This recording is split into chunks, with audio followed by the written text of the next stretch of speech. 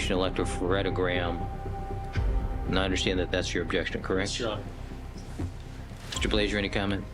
No, Your Honor, I do have the original photograph, and I was intending to point that out, and I will point it out. I'll put the original photograph on the Elmo. I'm sorry. I will display the original photograph on the Elmo at the same time. Madam Reporter, do you need him to use the microphone? All right. All right, then those objections as to 1, 2, and 3 will be overruled, pending court accepting the assurance that that's what will be done, since that has the danger of misleading the jury. As to items 13, 14, 15, 16, the people's objection, as I understand it, Mr. Goldberg, is that the blocks do not line up, and there's some problem with that in your mind. Is that correct?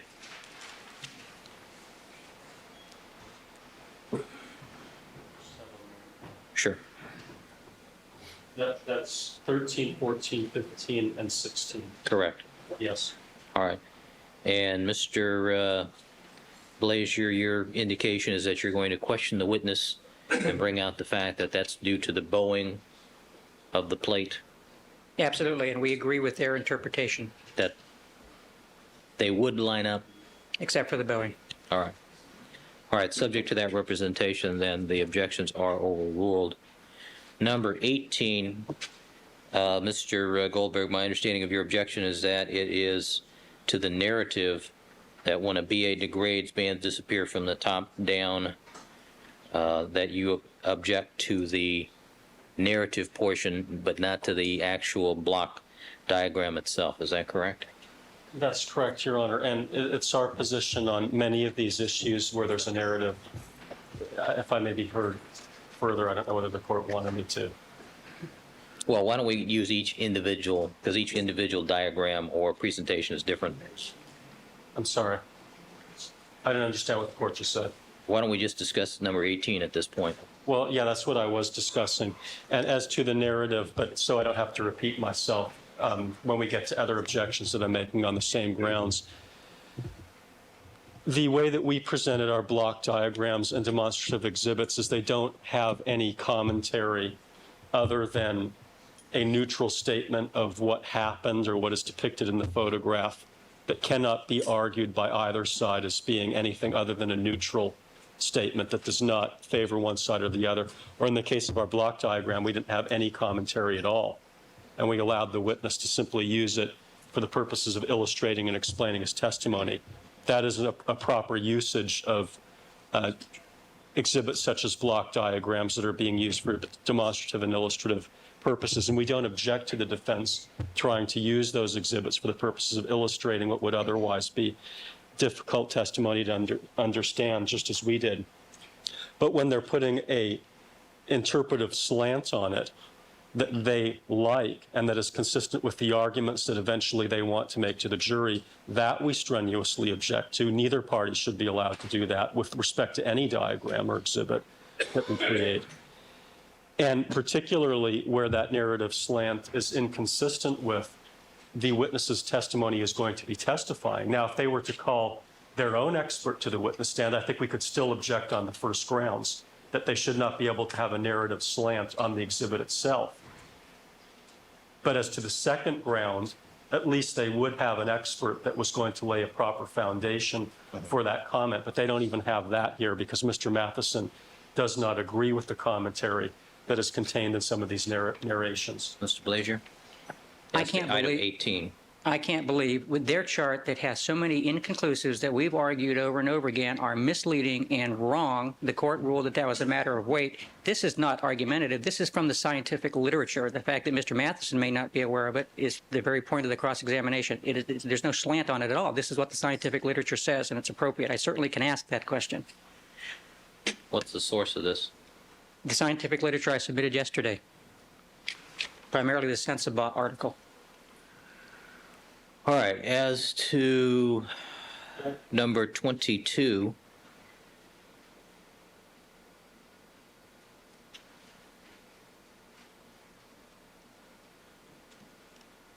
people's objection is likewise to the narrative. Is that correct? Yes. As to 23, also the narrative. Yes, Your Honor. 24, also the narrative. Yes. And 25, also the narrative. Yeah, there were two narratives on that. Right. All right, Mr. Blazier? Again, those are not argumentative statements. They're observations from the block diagrams. They're taken from the scientific literature. I don't think they're going to disagree, for instance, with 22, that B1 is a degraded BA. That's by definition what the chart says. These are not argumentative. They're based on the scientific literature. Mr. Matheson is going to be free to say, I don't agree, or I disagree, or there's other literature that he hasn't told us about, and that's part of cross-examination.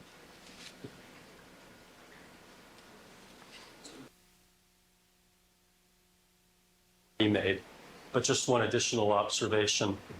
First of all, it is a selected view and a condensed view, an oversimplification of some scientific literature that Mr. Matheson is going to distinguish.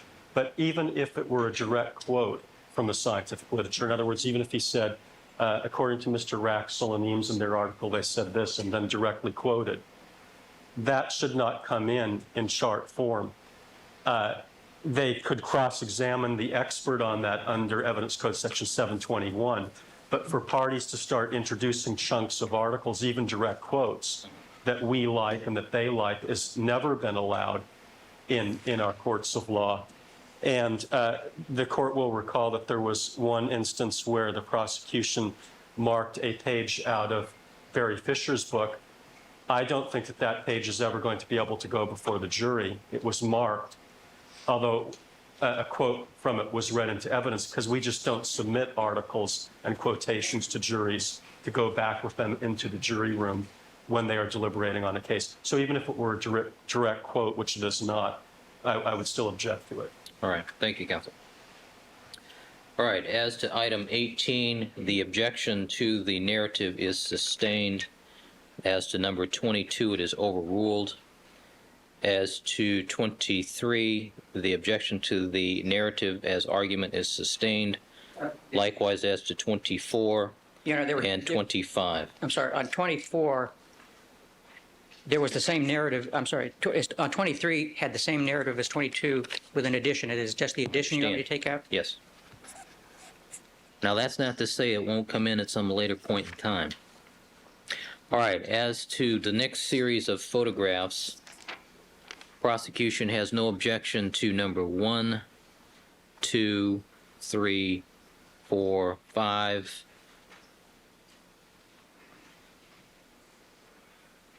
Number 6, prosecution objects to the narrative as being inaccurate. Mr. Blazier? Well, Mr. Matheson confirmed that, and I will go into with him what first entry into the lab means. That's the first place the evidence is taken. Obviously, it goes through a door somewhere. I'll be happy to go into that with him. The rest of it, I mean, it's not inaccurate. He can explain that. All right. Objection will be sustained as being argument. Number 7. I'm sorry, yes. Your Honor. Yes. Number 5, no objection. Number 8, prosecution objects on the basis of what? Number 8? That we felt that number 8 was argument. All right, that objection will be overruled. Number 9, no objection. No, we did object to 9, 10, and 12 on the grounds that they used this phrase sensitive case lockers, which we felt was not a designation that this witness was going to testify to. All right, objection will be overruled. Number 11, We objected to that. as argument. Yes. Mr. Blazier? Again, that's what we've been told by the head of the lab, that area of the lab is for. That's All right. why we have it in there. Objection will be sustained as being argument. Number 12, no objection. Number 12, we lumped with number 9 and 10 to support. I think All right. And there's no objection to 15, 16, 17, 18. No. All right, 13 and 14. We objected to those on the grounds that it says lowest level of security in the lab, which is just flat out wrong and also argumentative. All right, number 14. The same objection. All right, Mr. Blazer has the 13 and 14. Of the three areas depicted in the chart, that is the lowest level of security in the lab. Mr. Matheson confirmed that. Same thing with 14. The information, as far as I know, is accurate. First of all, it doesn't say lowest of the two areas, or three areas. I'll go into that. But it says lowest in the lab. It's wrong. It's argument. All right, objection is 13 and 14 as the narrative is sustained as argument. All right, number 1, swatches, series of charts.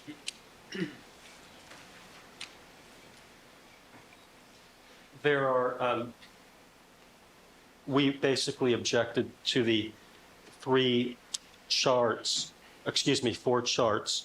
all on the same grounds. Number 1, that this witness, it goes beyond the scope of the direct. We did not ask him anything about this. They are free to call witnesses or recall Mr. Matheson if they can lay a foundation for this kind of testimony. Number 2, it's speculation because there are a variety of different ways of concluding how many swatches could be created. And number 3, it's argumentative. I mean, it's basically just presenting the argument that the defense can and will make later on when they have an opportunity to address the jury at the end of this case. All right. Mr. Blazer, the one that concerns me is number 4. Chart 4. Mr. Matheson confirmed that you can make 100 swatches from a milliliter of blood. You can make a lot more. All right. The objections as to 1, 2, and 3 are overruled. I'll sustain the objection as to number 4 for the reason that there's no standardized size of swatch. There's no standard, as far as I've heard, that indicates that there is a standardized amount that's considered to be a successful swatch, et cetera, et cetera. So the objection will be sustained. If he answers the question that you can make 100 or more, can I use it? Him or anybody else? I'm sorry? Him or anybody else, but the state of the evidence right now is that there's no foundation for it. All right. Is that good for all of the other things that were taken out? Says what was in the chart? That's a different story. Yes.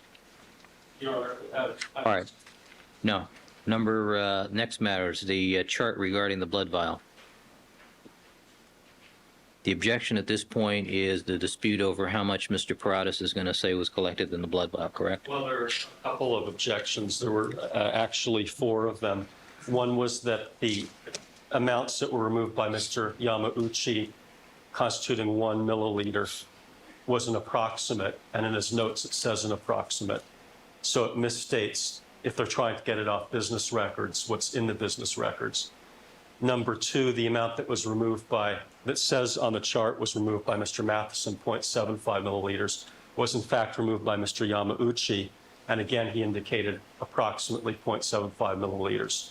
So it misstates that. Number 3, it does not at all contain any reference to the testing that Mr. Matheson did on ABO and electrophoresis, I think on the 29th of July, where he did not record in the records how much he used, but testified to that on direct examination. Number 4, it does not correctly state the testimony of Mr. Paradas, who has not even testified yet, but it does not conform to any offer of proof with respect to what he has said. It is argumentative, and it also is beyond the scope of the direct.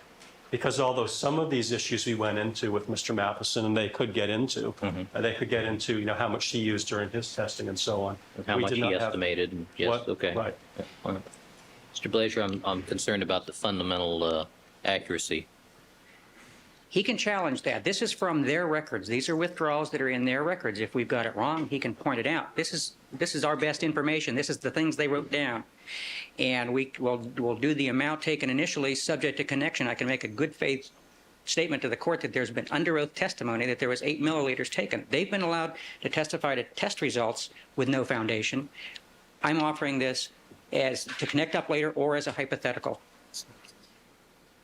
But how do we get around the comment from Mr. Goldberg that these things are actually mislabeled as to who did what?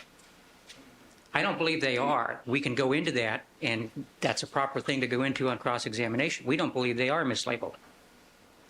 All right, I'll allow the use of the chart after the appropriate questions have been asked to conform with what's there.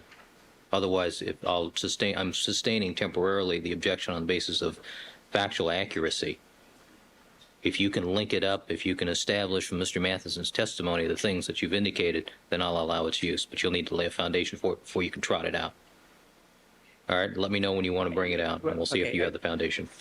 All right, as to the PCR charts, nanogram, PCR amplification 1 and 2. Point of clarification, I can't use the chart at all until he testifies to all the amounts? No, not all the amounts, but the amounts that are you'll need to have some more foundation before that's coming in, based upon the factual dispute that I've heard. That's the point. So let me know when you want to use it. All right, the PCR charts, nanogram, PCR amplification 1 and 2. Any objection? Yes, we'd object on the grounds that they're beyond the scope of the direct of this witness. And also, this witness cannot lay a foundation for all of the information contained in those charts.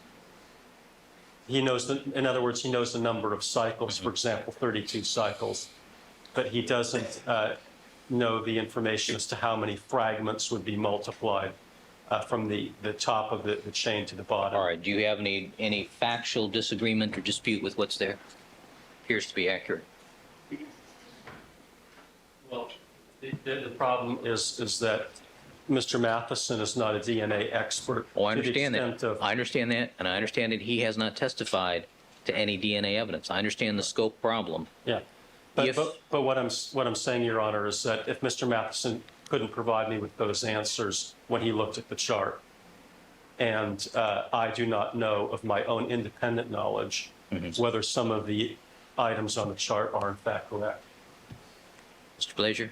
It's my understanding he's in charge of this lab. He's testified about contamination problems. He's testified about procedures. I intend to ask him questions about, he's testified about contamination. I'm going to ask him about those kinds of questions, and they're directly relevant.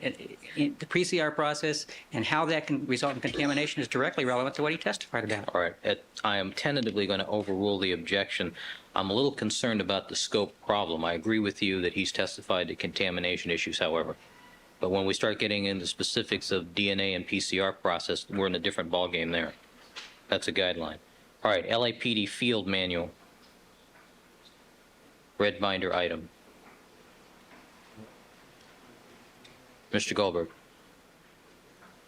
I had a chance to give that down. This is the LAPD field manual. It's already been marked in another form. I simply have a copy that has the pages numbered. It's a little easier to find them. And I wasn't aware of any issue regarding what the defense wanted to do, whether they wanted to introduce this entire field manual or... No, I assume they're going to use it for the purposes of cross-examination. Correct. Well, the problem with this field manual, Your Honor, is that, as the testimony has already indicated, it is a draft manual. All right. It's not in effect. It appears to the court, however, that it is a series of articles, handouts, leaflets, et cetera, that witnesses may be individually familiar with, but the foundation will have to be laid by the witness. Well, Excuse me, counsel. Please don't interrupt me. I'm sorry. All right, a foundation will have to be laid before they can be used for cross-examination purposes. I think this is a courtesy that counsel is giving to both of you and to the court to give this to you in this form. It's my understanding, Mr. Blazier. Is that correct? That's correct. All right, let's proceed. Let's have the jury, please. You know, I'm going to be getting to that lab chart. I need some time to revise the presentation. Which lab chart? The levels of security, the evidence processing room. How much time do you need?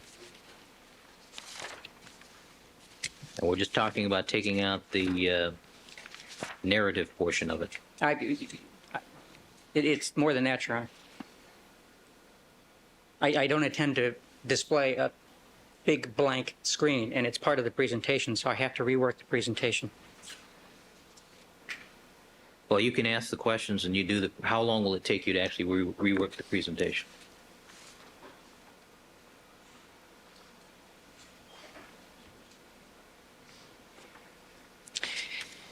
15 minutes. That's reasonable. Your Honor, did the court a rule on item number 18 as to the EAP? Series of documents. I thought I indicated I sustained that on the basis of argument. All right, we'll take a recess for 15.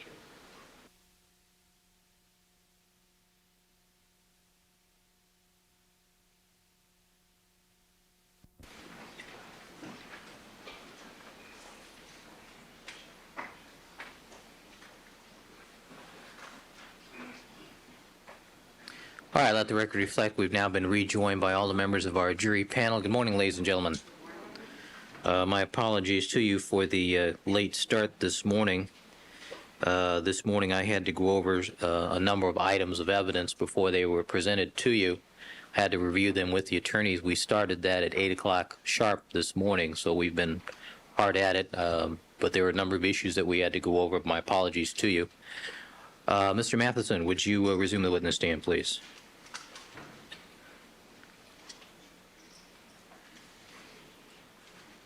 Good morning again, Mr. Matheson. Good morning. You're reminded, sir, you are still under oath, and he is undergoing cross-examination by Mr. Blazier. Mr. Blazier, you may continue. Thank you, Your Honor. Good morning, Mr. Matheson. Good morning. Good morning, folks. Mr. Matheson, when did the LAPD SID division begin doing DNA testing? I believe our first case was completed in October of 1993. And prior to your first case being completed, was there a developmental phase that you were involved in? There was a developmental phase, yes. And how long did that go on for? Well, in one extent or another, for about 4 years, 3 years, something like that. What was your role in the development of that program? I was the supervisor of the unit and just generally oversaw it. I was not directly involved in any of the actual process or analysis. Now, when you say the unit, you started putting this together 4 or 5 years before 93. What was going on during that period of time? Or did I misunderstand you? I think that's a little longer than I said, but we initially, back in, I believe it would have been 89, started looking at the feasibility of doing RFLP type DNA analysis in our laboratory. We worked on that for a number of years, attempting to both acquire the equipment necessary and bring that online. Now, when you say we, tell me what your role in that was. Well, we, meaning collectively as a unit, I was a supervisor of the unit, and there were 3 criminalists that were assigned to the project from within the serology unit. So you were in charge of that project? Yes. And that was studying RFLP technology? Yes. And the lab did not go into that particular technology, correct? No, we've never done casework in that. That's correct. And what's the reason that you have not gone into that area? Well, the major reason focused around facility. We had a situation where we were not comfortable using the radioactive isotopes and the sort of physical layout that we had. We were not given the budget to be able to make the modifications that we needed to bring that online, and decided that it was not an area that we would pursue any longer. Now, is your budget established by the police department? This is relevant. Vaguely. Christy, go ahead and ask the question. Who sets your budget? It's the City of Los Angeles, the council and the mayor's office. Well, when you have to try and get funding for a project that you want to do, who do you go to? Overruled. Well, ultimately, the city council. It's a extremely long process that can take in excess of a year. As a matter of fact, we are about ready to start on a budget process for the 96-97 fiscal year. Now, and is that one of the reasons why you're not accredited, that it takes too long to do that with the city? Not that it takes too long, it's just it's never been approved. Now, at some point, you abandoned RFLP technology and began studying PCR technology, correct? That's correct. When did that happen? Oh, I don't know exactly. I think because we're looking at DNA technology in general. I would say probably in 1990, 1991. And again, were you in charge of that project? Yes. And how many people were working with you on that project?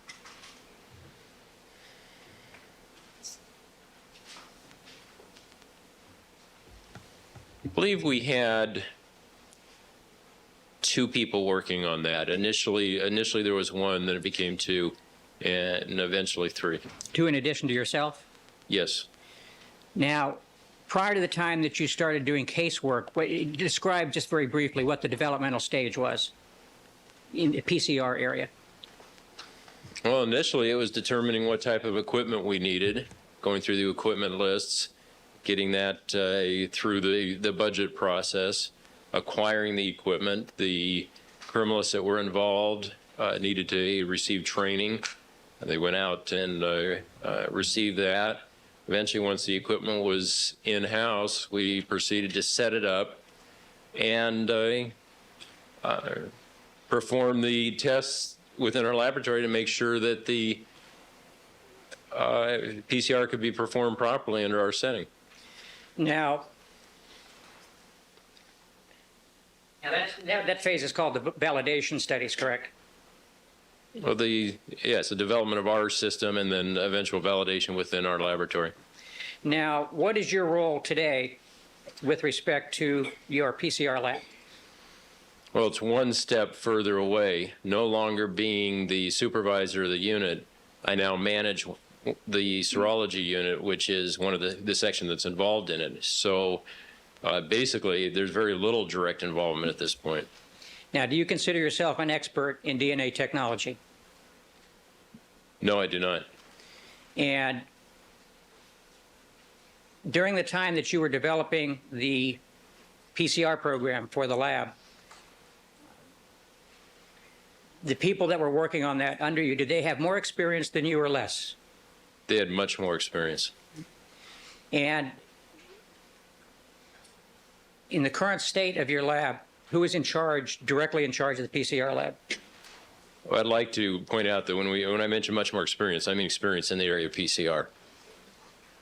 Currently, the supervisor of the unit is a gentleman by the name of Larry Blanton.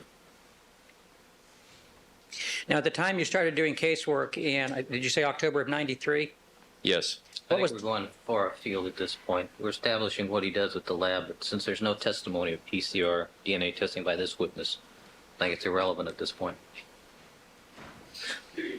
Mr. Matheson, I provided you with a binder this morning. Have you had a chance to look at that?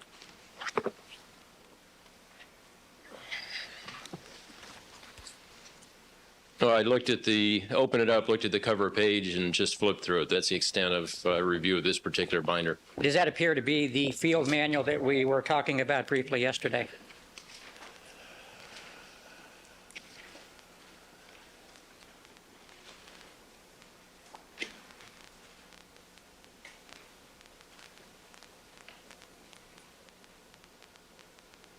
It appears to be a copy of our manual.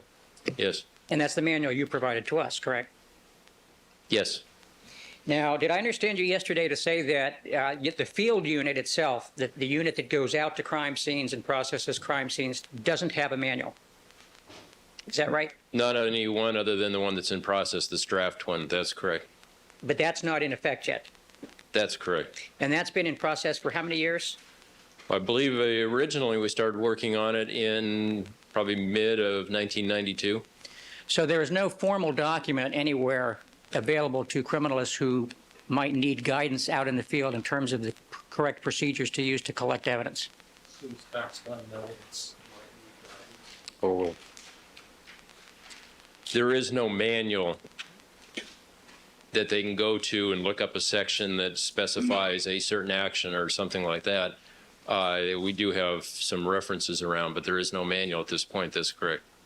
Is it your opinion that not having a manual for your field unit is an acceptable practice? Scientifically acceptable? Overruled.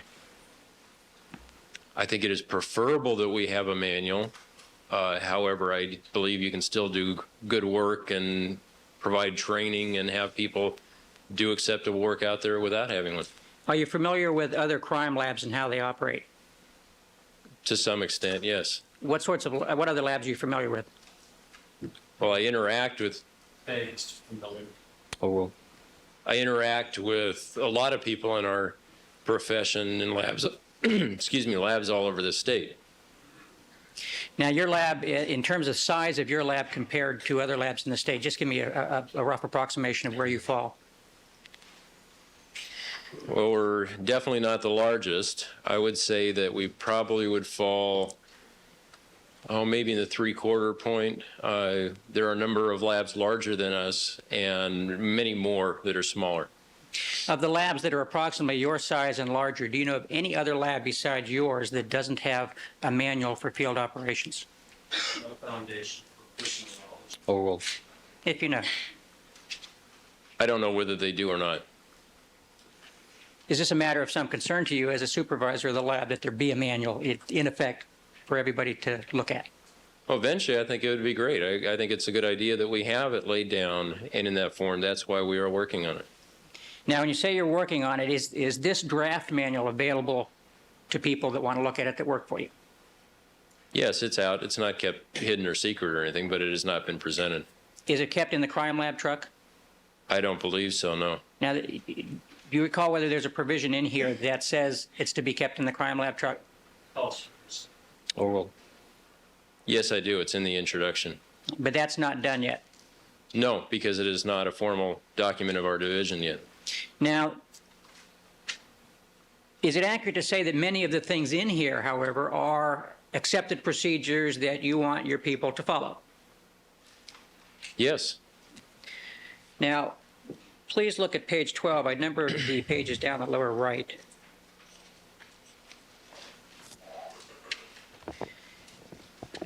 Is it your current procedure that it is the job of the criminalist at the crime scene to direct the photographer in the photographer's job?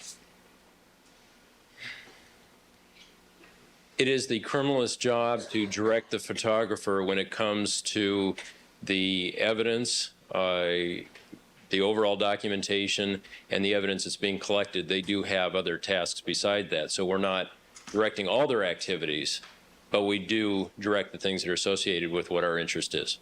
So in the area of collecting evidence that the criminalist has direct responsibility for, they're also in charge of making sure the photographer does his or her job, correct? Yes, that's part of their responsibility, is to get their items photographed. Now, one of the procedures you set forth in here is that ordinarily photograph numbers should correspond to evidence item numbers, correct? Overruled. Yes, that's what it says. Normally, the photographed item number will correspond to subsequent booking item numbers. And is that a current procedure that you do have in operation? Yeah, we try and make them correspond. It doesn't always work out that way, but just to keep things less confusing, you attempt to do that.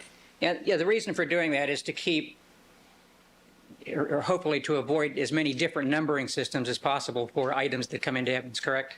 Yes. That can be a source of great confusion if you wind up with a photo number that corresponds to some other evidence item that's not in that photo. Overruled. Well, I don't know if it's great confusion. It does complicate the situation slightly, but there are always references referencing a photo item number to a property item number. And that comes from the forms that the criminalists have available to them at the scene. Combination of that plus the property report that's eventually written, yes. So the crime scene checklist and other forms that are available to the criminalists at the scene, one of the purposes of that is to record all information necessary so that you can hook up the photos with the evidence that's collected. Yes. Now let me direct your attention to page 13.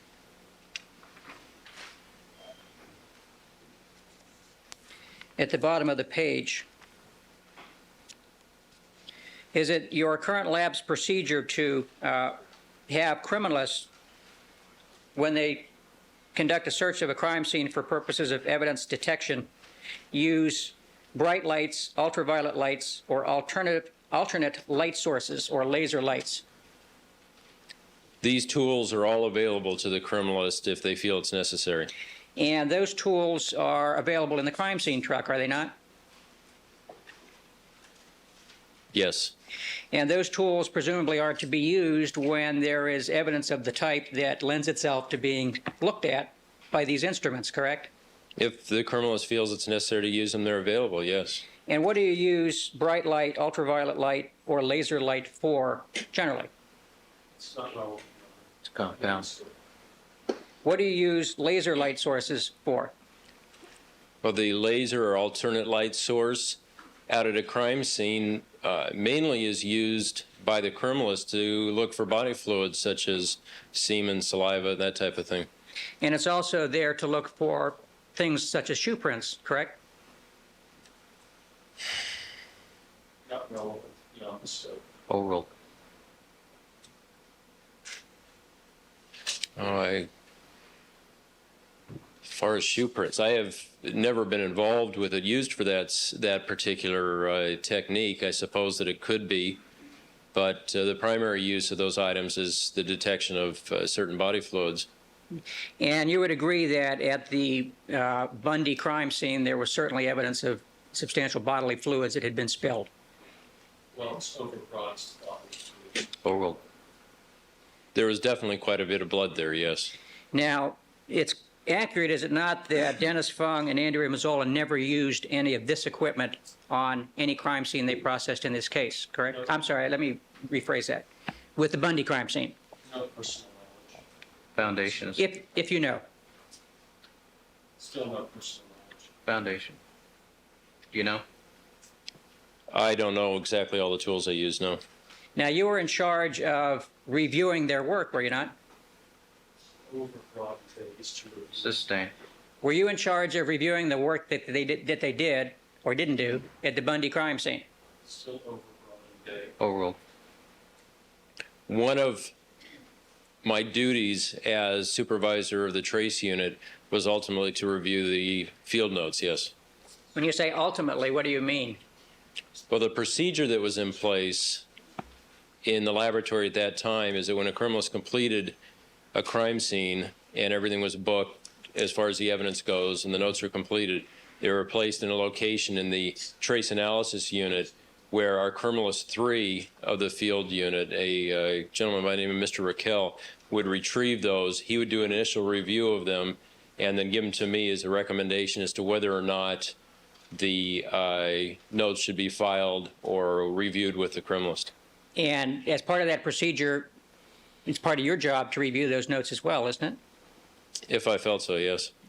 And by reviewing those notes, you would know what techniques were used at the crime scene to collect evidence or identify evidence, wouldn't you? I would know it at the time I read it if it was recorded, yes.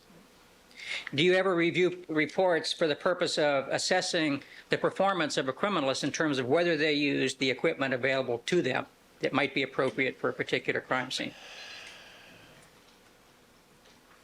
That is part of the review process. Ultimately, like I said, I've allowed Mr. Raquel, because he is very well acquainted with field procedures, to do the initial part of that review.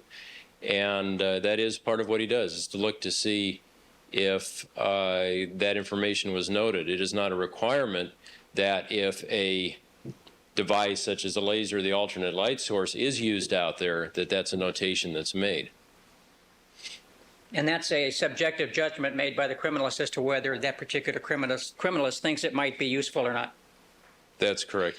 Now, ultraviolet light is used to identify dust residue shoe impressions, is it not? Well, again, the major use of that particular item, I mean, it's great to have a variety of different light sources out in the field. Our major use for ultraviolet, again, is for the detection of particularly body fluids, not necessarily blood. Is your understanding that the only light source used at the Bundy crime scene by Mr. Fung and Ms. Mazzola was a flashlight? No personal knowledge. If you know. Beyond the scope. If you know. Well, that's all I saw them use on the TV Okay. accounts and that type of thing. Overruled. Now, also, talking again about page 13 at the bottom, one of the techniques that is set forth there for criminalists to perform involves wheelbase and tire tread stance measurements, correct? That's mentioned here, yes. And that would be something that they would do if there was evidence of tire tracks at a crime scene. Beyond the scope, not Overruled. That is indicated there as a technique that if they feel it's important to record, then yes, it's something that should be recorded. That was not done at the Bundy crime scene, correct? Not to my knowledge, no. Overruled.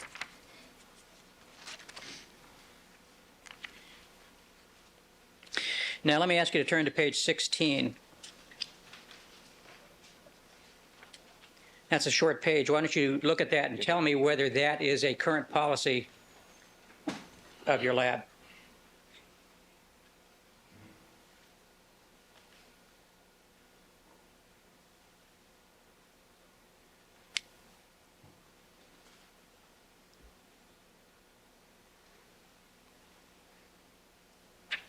It is not a strict current policy, no. Now, do you think that's a desirable policy? Overruled. This, as many things in this manual, are guidelines, and some flexibility is needed when dealing with evidence.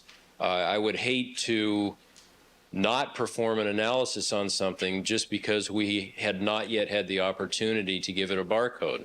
Now, what we're talking about, so to take everybody out of the dark, is trying to get evidence booked as quickly as possible. And by booked, I mean logged in into the computer system, into your secure unit at the lab, correct?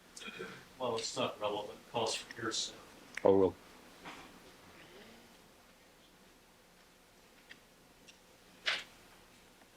Well, the references that we are reading from now deals with having unbooked evidence in the laboratory. It doesn't specifically mention anything about time frames or as soon as possible or anything like that. Well, it talks about evidence being booked at the ECU, which is where it gets barcoding, correct? Yes.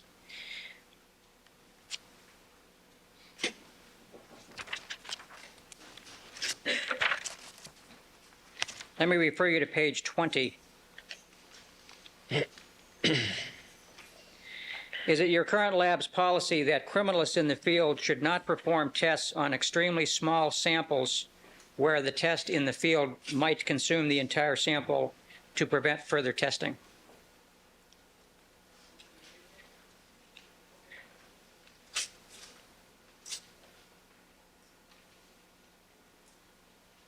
That is what they're taught, yes.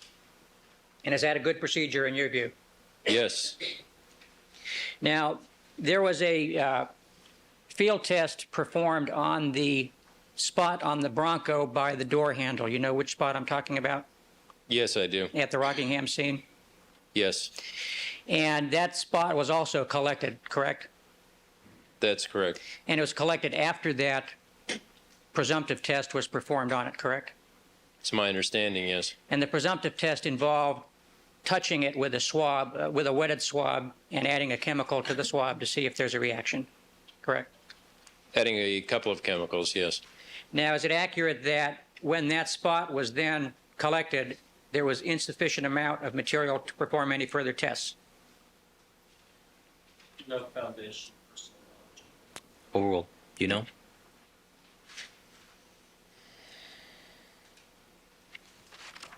Not specifically, no. Let's move on. Now, performing such tests can also disturb items of evidence, correct? You mean in-field or laboratory? In the field, Performing a presumptive blood test on it? yes. Yes, it does. It removes a small portion of it.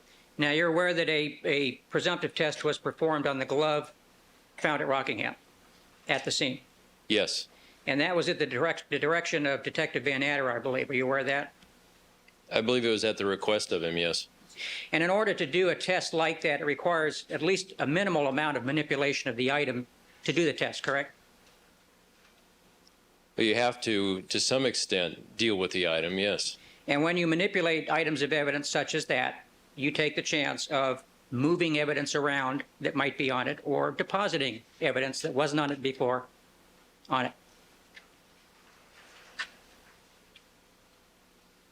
Well, anytime you manipulate something, obviously you are going to be affecting it in some way. Just the mere fact of touching it or moving it changes its location. Depending on how it's done, will minimize any sort of alteration that occurs to the evidence. So would you agree that it's desirable to do as little manipulation as possible at the scene of evidentiary items such as a glove? We always strive to keep the evidence in its original form as much as possible. You do, though, have to manipulate them. Just the mere the process of collecting something, picking it up off of the ground and placing it into a packaging type material deals with, potentially altering something, but you have to do that. You can't analyze it in place without manipulating it. Now, please turn to page 116.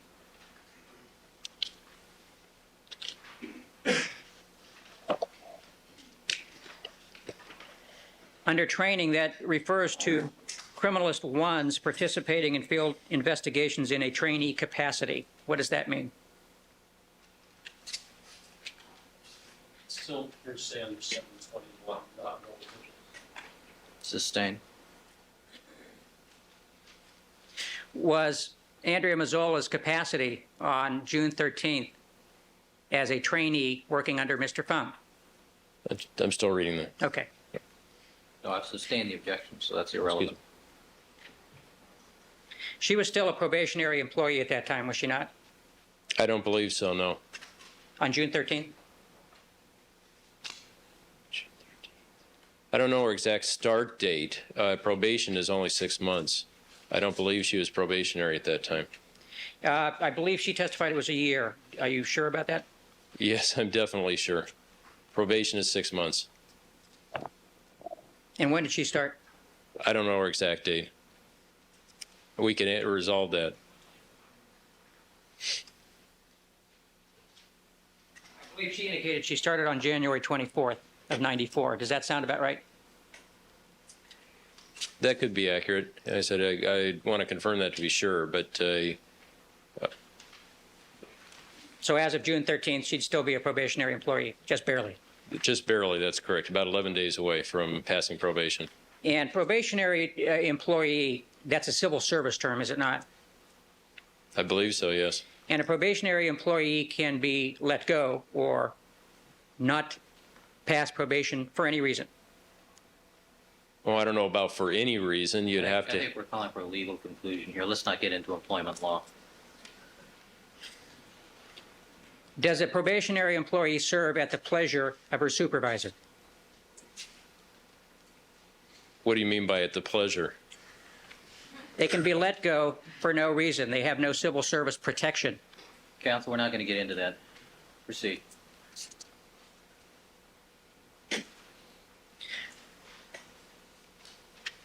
Looking at the bottom of that page, by the way, this is volume 7. We're referring to the quality assurance and control portion of the manual, correct? Yes, that's correct. And that's one page, correct? Are we missing some of it? No, I don't have the original volume in front of me or notebook in front of me, but that's what is in this copy here. In your experience with other labs, have you ever seen a quality assurance and control part of a manual that's only one page long? Well, mistakes. Sustain. Rephrase the question.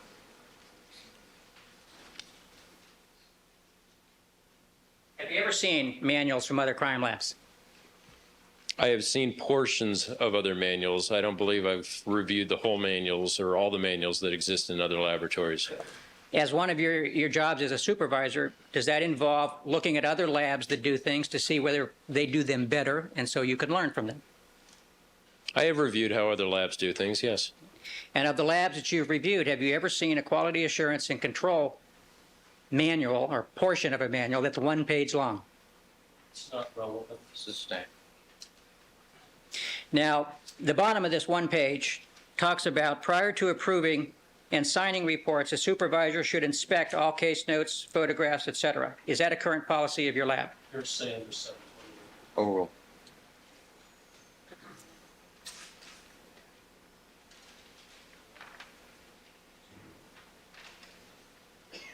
Well, like I previously mentioned, we do have a procedure in place for reviewing notes prior to them being filed.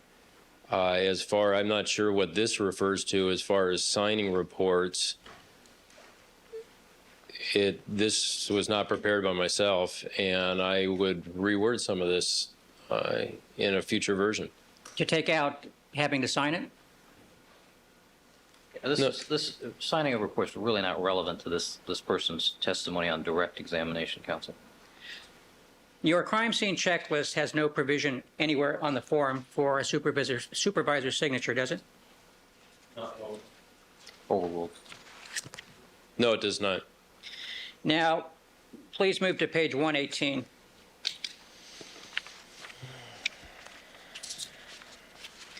Now, this is the chapter or the volume regarding record keeping and reporting procedures, correct? That's correct. And it is 1 page long in a form, correct? As it appears here, yes. And is this the current policy of your lab, or is this the extent of the current policy of your lab? Are we talking about everything that's on the page? Yes. I'll have to read it.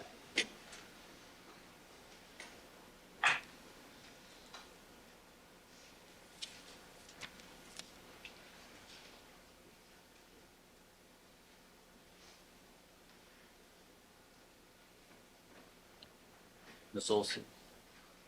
Noon?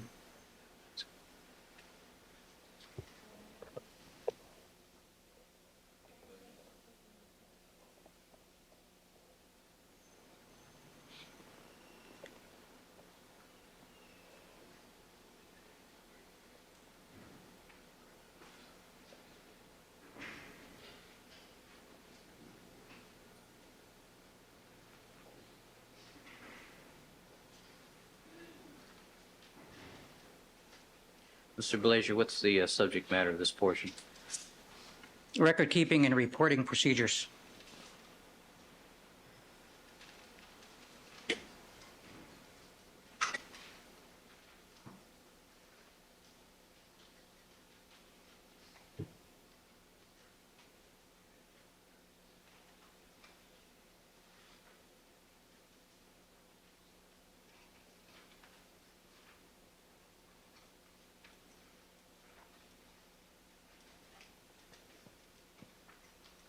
Not all of the items that are mentioned here are current policy within our laboratory. Let me ask specifically about the portion describing all evidence collected as a result of field investigation or laboratory evidence removal services shall be accurately described on an LAPD property report. Is that current policy? Yes, it is. And by accurately described on a property report, does that include describing where an item came from? That's correct. Part of the information is to be able to place it back in its original location. Now, as the second page of this chapter is a witness critique form, correct? Yes. Is this a form that's currently in use? Yes, it is.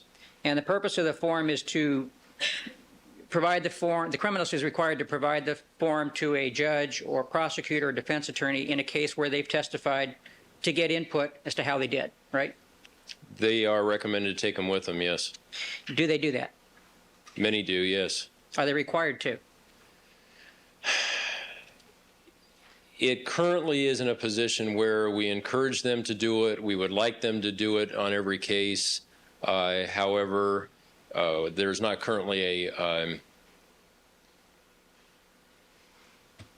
a process whereby if somebody didn't, they would receive some sort of disciplinary action. Is there any follow-up by the lab with the court or counsel in a case to ensure that the form gets filled out? No, there is not. Is there any record kept of these forms for any particular criminalist? If they are returned to us, yes. Do you know whether forms were returned to you concerning any testimony in this case from Dennis Fung? I would be very surprised if they were turned in on this case. How about Andrea Mazzola? No, not to my knowledge, we haven't received any. You provided those forms to us? Pardon me? Have you provided any of those forms to us to fill out? Sustained. It's irrelevant.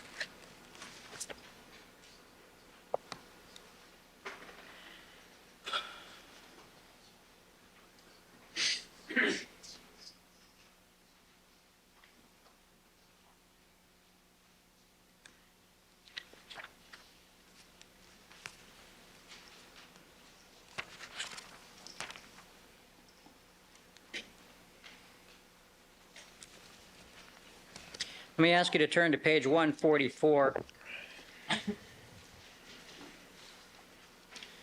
And this section concerns forensic photography, correct? Yes, it does. And it indicates that acceptable crime scene photography should tell a story by itself, absent of any written or oral narrative. Is that current policy? That is what it says. I don't believe we have a policy to that effect, no. Is that a good policy in your view? Sustained. The provision that says the original condition of the crime scene, the sequence of its search and recovery processing of any evidence within should be exhaustively photographed. Is that a current policy? Sustained. It's beyond the scope. Policy indicates to take copious photographs. Is that a current policy? Sustained. Isn't it one of the jobs of the criminalist to guide the photographer in performing their job? It's been asked and answered.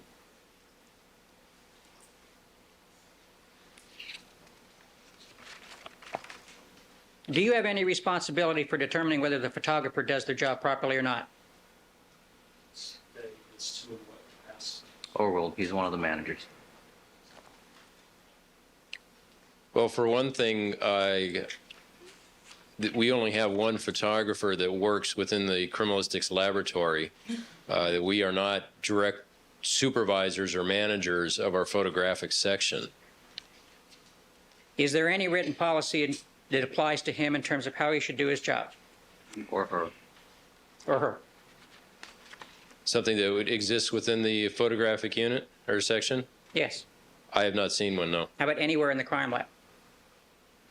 I have not seen one that specifically delineates the proper job or procedures to be used by a photographer in the field.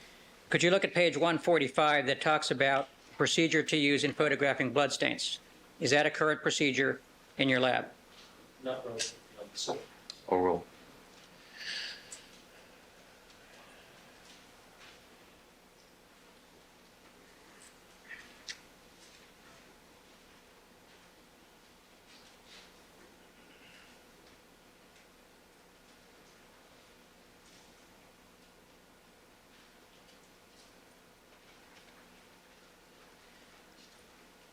Did you ask if this was policy? Yes. Because the manual is not completed, we do not have a policy on this. The general information that's there is appropriate and accurate, but we do not have a policy. Now, one of the procedures that is described there involves taking pictures of bloodstains with scales going in both directions to give some scale to a photograph that's taken of a bloodstain, correct? This is referencing bloodstain patterns, not just any bloodstain. How about bloodstains? Is it your understanding that the proper procedure is to photograph bloodstains with a scale so that you can have some reference point to determine the size of a stain? Bloodstain pattern. Overruled. The jury has already seen what we're talking about in this case. Proceed. It's good practice to have a scale in the scene whenever you're photographing evidence. And that was not, This is about the third witness who's testified to this. There are several photographs that don't have the scale. It's a common sense argument. We all understand that it would be nice. Proceed. is that particular procedure that has been described the procedure that is supposed to be followed by your photographers? We recommend that scales be placed in the scenes when evidence is photographed, yes. When it is not followed, do you take any corrective action? Irrelevant. Sustained. Please go to page 151.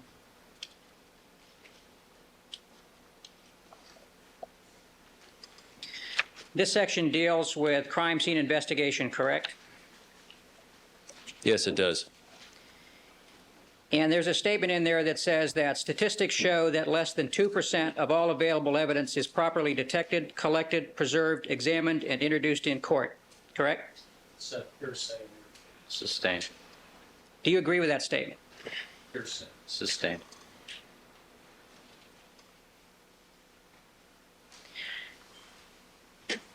That particular document talks about taking copious notes. Is that your current lab policy for criminals, to take copious notes? Hearsay. Vague, copious, what's the documentation policy? As far as crime scenes go, Yes. we wish them to record all the information that's necessary to reconstruct or place the evidence items back at the scene.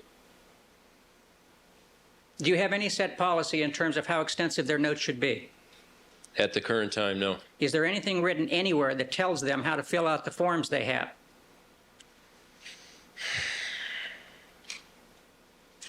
I don't believe so, no. And there's no consistency among people in your lab about how they fill out their forms, is there? I would say there is some consistency between people. They're trained. They go out, they see how other criminalists operate, and we also want people to have some independence as to how they do their job. There are people such as Dennis Fung who do not have consistency in their forms in terms of filling out the same blanks on the forms, correct? It's argumentative. Is it a good technique to fill out a form completely? Oral. If it's an appropriate form and all the information on there is necessary, I would like it to be filled out, yes. And it's up to the individual criminalist to decide what information that's asked for on the form happens to be important. Oral. We've all seen the forms. They are in the field going to make decisions, yes. They're going to make individual decisions as to what should be filled out and what shouldn't. And did you review the crime scene checklist from June 13th from Rockingham and Bundy to determine whether the forms were filled out completely? I had not seen them prior to them being photocopied and distributed. So they were not reviewed. Were they reviewed by anybody to your knowledge? They've been reviewed many times over the course of the last 9 months. They were not reviewed prior to their distribution. Now, my question was, were those forms filled out completely from your standpoint? No, they were not. Were they filled out satisfactorily from your standpoint?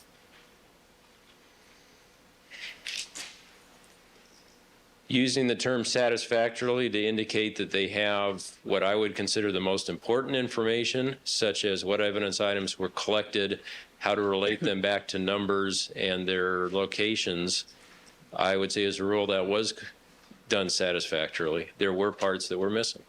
Now, one of the issues that's come up in this case is the identification of who collected particular stains. You're aware of that, correct? Yes, I am. And you're aware that the crime scene checklists, which presumably are the only notes that they prepare when they do their work, is that correct? Well, they also can use other blank paper or whatever, but that is available to them, yes. And that those forms were insufficient for Dennis Fung and Andrea Mazzola to go back and recreate who picked up what stain. Sustained. Did you participate in a session with Dennis Fung and Andrea Mazzola where they tried to reconstruct who did what? No, I did not. Are you aware that they had to have such a session? Sustained. It's already been testified to, counsel.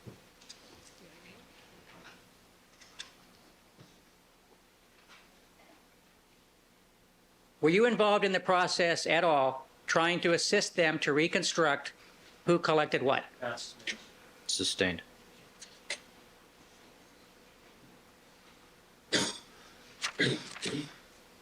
How were those forms inadequate? Those forms inadequate. Oral. He's testified that some of the forms were not complete.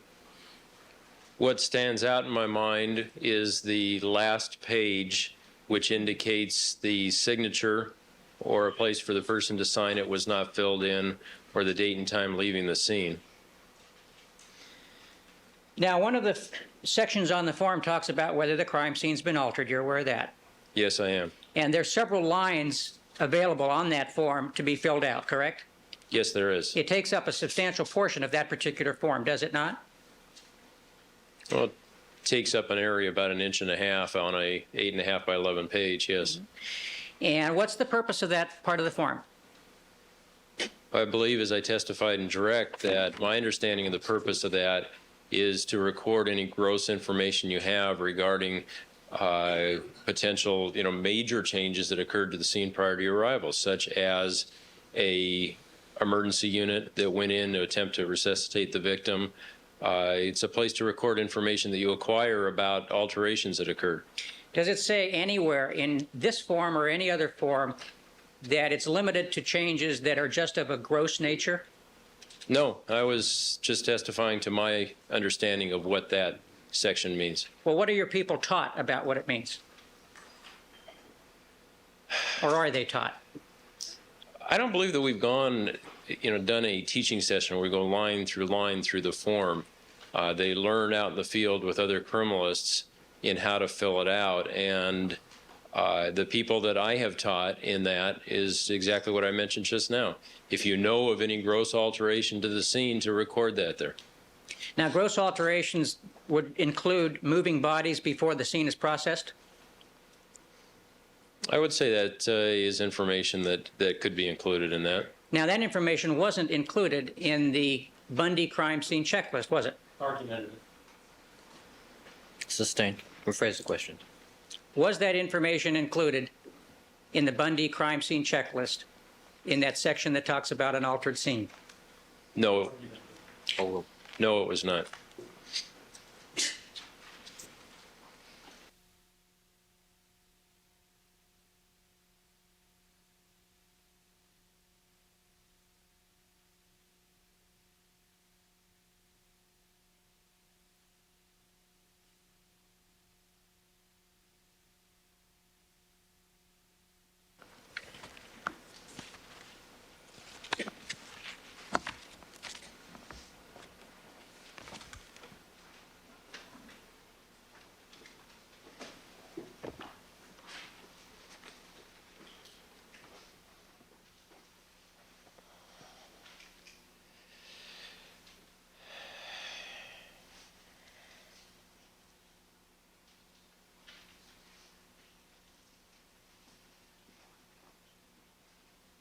Mr. Madsen, what is the purpose of maintaining a chain of custody for an item of evidence?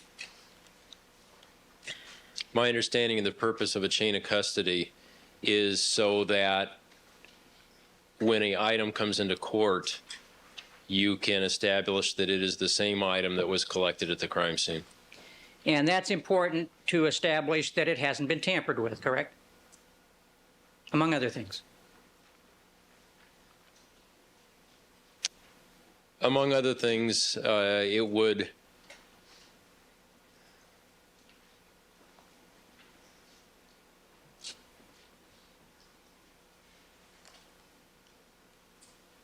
allow you to say that it was under control, or you'd know who had control of it the whole time. The better the chain of custody, the less the opportunity of tampering. Undetected tampering. Sustained. Is it proper procedure for a detective to take property home overnight? Evidence, excuse me. Sustained. Would you recommend that a detective take a reference tube of blood home and put it in his refrigerator overnight? Not relevant. Sustained. What is the procedure required by the Los Angeles Police Department for booking blood vials in terms of when that should be done? I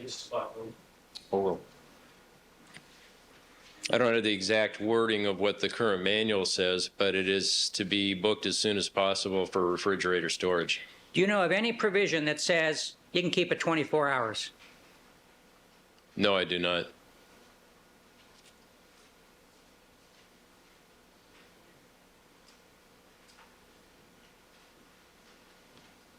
Is it important for a criminalist at a crime scene to try to reconstruct the state of the scene at the time of the crime? Overruled.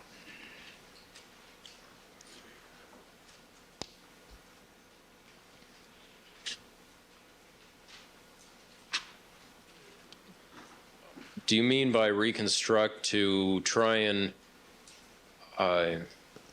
determine in exactly what state it was at the time of the crime, or?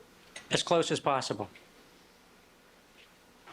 My understanding is that it is important that the criminalist be aware of how it is upon their arrival and document that and collect the evidence that's there. Reconstruction can occur after the fact if all the information as to how it was at the time when they arrived and other information is supplied. Is it your policy that a criminalist's job does not include, let me rephrase that.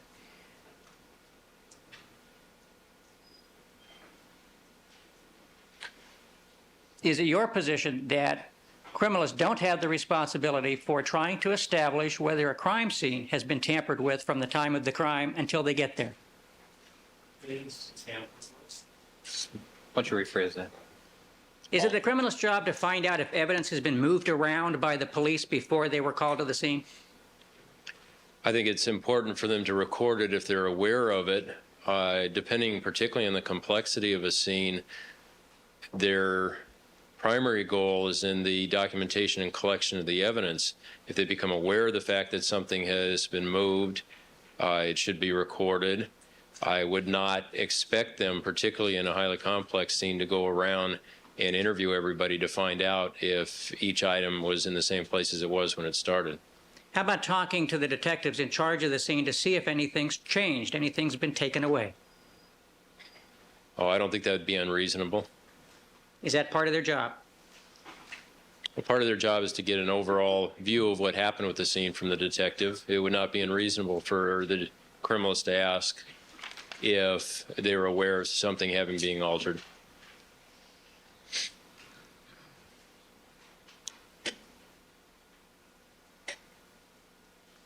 Now, I want to ask you some questions about SID. We have that.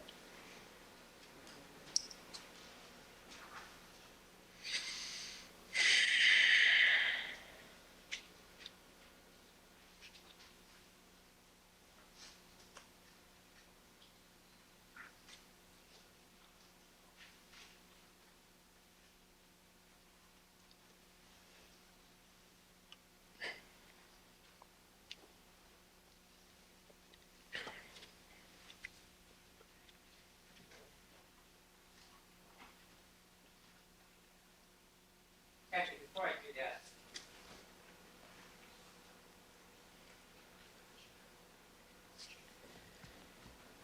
that. Yesterday, I showed you a couple of textbooks on crime scene investigations, did I not? Yes, you did. And one of those is Forensic Science, An Introduction to Criminalistics by Peter DeForest, R.E. Geneslin, and Henry Seeley. Yes, it's Dr. Genslin. Dr. Genslin? And you're familiar with this text, are you not? I've seen it, yes. And have you read portions of it? Portions, yes. And have there been times when you relied on its contents? Oh, I have referenced it, yes. Do you consider it an authority on crime scene investigations? Well, having not read it cover to cover, remember everything that it says, I can't say that everything in there is an ultimate reference, but I'm sure there are many instances where it's accurate and correct. Now, are you also familiar with a book by Barry Fisher titled Techniques of Crime Scene Investigation? Same thing, I am aware of it. And have you reviewed it on occasion? I have looked things up and referenced in it. And do you consider it an authority on crime scene investigations? Well, same as the other one, without having read it cover to cover, but I'm sure there's quite a bit of information in there that's accurate. Let me ask you if you agree with the following.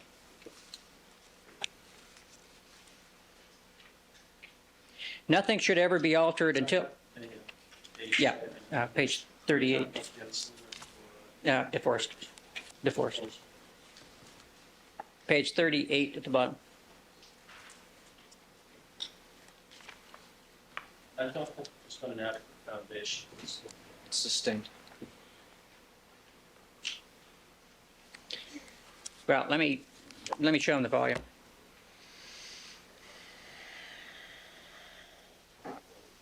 And council, we're going to take a break of a quarter till the hour. Just for your time. This portion down there. Wait a minute.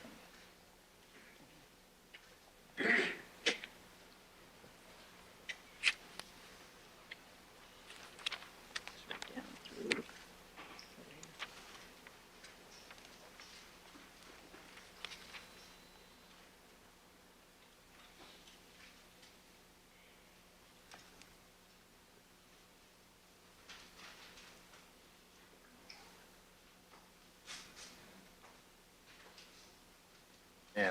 Mr. Blazer, what's the general topic of this chapter? Documentation of crime scene and evidence. All right.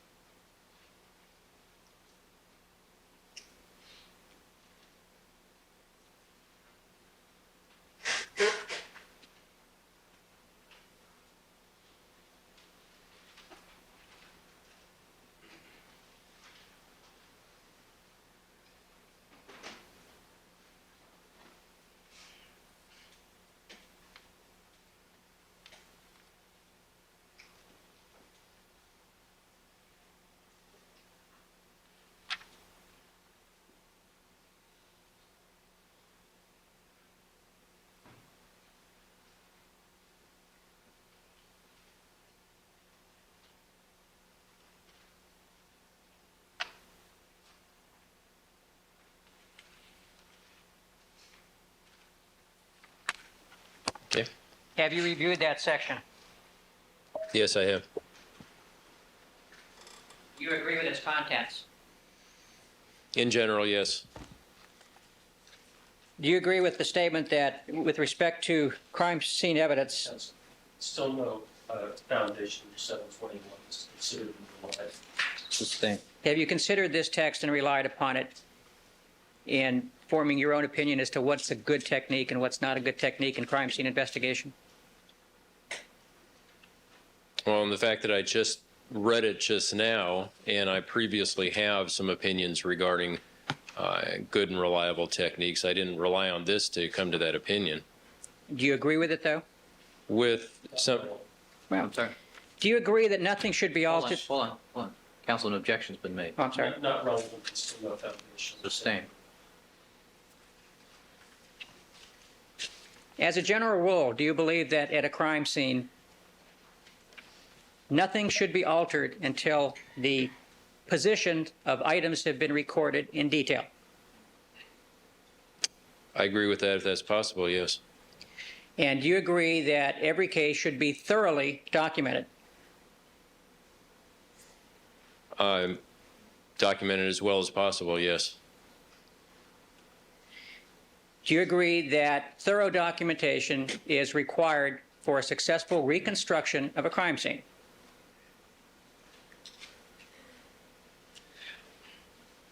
I think it's important, yes. Do you believe that written notes are indispensable in any investigation?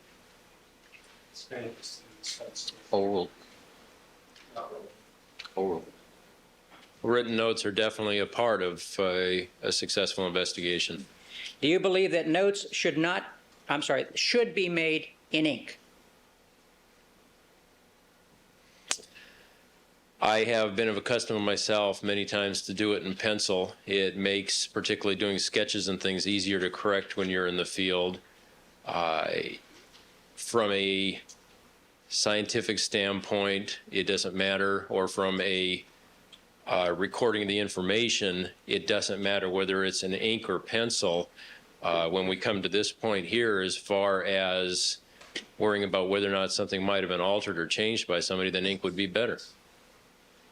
And you understand that ASCLD requires, before a lab can be accredited, that they do everything in ink. I'd have to review that section.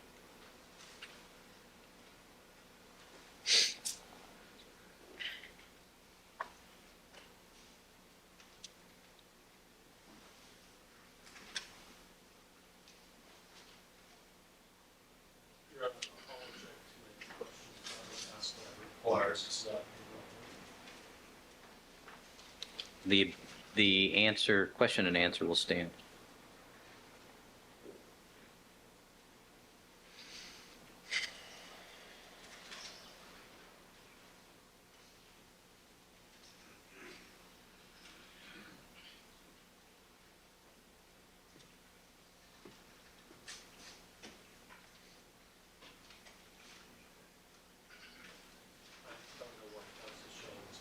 Refresh your memory.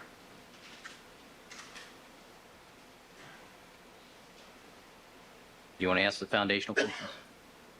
Would it refresh your memory to look at the ASCLD manual for accreditation? And I have checked that it's not relevant. And he also, it's also vague as to refresh memory as to what. Or As far as the question you asked before regarding the ink Yes. situation, Regarding whether accreditation, to be accredited by this organization, you're required to use ink and not pencil. It's On relevant what notes. was. oral. that's, yeah, like I mentioned, I'd have to review it to be able to see if that's what they say.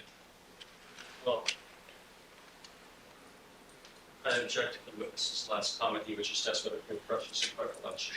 Oral. Why don't you read it to yourself, Mr. Matheson? That's it.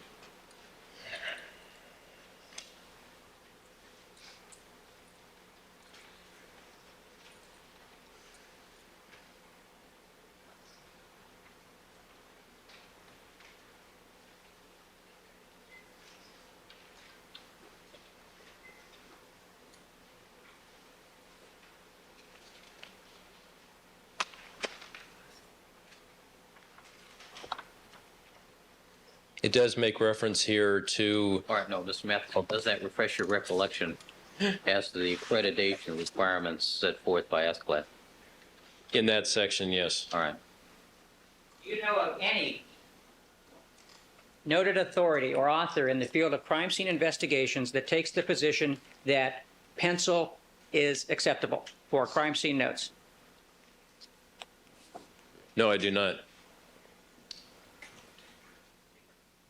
All right, ladies and gentlemen, we're going to take a brief recess at this time for 15 minutes. Please remember all my admonitions to you. And Mr. Matheson, you may step down. We'll reconvene at 11 o'clock.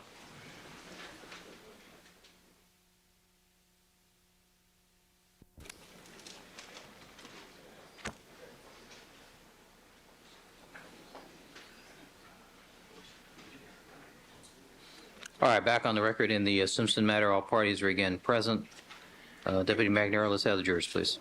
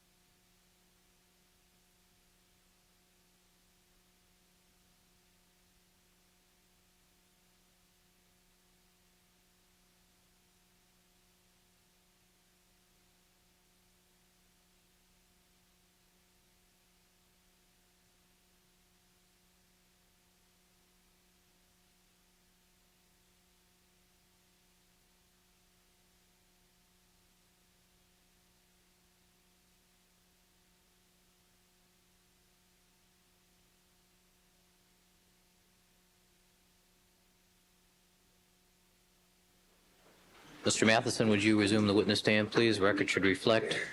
We have been rejoined by all the members of our jury panel. Mr. Gregory Matheson is again on the witness stand, undergoing cross-examination by Mr. Blazier.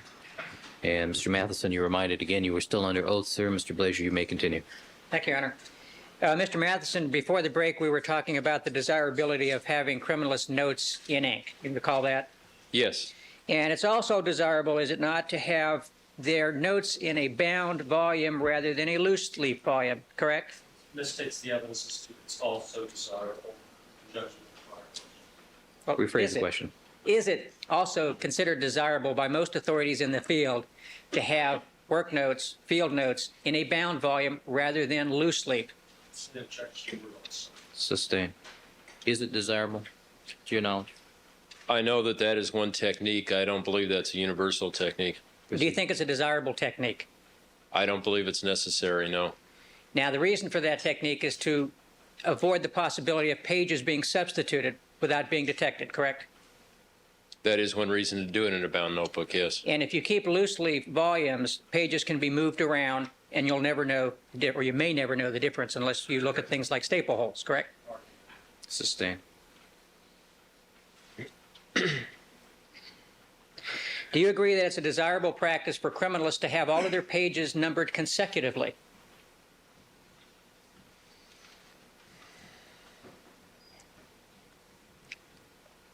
I'm not sure that's necessary. You understand that that's recommended by a number of authors in the field. I know I've read it in one author in the text that you just showed me. And you don't require that in your lab, do you? No, we do not. Do you think it's desirable that when errors are made in reports, that they should be corrected by, not by erasure, but by lining out the error, initialing it, and writing the correction? Overruns to reports. Overruled. Overruled. I was going to say in relation to reports that are submitted, in that most of our reports are handwritten as opposed to computer generated. If a change is made to a analysis report, I would expect it to be just lined through and initialed. When it comes to field notes, I don't necessarily agree with that. You don't agree that as a safeguard, the same principle should be applied to field notes? They can argument it's the same part. Sustain. Are field notes just as important as reports, in your view? They are important. They serve a different function. And is it just as important that field notes not have the appearance of being tampered with as reports?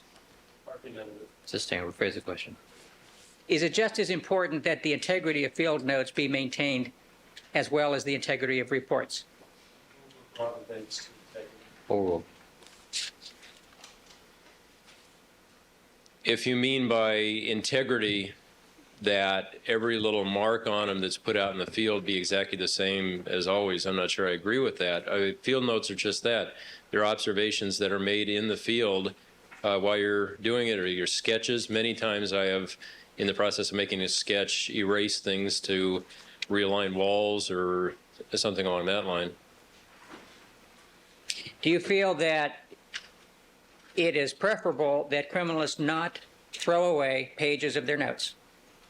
It's preferable. Overruled. Yes.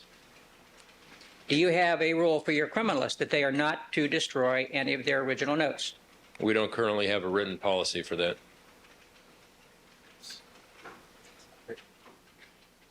Is that policy even though it's not written? We advise people to retain originals, yes.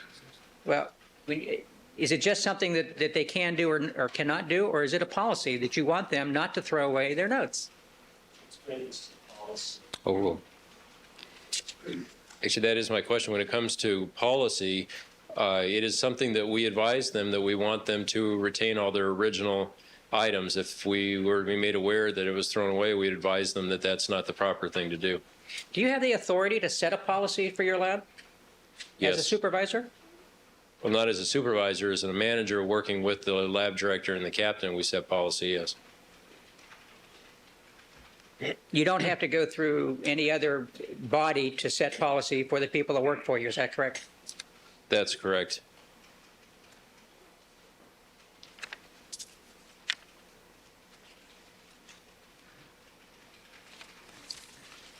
Now, you indicated that you're also familiar with the Barry Fisher text, correct? I have seen it, yes. And who is Barry Fisher? He's currently the lab director of the Los Angeles County Sheriff's Department Criminalistics Laboratory. And he's published this book, correct? My understanding, yes. And it's not unusual for people who do casework in labs to also do research and publish articles, is it? No, not at all. It's not unusual for them to also publish books. That's correct. And the reason that you don't publish any of your work is because you choose not to. That's correct. I have not published.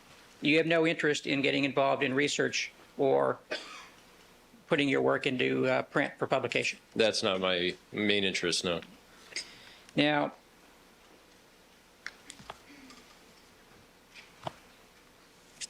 let me show you a portion of this. Referring to page 42. Fisher? Yeah, that's fine. Yeah.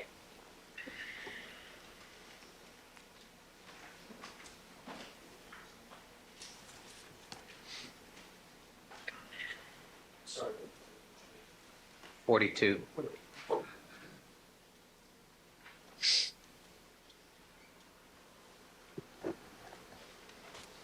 Let me ask you to review on page 43, starting here. So far, there's no foundation. He's asking him to review it. I assume there'll be some foundational questions under 721.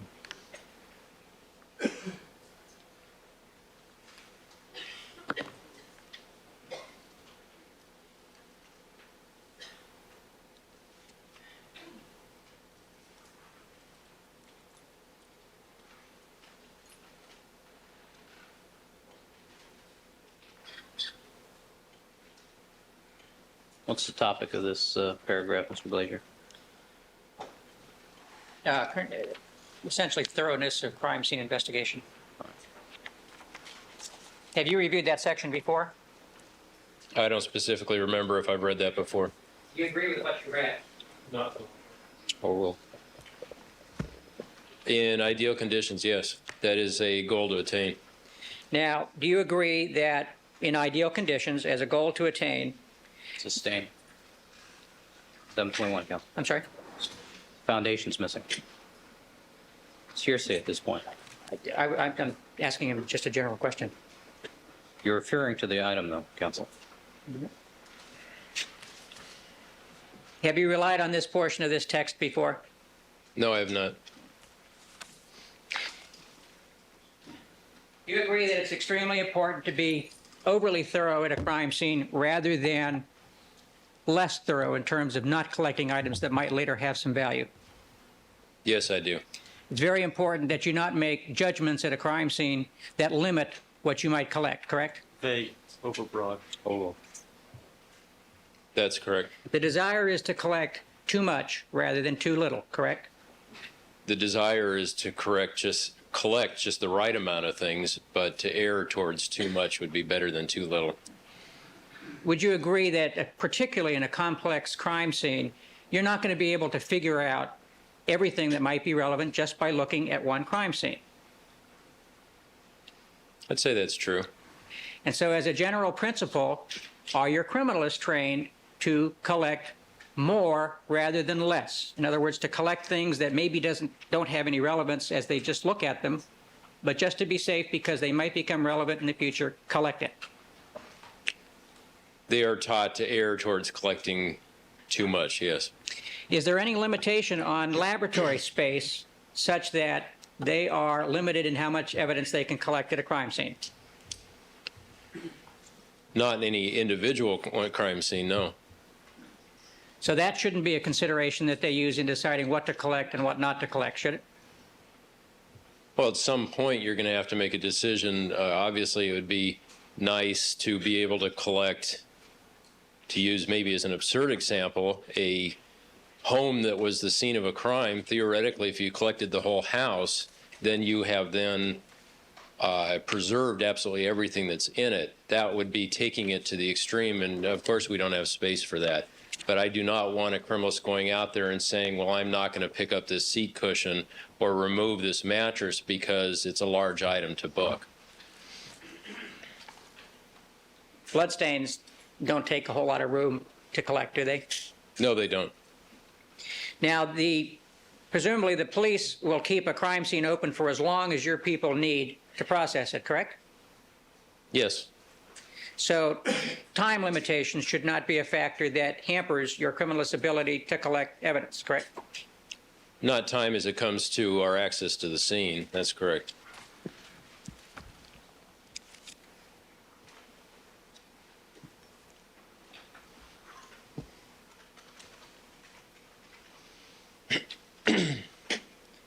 As a hypothetical, if you had a crime scene such as the Bundy scene where there are 2 victims and a possibly bleeding perpetrator in a very small area, would you agree that, given those facts, you would want to collect as much evidence as possible from the immediate area of the crime scene to try and sort out what happened? Sustain. Would, in a crime scene such as I've described, would it be your approach to that crime scene that since there's a lot of blood, let's not collect any of it because we're probably not going to be able to sort out whose it is? Overruled. Now, if I understood that right, you're saying not to collect any just because there's so much there? Or to collect less because there's so much there? Oh, I'd make some decision as to what I thought were the appropriate items to collect. I wouldn't just ignore it, no. Wouldn't you make every effort to find out, if you could, the source of any particular bloodstain? Overruled. It's a process of looking at the whole scene. Obviously, if I see an area that appears to be a continuation of a blood pool or running or something like that from the victim, I would want to collect one sample of that, like I mentioned before, and I would not then collect bits and pieces from all parts of it. However, if I saw a stain that was separate from the immediate crime scene or something that appeared to be out of place, I would definitely want to collect that one.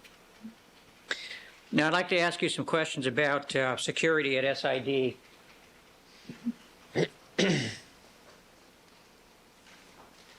All right, if we could use the LAPD scientific investigation slide to start. Yes.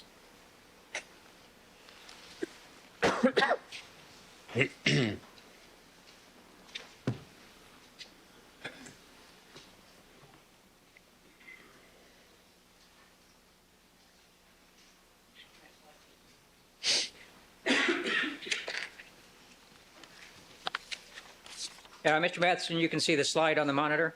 Yes, I can. And that's a picture of a floor plan that appears in the lobby of your lab, correct?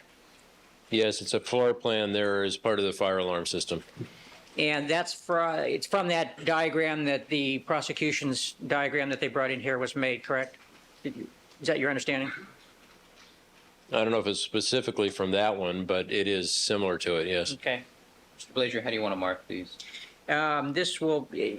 We are able to print this all out, and can we have a number for a complete exhibit? I'm sorry? All right, let's 1127. make this 1127A through whatever.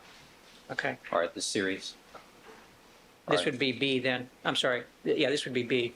We have C. Now, in the area indicated on the diagram is the area of the evidence processing room. Actually, it's up in the upper right-hand corner of that black box, correct? If you look at the diagram, the actual evidence processing, there's a heavy black box that Yes. actually encompasses the evidence processing room, our stock room, and a couple of office areas. The actual evidence processing room is just the smaller square in the upper right-hand corner of that. Now, there's an indication of a door on the right side of the evidence processing room, correct? Yes, And that's a door that, actually, it's almost like a garage door that rolls up. that's correct. It's like an industrial roll-up metal door. And that's the largest door in this building to the outside world, is it not? I don't believe it is in the building. It's one of two large doors from our facility that goes outside of the facility. Next slide.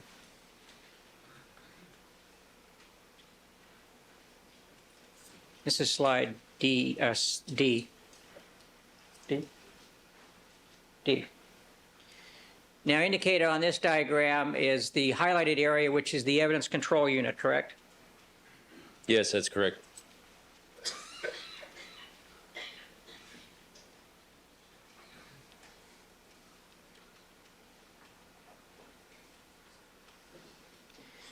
Go to slide E. I'm going to remove the background from that and talk about the evidence processing room first. Now, is it accurate to say when evidence is in this particular room, it hasn't been booked yet? That's correct.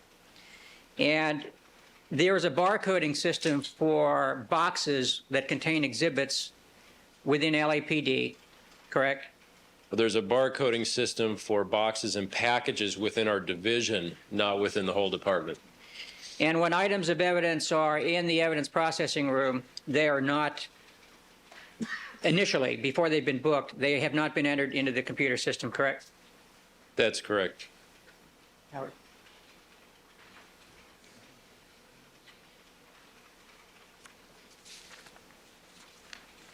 Now, I want to talk about the evidence control unit.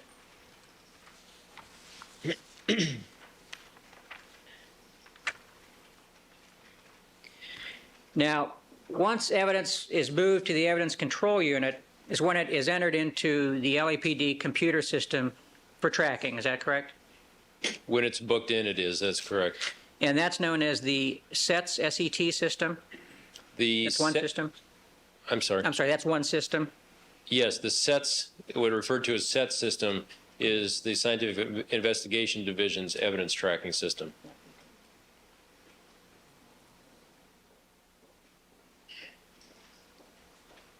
And that's a special system that you have set up, or LAPD has set up to track items that are being, or in the process of being examined or held by SID. Well, it doesn't track items, it tracks packages of items. It could be a single item if there's only one in there, or if it's a large box that has 20 or 30 items in it, it will track the box. Now, items that are in the evidence control unit, by the time they get there, they are also entered into a system called APIMS, correct? APIMS? It's my understanding at some point that you get entered into that system. And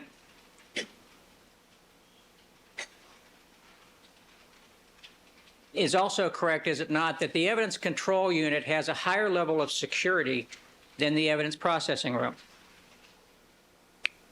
When you mean higher level of security, I'm assuming you mean a fewer number of people have access to it? Yes. That is a fact, yes. And you're required to log in and out of that room individually, correct? Or you use your access card, that's correct. Now, when I say individually, it's accurate, is it not, that getting in and out of the evidence control unit is more limited than it is getting into the evidence processing room? More limited in the number of people that can go in, yes. Well, you also can't, you're not allowed in the evidence control unit to walk in with somebody who has a badge to get in without also putting your ID card in the computer system, correct? People are supposed to card in and out, yes, individually. Is it your understanding that as a practice they don't? That's not my understanding, no. I would assume that it does happen sometimes. So that, Overruled.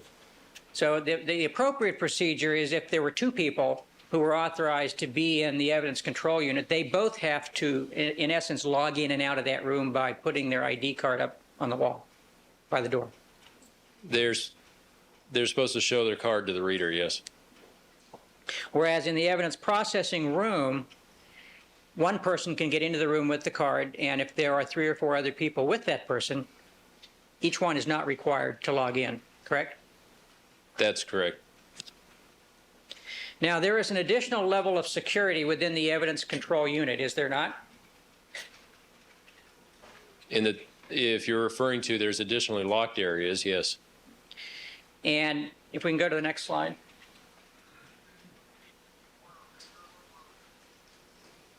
And the next.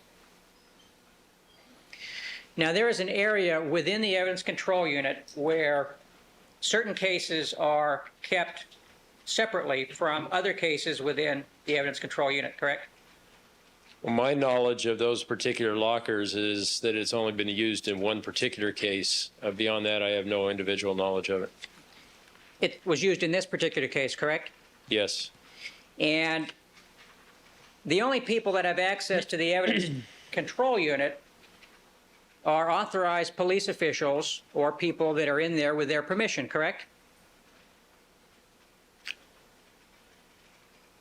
I'm not sure what you mean by police officials. The people that have access to it, the employees that work in that area can get into it, and they can allow other people that are authorized by them to enter the area.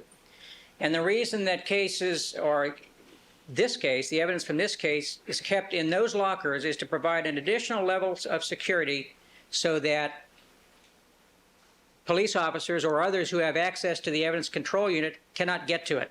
Assumes facts, not evidence. Oh, It's all evidence. oh, It provides just one little bit more, or one little, excuse me, greater level of security for the shelf storage items in this case that are placed in that locker. And it's to keep it secure from police officers, correct? It also is to keep it secure from anybody that doesn't have access to the key. Now, the card that's used to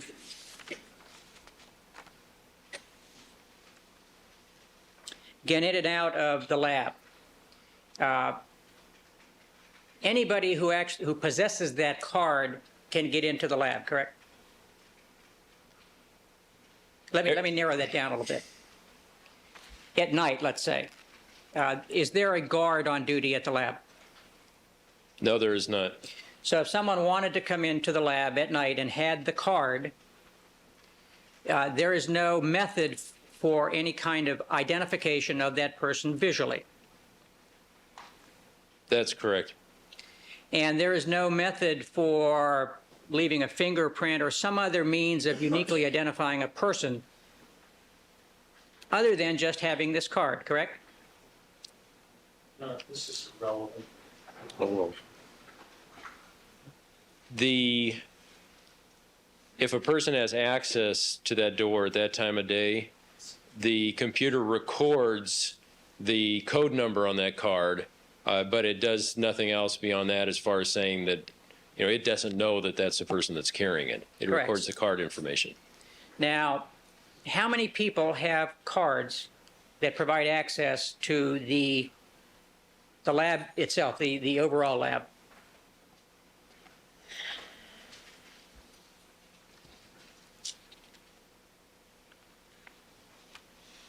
I believe currently we have probably between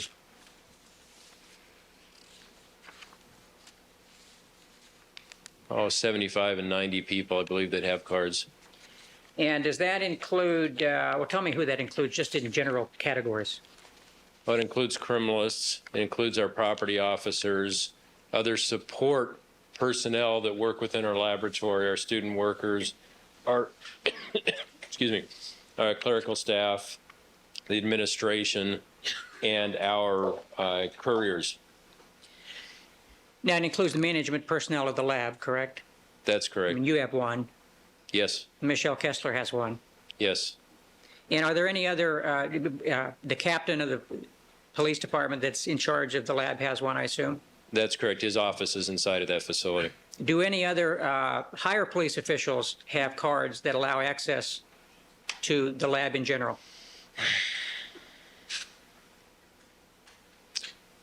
At the current time, I don't believe so. At one point, we had one issued to a commander, but the person currently in that position chose not to take one. Now, would it be accurate to say that of the three areas we've talked about, the lockers, which I've titled sensitive case lockers, the evidence control unit, and the evidence processing room, the evidence processing room is the least secure facility of those three? If you mean by least secure that more people have access to it, then yes, that's accurate. It's also the most accessible from the outside through that big door that opens up, correct? Well, it's as accessible as our stockroom is, which also has one of those doors nearby. Now, and the stockroom area is right next to the evidence processing room, correct? Yes. And there is a refrigerator in that stockroom, is there not? Yes, there is a refrigerator freezer. And that refrigerator is available for criminalists to store biological evidence that might be kept in the evidence processing room, correct? It's available for them to use that, yes. Let me go to the next slide, please.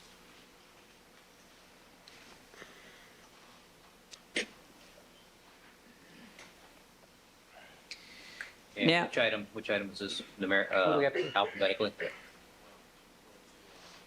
L. Appears to be a photograph. Yeah, Mr. Matheson, this is a photograph of the evidence processing room, is it not? Yes, it is. And there are things in the back there that look a little like ovens, I guess. What are those? Those are hoods, what are called hoods. It's a area where air is drawn out of and ducted to the outside. And what's the purpose of those areas? It's not really relevant. Oh, well. Those are available for criminals if they bring large bloody items or smelly items to hang in that area so that they can dry out and that the fumes and the hazards associated with that are taken to the outside rather than being allowed to circulate within the laboratory.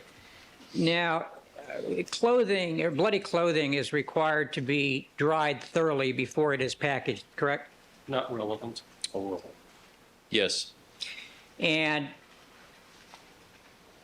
what can happen if it's not allowed to dry thoroughly and then it's packaged? Well, if it's packaged while it's still damp, you have the possibility for degradation of the biological evidence. It can also cause mold to grow, can it?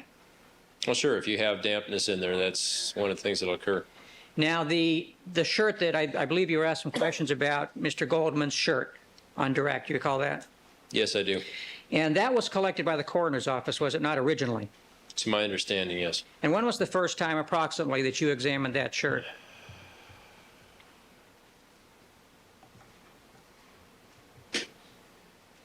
The best of your recollection. Probably sometime in July or August, not sure. And is it accurate that the first time you opened up the package that contained that shirt, there was a very strong odor of mold? There was definitely an offensive odor, yes, smelled. And that's an indication that it was not packaged properly, isn't it? It's an indication that it was damp, it was allowed to stay damp for a while. That it was not packaged properly, correct?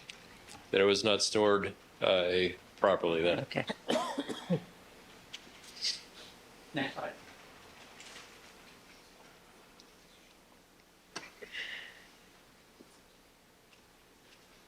Yeah, we'll go back to that.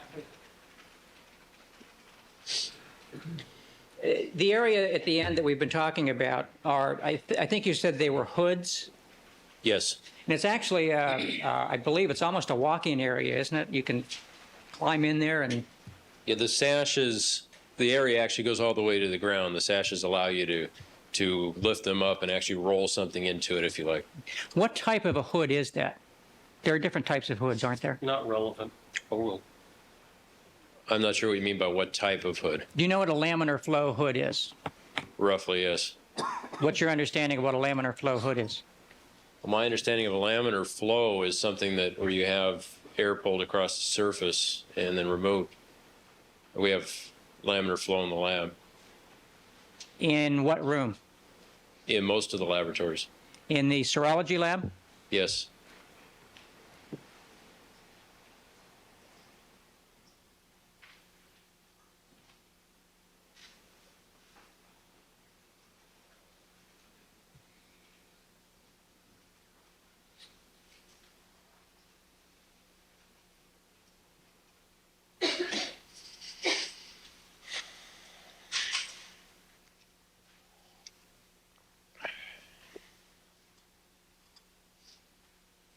And the doors on that hood close, do they not?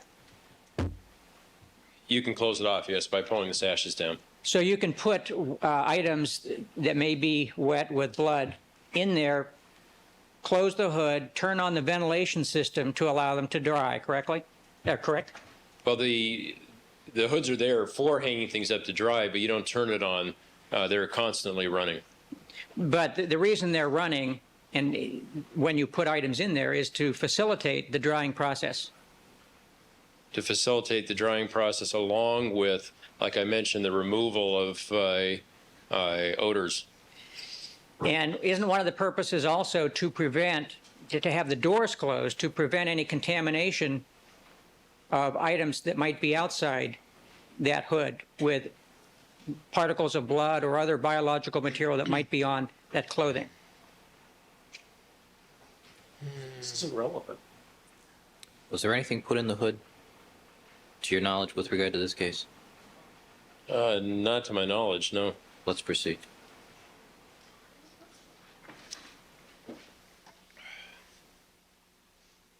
Now, Mr. Madison, you indicated in your notes that I believe on the morning of June 14th, there were 2 other cases being processed in the evidence processing room at the same time the Simpson case evidence was being processed, correct?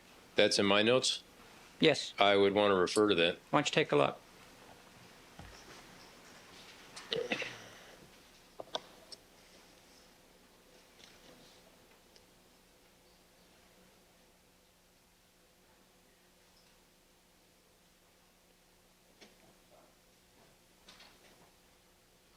Yes, that is a reference on what is L507 of a chronology that I made dated 6/14/94. I mentioned the 2 other cases with evidence present in evidence processing room. And is it fair to assume that those 2 other cases had biological evidence as well? I'm not sure that we can assume that, no. Now, why did you make that notation? Just to try and be as complete as possible. But you made the notation without writing down what kinds of cases that involved? That's correct. And so we have no way of reconstructing at this point in time what kind of other evidence from other cases, including potential biological materials, might have been in that room at the same time as the evidence from this case. That's speculation. No, that's not necessarily true. You know, you could determine that, It's possible, yes. but you did not consider it important enough to put in your notes at the time you made that notation. No.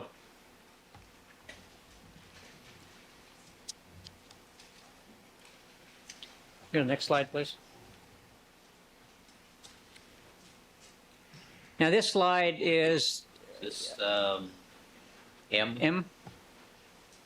This is a picture of the evidence processing room from the other side, correct? That's correct. And that roll-up door there is the one we've been talking about that is the door that goes to the outside. That's correct. Now, you recall in August of last year, I believe it was the 26th or around that time, there was a visit to the lab by a number of defense experts and attorneys.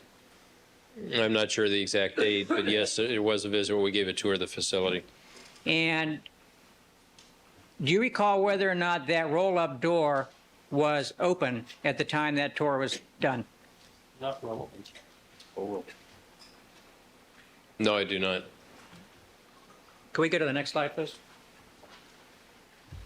Now I'm going to blow up a little area back by Mr. Scheck's head, which is the cabinet where the evidence in this case, the swatch evidence, was dried, correct?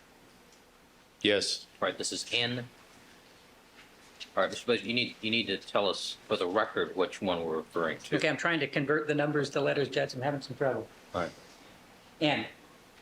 Could we have O?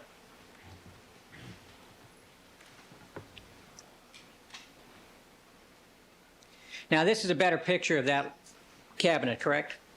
It's a picture of the doors open, yes. Now, that cabinet does not have any lock on it at all, does it? No, it does not. And when it's used for drying biological stains, does it have those other items in it as well that are in this picture? Yes. And are there chemicals kept in that cabinet at the same time that biological evidence is in there drying? Yes, there is. What sorts of chemicals are in there? They are the chemicals that we use for our field testing, the phenolphthalein test that's been talked about. If there's anything else, I'm not sure what it is.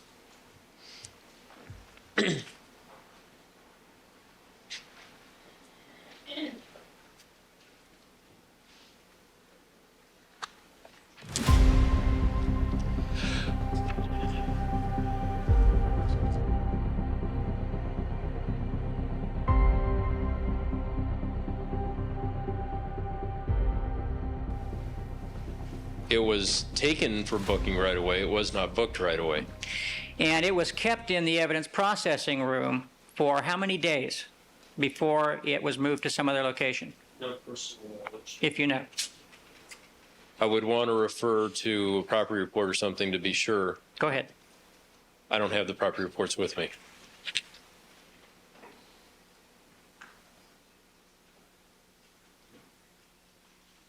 You know which date the first item of evidence in this case was actually booked in the evidence control unit? It was either the June 15th or June 16th. No personal knowledge. Do your notes show, your cron notes show when that happened?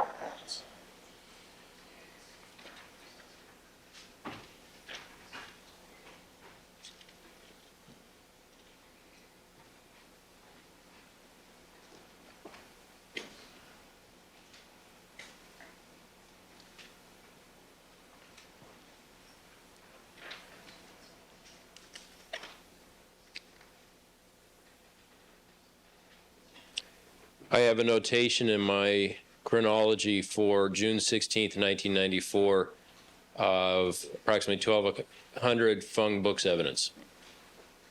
Now, is it your understanding of the proper procedure for booking items that a delay of 3 days is acceptable or not acceptable? It is longer than I would like to see it happen. And one of the reasons it's longer than what you would like is because it's in that evidence control or evidence processing room, which of the facilities we've talked about is the least secure. No, that is not one of the reasons. That's not any concern of yours at all? No, it isn't. Not as far as security of the evidence goes. So there are no additional precautions other than what you've described in terms of the way you get in and out of there in that room designed to protect evidence in that room from tampering? No, our business is evidence. There's always evidence in that room. And that evidence, when it's in that room before it's been booked, is not logged in any computer record anywhere, is it? No, it is not. Is it logged in anywhere in any formal document? As it's in there, no, it's in there pending that logging process occurring, the production of a property report. So there is no repository of information that you could go to, for instance, on the 15th to find out what evidence relating to this case was in that room? Not specifically for the 15th. We would have to look at what was purported to be taken in there on the first day and then what was booked at the time it was booked. Now, is it accurate that the evidence from the Rockingham scene, the Bundy scene from the 13th, and the Bronco search from the 14th was all kept together in that room until the 16th? They were all kept in that room, yes. Now, when something gets entered into the computer in the SETS system, that's a tracking program, as you described before, correct? Yes. And even with that program, individual items are not individually marked, are they? Not within that, not as far as the barcode goes, no. It tracks packages. So the only thing, as far as the barcode is concerned, that is tracked is a container which purportedly contains certain pieces of evidence. It has. Of this witness? Well, we went through the slide. Is there any computerized system that tracks individual items of evidence? I believe the APM system does, but I don't have any direct involvement with that. Now, you described how to find items that are in the evidence control unit after they've been booked. You remember that? Yes, I do. And those items that are in that room are stored, it appears that they're stored at random, correct? Usually they are, yes. But all you need to know is the DR number and the item number to find something, correct? You have to have the DR number, the item number, and you need to know how to access the computer, yes. And that information certainly is available to all police officers that have worked on the case, correct? That's not secret information. As far as the Overruled. As far as the DR number and the item number, that's correct. I would be very surprised if any of the officers associated with this case know how to operate our tracking computer.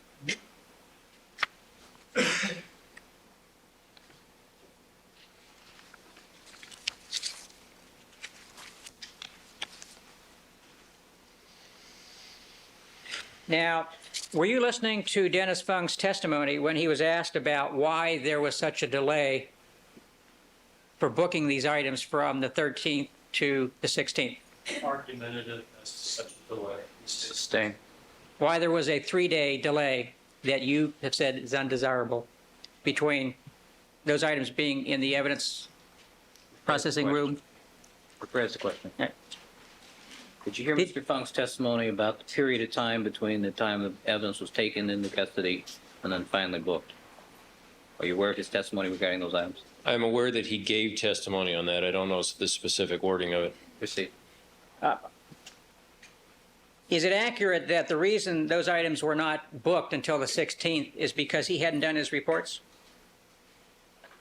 Speculation of personal knowledge. Do you know? Do you know why the time period? I have my opinion as to why it took that long. You were in charge of these items, weren't you? Not directly in charge of the items, no. You were in charge of the people that were working on the items, weren't you? Yes. And as part of that responsibility, did you assume that that included tracking that evidence to make sure it was handled properly? It's vague as to tracking. Overruled. Well, ultimately, yes, I'm going to keep track of how the things are done and whether the processes are occurring. Did you at any time intervene between the 13th and the 16th and tell whoever was working on the evidence, hey guys, we should get this booked and into the system right away? Not that I remember. I'm not sure I was able to see Dennis that much. He was fairly busy. Now, at the Bundy scene on the 13th, there were only approximately 19 items seized, correct? I don't know the exact number. It wasn't a large number, was it? No, it wasn't extremely large. And at the Rockingham scene, there were an equally, about the same number, I think it was 21, collected on the 13th, correct? That sounds approximately accurate. It was not a large number of items. Not overly large, no. Now, does it take a long period of time for the person responsible to prepare the reports that describe those items? Well, let me rephrase that. The form that's used to enter those items into property is not a terribly complicated form, is it? Also speculation. Overruled. Are we talking about a property report form? Yeah. The form itself is not complicated, no. And would you agree that it's not terribly time-consuming to fill out one of those reports to catalog 19 items? I'm not sure what you mean by terribly time-consuming. It does take a while. Just writing the words on the paper doesn't take very long, but that's not the only part of the process. In your opinion, is not having enough time to write the reports an adequate excuse for not getting those items booked until the 16th?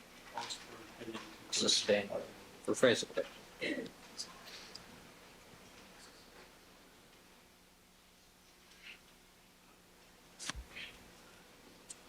In your opinion, is it acceptable as the manager of the lab that items not get to booking for the reason that the criminalist has not filled out the reports? Also speculation, conjecture. Overruled. Well, just the function of not filling out the report in and of itself would not be acceptable. I'd want to know why the report was not filled out.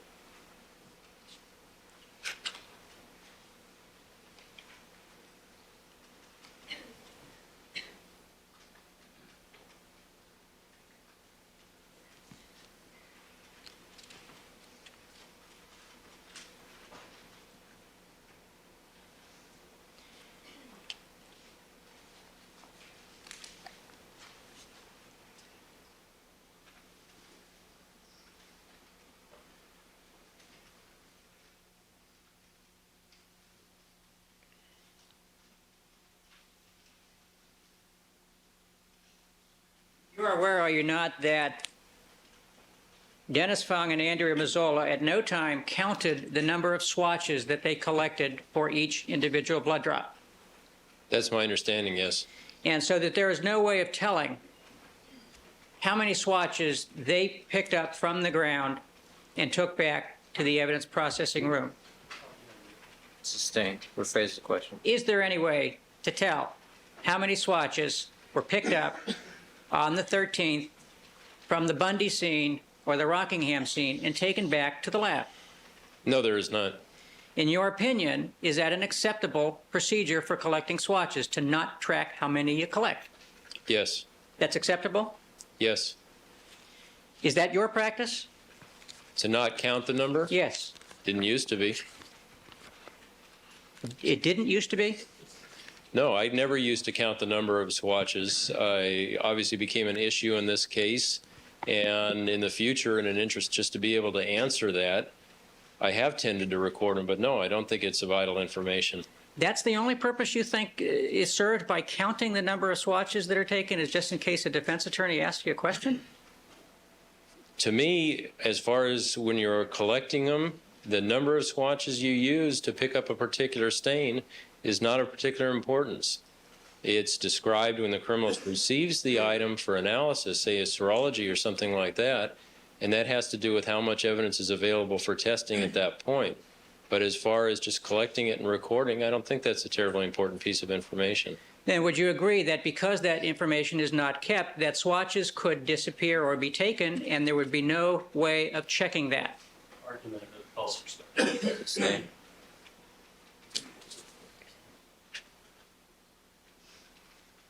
Now, you booked into evidence items from the Bronco as a result of the stains that you removed on September 1st that you testified about, correct?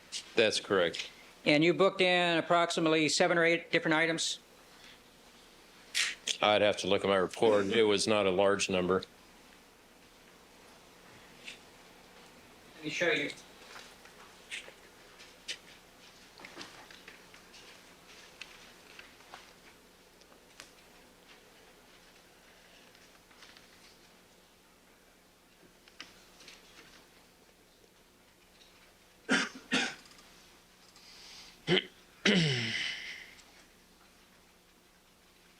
Let me show you a property report for a number of items. Take a look at that yourself. Okay. And that's a property report, or perhaps it's a partial report, listing the items that you collected on September 1st, correct? Yes, it is. And for every single item on that list, you specified the number of swatches that you collected, correct? That's correct. Had that become an issue in this case as of September 1st when you did this? I believe it had. And it's only in response to it being raised as an issue in this case that you now have a practice of counting swatches. That's correct. Have you passed that on to the people that work for you? Is that now a policy of SID for people to count swatches? There are actually two questions there. No, it is not a policy, and yes, we have suggested that's something people do. So it's just kind of, you can do it if you want to. At this point, the fact that we do not have a manual that establishes our field policies, where all this is laid out, we are recommending certain procedures to people. But you have the ability to set a policy, don't you? You said that before. I think we've covered this, Counsel.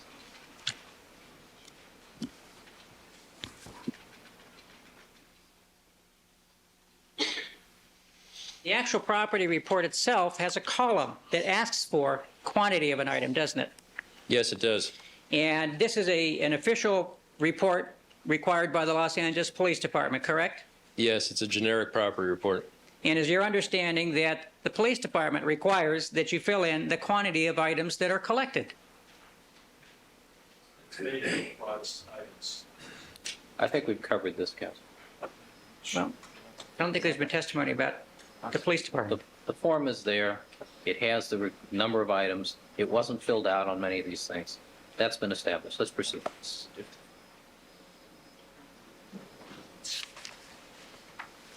Now, you've been asked about the search of the Bronco on August 26, 1994, correct?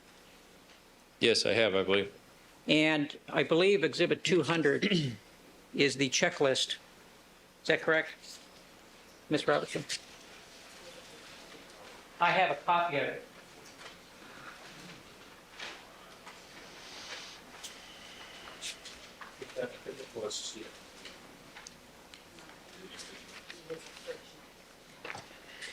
Mr. Blaze, the vehicle search notes? Yes. Yep.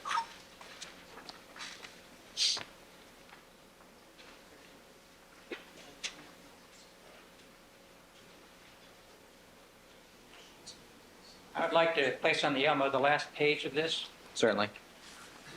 Did we confirm the exhibit number? Yes.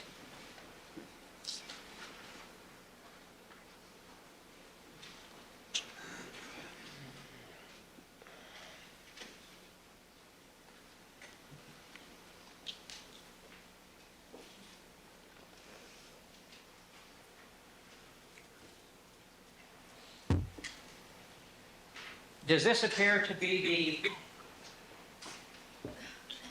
item list for evidence items collected as a result of that search? Yes, it does.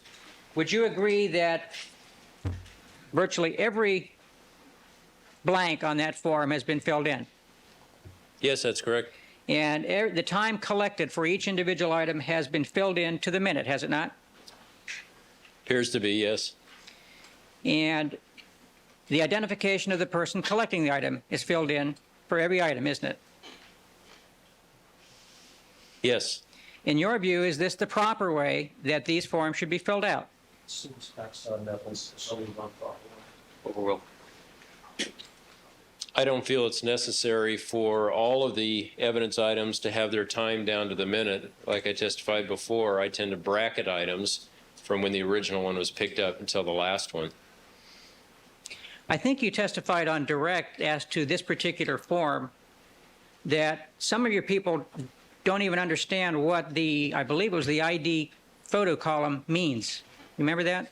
Did I misrecollecting that? There was one column on here that you indicated your people don't even know what it means. There's disagreement. Misstates the testimony. Why don't you rephrase the question? You remember testifying yesterday about part of this form that has been inconsistently interpreted as to what it means by your own people?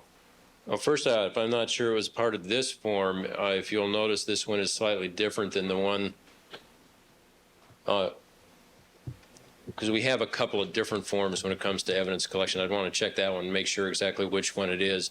But there was a column that we talked about regarding a inconsistency as to how that was interpreted.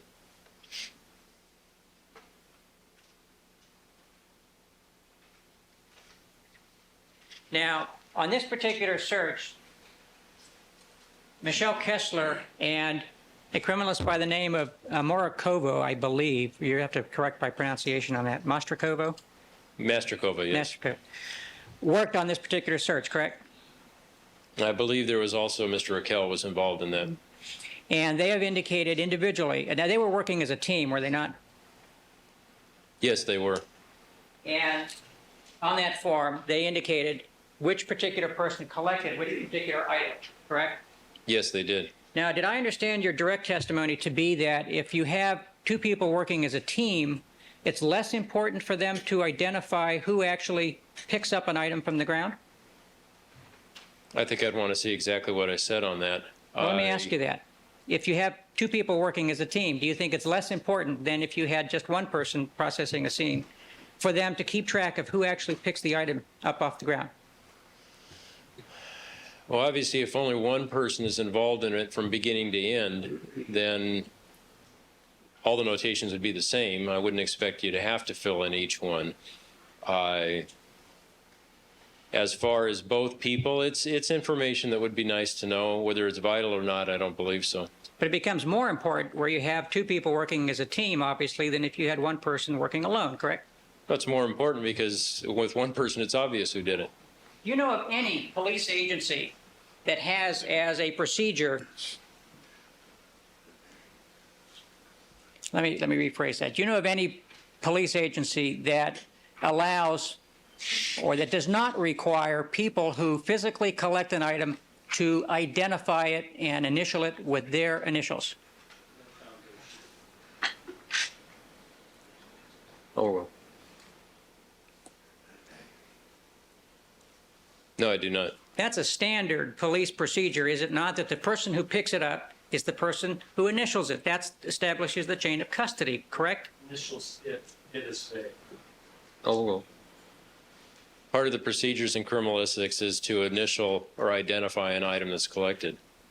It is not satisfactory to have somebody else who might have been thinking about collecting the item initial it rather than the person who collects it, is it? It would be nice if the person that was involved in it did initial that item and did mark and be involved in it. But it is also a situation where, and we're talking about the collection process, where if two people are involved and two people see what's going on, that information becomes less important. So it's your opinion that it's just nice to have that information, not essential that you have it? If two people are working together on it and they're collecting them together, I don't believe it's essential, but it would be nice to have that information there, yes. Now, if some question was raised down the line about possibly tampering with a particular item, wouldn't you want to know who picked it up off the ground? Argumentative. No. Sustained. Isn't that an important piece of information for chain of custody? Pass. Overruled. As to who collected it? Yes. It's part of the process. All right, ladies and gentlemen, we're going to take our recess for the morning session. Please remember my admonitions to you. Don't discuss the case amongst yourselves. Don't form any opinions about the case. Don't conduct any deliberations until the matter has been submitted to you.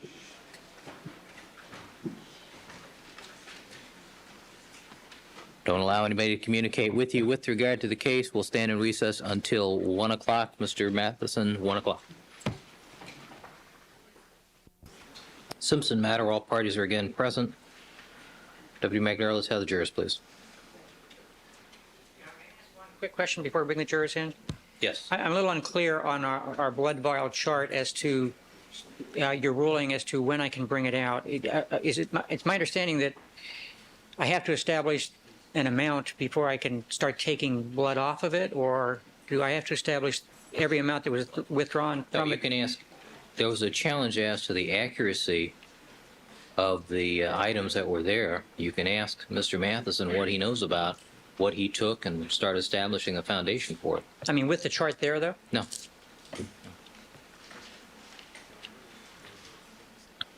right, let's have the jurors.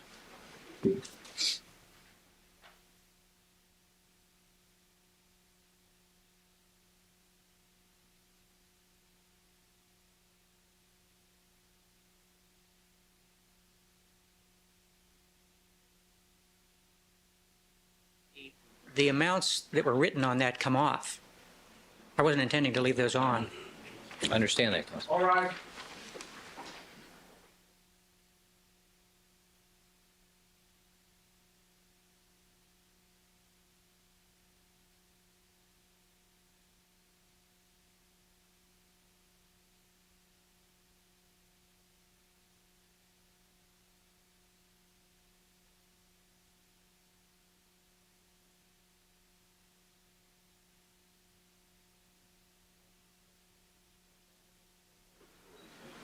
Let the record reflect we've been rejoined by all the members of our jury panel. Good afternoon, ladies and gentlemen. Mr. Matheson, would you resume the witness stand, please?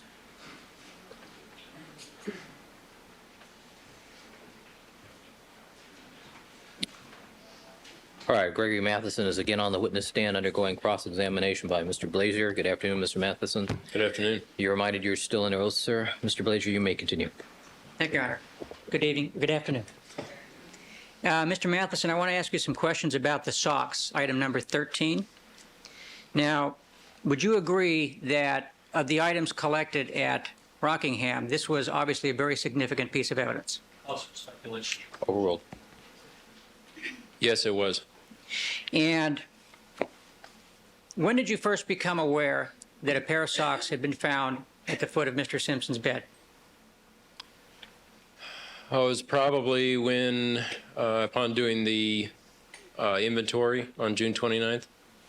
That's the first time you became aware of the SOX? It's the first moment that sticks in my mind, yes.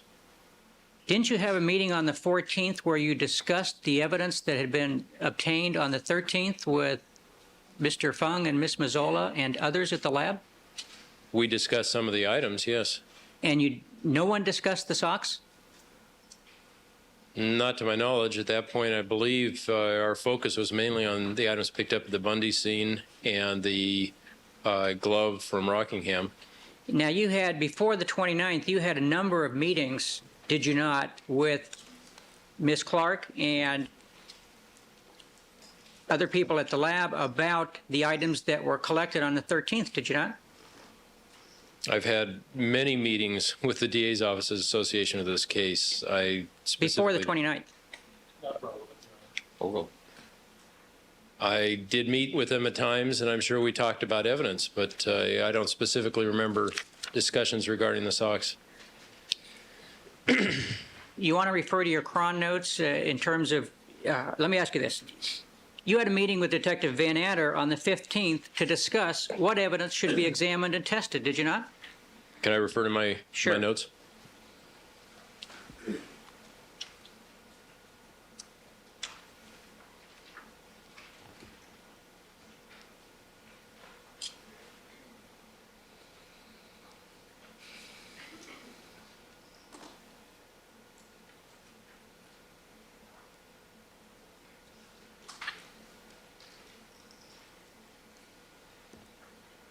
We did have a discussion regarding what additional items we wanted to start analyzing. And that was in the morning of the 15th, correct? Yes, sometime in the AM. And it's your recollection that the SOX were never mentioned? Overruled. I don't specifically remember whether they were mentioned. They were not one of the items chosen to continue to work on. Did you at any time on your own make an effort to review what items had actually been collected at Rockingham on the 13th? From beginning to end, all the items? No, I don't believe so. And you didn't have Fung's notes available to you, correct? On the 13th, I don't believe they were even back at the laboratory by the time I left. On the 14th? We did look at a number of items, mainly at blood swatches and that type of thing in the gloves. Where were the SOX when you were looking at items? Do you have any idea? I'd have to assume they were somewhere in the evidence processing room. And you're assuming that because there's no record that shows where they were, correct? Sustained. Is there a record that shows where they were? As mentioned earlier, no, other than what they say they took into the room and what was eventually booked. Now, there were approximately 19 items, or excuse me, 21 items seized at Rockingham on the 13th. Who made the decision as to which items you guys would talk about on the 14th? Beyond the scope of direct and also unintelligible. Overruled. On that date, I mean, it's very possible that the SOX came up. It is not sticking in my mind because we didn't choose to do anything with it at the time. We were dealing with things that we knew at that point had blood on them, such as the stains in the gloves. Did you know at that time that the search warrant that had been executed at Rockingham in the afternoon of the 13th, that the primary thing that was being searched for was bloody clothing? Assumes facts, not an evidence. Overruled. No personal knowledge. Did you know that? Did you know that? I've subsequently heard that. I didn't know that at the time. Now, you had a meeting with Marcia Clark on the afternoon of the 15th, correct?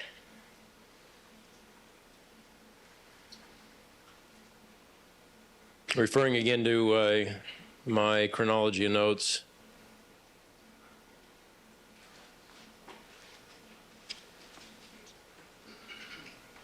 My notes reflect work in progress. DDA Marcia Clark confirms desire to submit evidence to RFLP without further conventional work. Oh,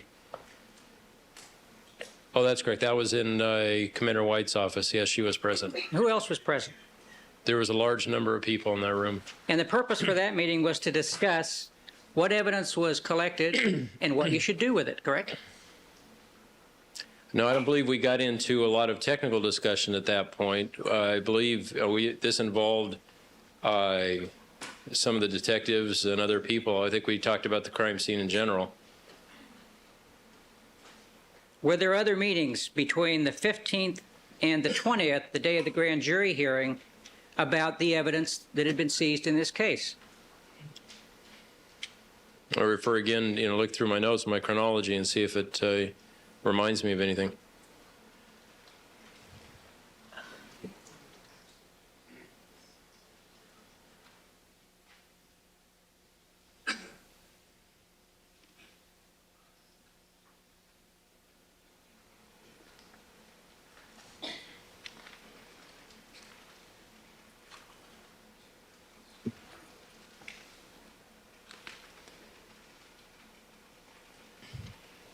I don't have any notations of any additional meetings that were held regarding specific discussions of the evidence. Do you recall there being a lot of meetings around that time about this case? I recall talking on the phone quite a bit with people about the case and meeting with criminalists and the like. Now, on June 20th, you were at the grand jury waiting to testify from 7:45 in the morning till 10:15 in the morning, correct? Not relevant. Oh. Yes, I was. And you were there with Dennis Fung and Detective Van Adder, waiting, correct? Along with Mr. Yamauchi and Detective Lang, yes. Just looked at his notes before. Yes. Did you have any discussion about what the evidence was in the case? I don't particularly remember what we talked about. Did the subject of the socks come up then? I don't know.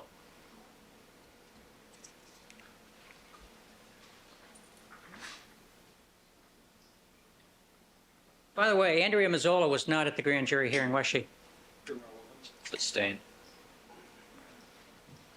Did you participate in any discussions regarding the role that Andrea Mazzola would play in the grand jury hearing? Sustained. On the 21st at 11:15, you had a meeting with Michelle Kessler and Dennis Fung and Colin Yamauchi to discuss the evidence, did you not? According to my chronology, yes, that's correct. Did you discuss the socks at all? Just by Not relevant. Oh. just by looking at this, I don't remember. Now, when the property they started to book the property on the 16th. Did you follow that in any way to determine what items were being booked? I don't believe they started to book it on the 16th. That was the date when the items and the reports, or the property report, was delivered to our evidence control unit. That's the first date on the various computer systems used to track items, correct, and track packages Yes, for any item. I believe so. I know that's true of the items that came out of the laboratory. Are you aware of the socks even being photographed at SID after they were collected, before they were booked? No, I'm not.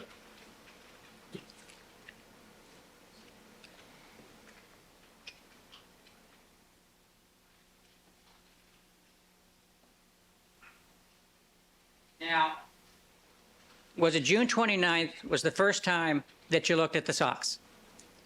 It's the first time I remember seeing them, yes. Now, you testified that blood is difficult to see on darker clothing such as the socks, correct? Yes. And you knew that at the time that you examined them, correct? I know that in general it's tougher to see on black surfaces. That's correct. And so when you examined those socks to see if there might be some evidence on them, did you look at them more carefully than if they'd been white? Well, that wasn't the process that was going on there. I was not doing a scientific examination of those items at that point. We were trying to do an inventory of the swatches, the items that were there, and I made a general notation on that log or inventory as to what we'd be doing in the future with it.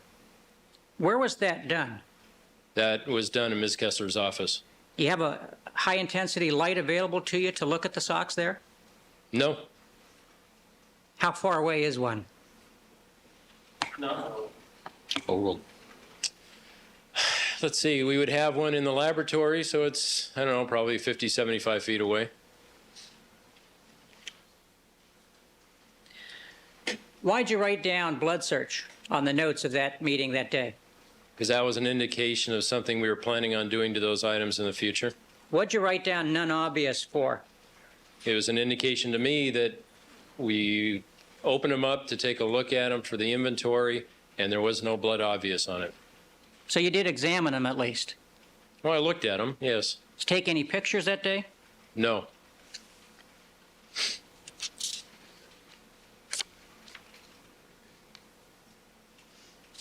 Now, you testified that you took some cuttings from the socks on September 18th, correct? You're referring again to my notes. Yes.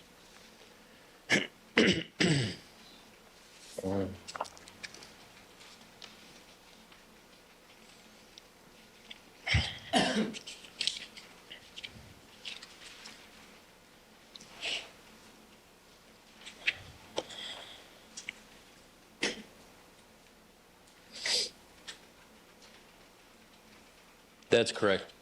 Now, going back to the 29th, when you filled out these notes about blood search none obvious, who else was present when that meeting took place?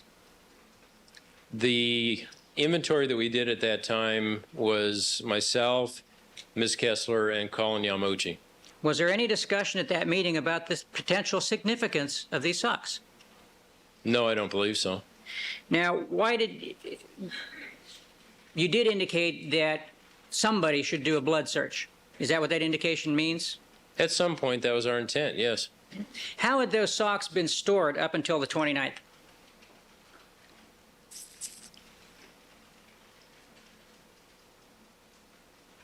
I would have to see if I can find some notes. I believe they were stored in the box in the freezer, but I'm not sure of that.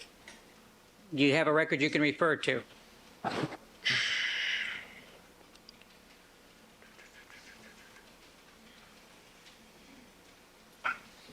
Trying to figure out where it would be.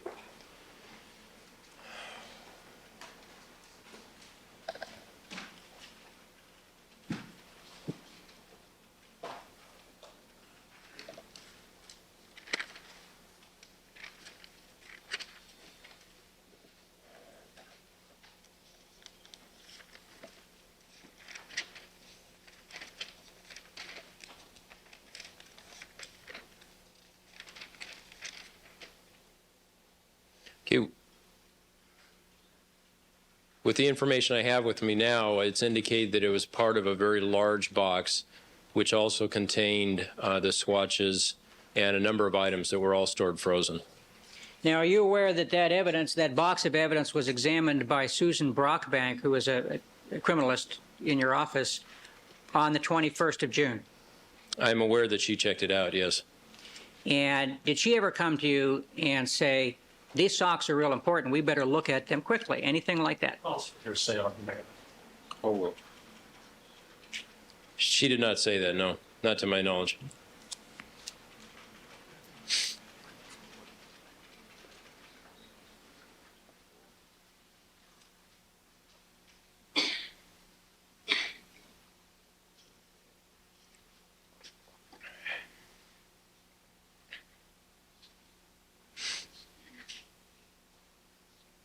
When is the first time, to your knowledge, that anyone at SID took a picture of those socks after they were seized?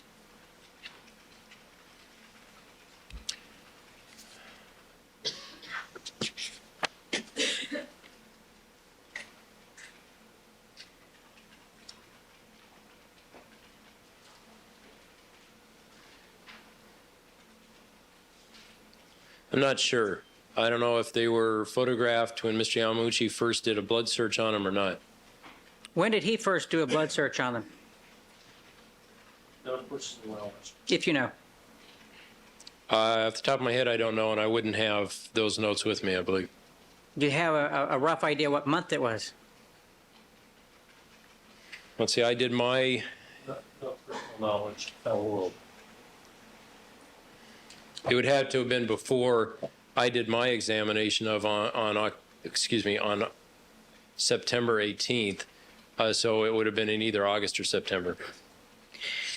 Should you take pictures of an item of evidence when you're going to alter it in some fashion, both before and after you do the alteration? That is a good practice, yes.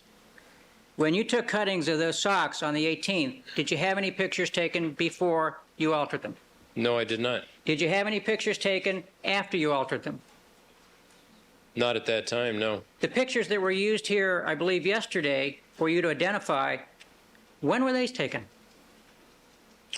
They were taken at some later date at one of the other laboratories that worked on these items.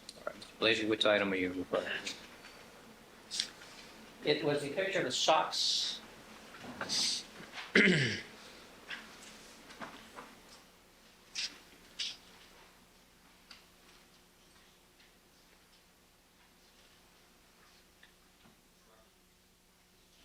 A and B. 14A.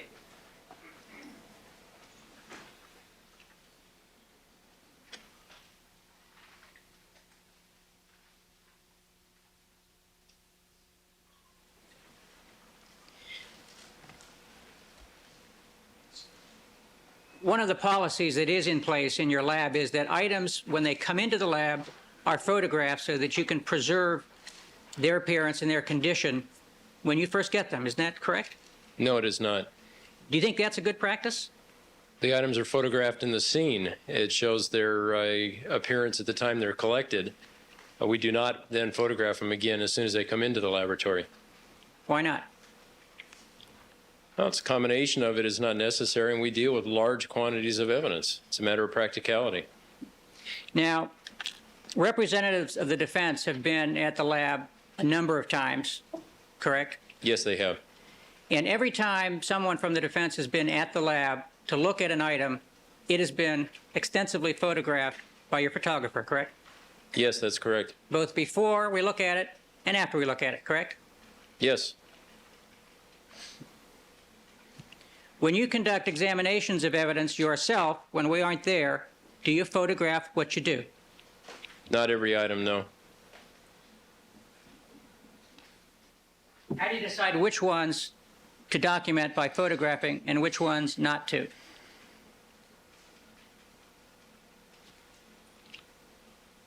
Historically, as a rule, very few items are photographed within the laboratory on a regular basis. At this point, well, it still is that many times the evidence items are not photographed. Can blood on clothing change over time in terms of your ability to extract information from it? Yes, particularly depending on its storage conditions. When you decided to do a blood search on the 29th, did you give anybody any instructions that we should do this fairly quickly? No?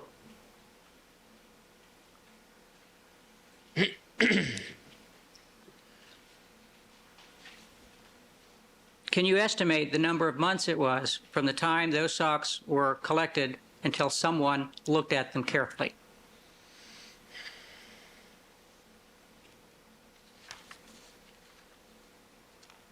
It would have been 2 to 3 months, something like that.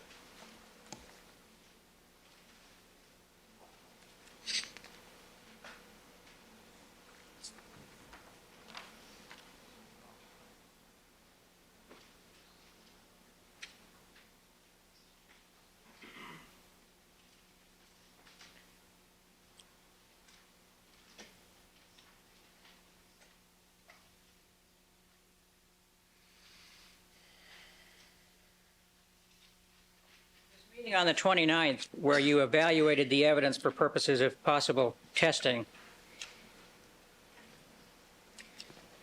your notes indicate that the various items that were examined very carefully, including the measurements of each individual swatch, weren't they? Referring to my copy of those notes, we have measurements, yes, indicated under the quantity area on each of the swatches. Is it accurate that this was not just a brief meeting in passing, that this was a meeting that you took some time to carefully review these items? It took quite a while to do this inventory, yes.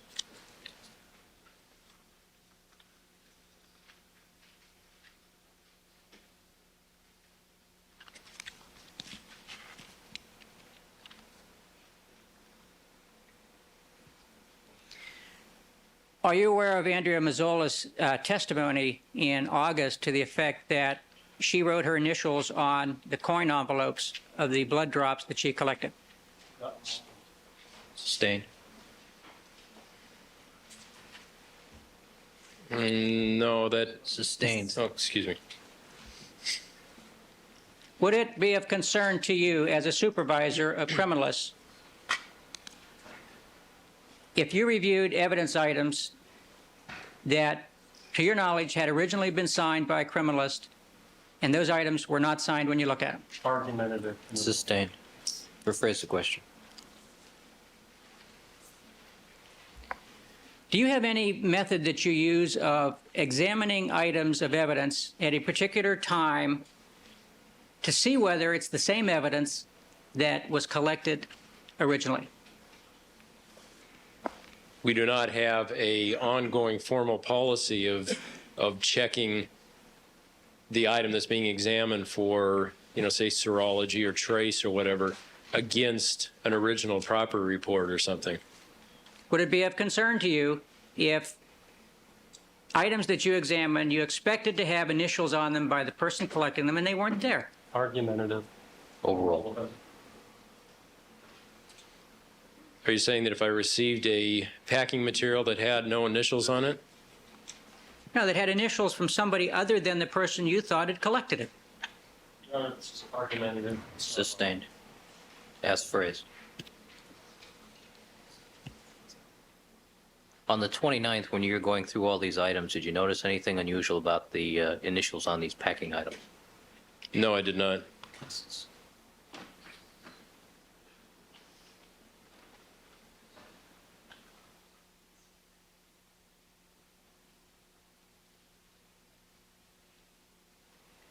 Hypothetically, if a criminalist had put their initials on an envelope that contained an item of evidence that that criminalist collected, and you later examined that envelope and there was no signature on it or someone else's signature on it, would that cause you concern? Improper hypothetical. Sustained. Not relevant argumentative. Can we approach? No. Sustained.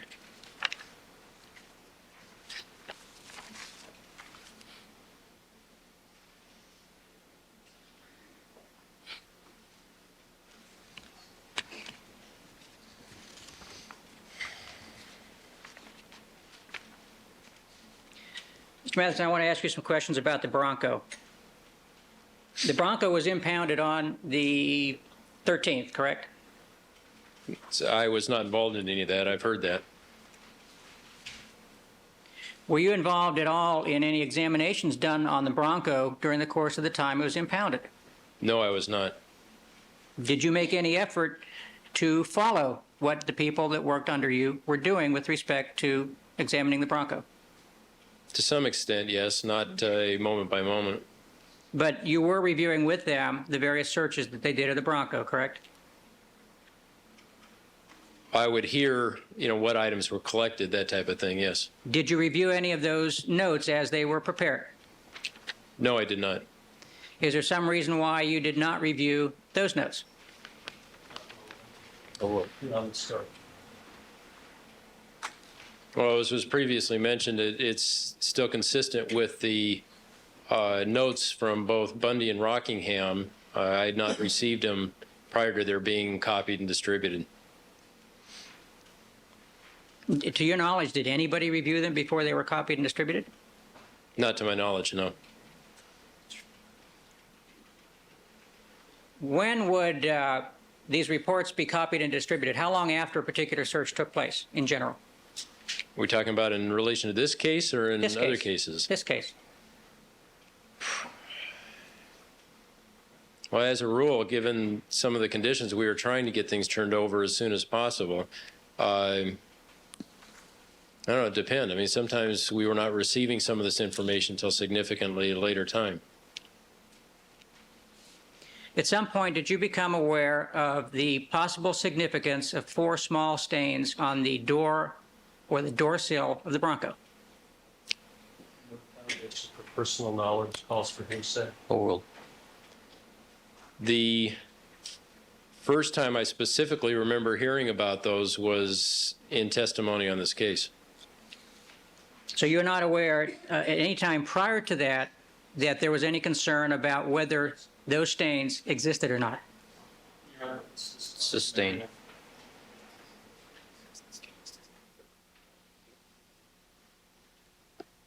When you say the testimony in this case is where you became aware of that, was that Detective Furman's testimony at the preliminary hearing? No, it was Mr. Fung's during the trial.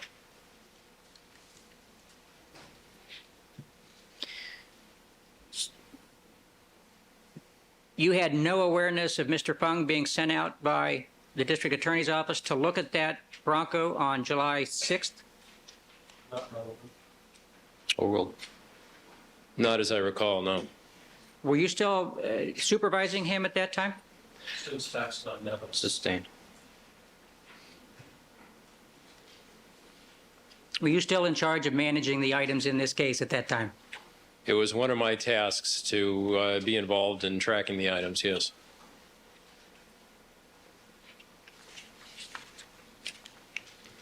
Would you agree that it is proper procedure for a criminalist collecting an individual stain to collect the whole stain if possible?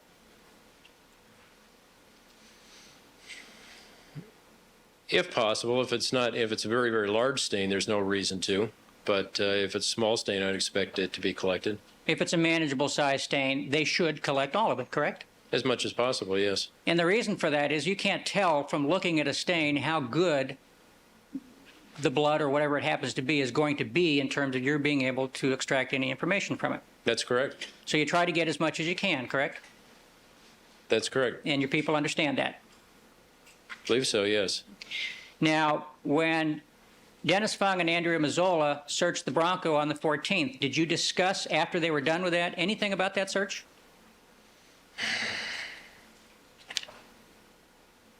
I may have gotten a general overview of what was collected, but not in detail, no. Did Dennis Fung ever tell you after the 14th that he had left a lot of blood in the Bronco?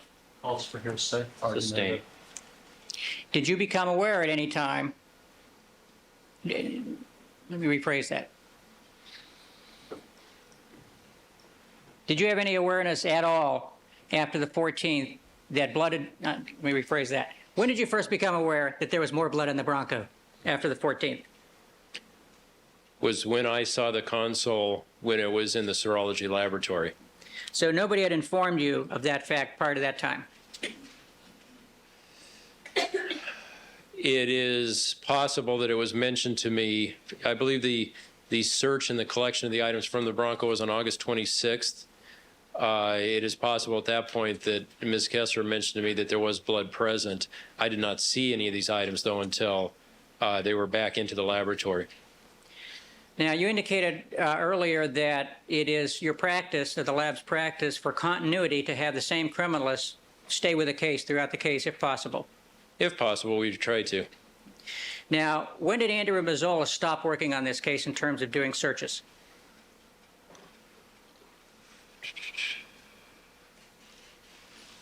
I believe it was following the Bronco search in the shed, but I'm not quite sure. On the 14th? I believe so. Was she available after the 14th? She was working, yes. Was she available to do further searches on this case?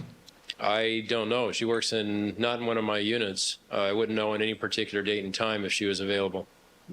For continuity of the case, isn't it your practice that she should have stayed on the case? Asked and answered. Overruled. In all of this, it leaves us with the ability to make changes. In other words, in a normal case where we have a crime scene search and then maybe a follow-up scene of one type and that's it, we try and maintain this continuity. However, given the extent and the complexity of this case, at one point we decided to start involving other people besides the original two. And was she taken off because of her lack of experience? Sustained. Why did she not do any further searches in this case?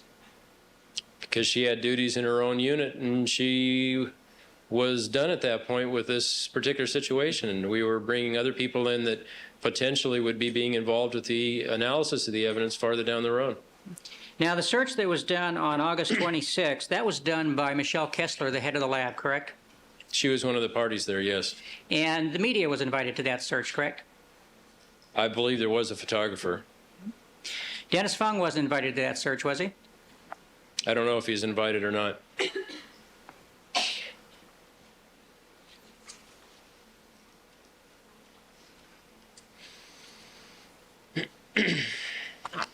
A photographer from Life magazine was invited to that search, correct? Not relevant. Sustained.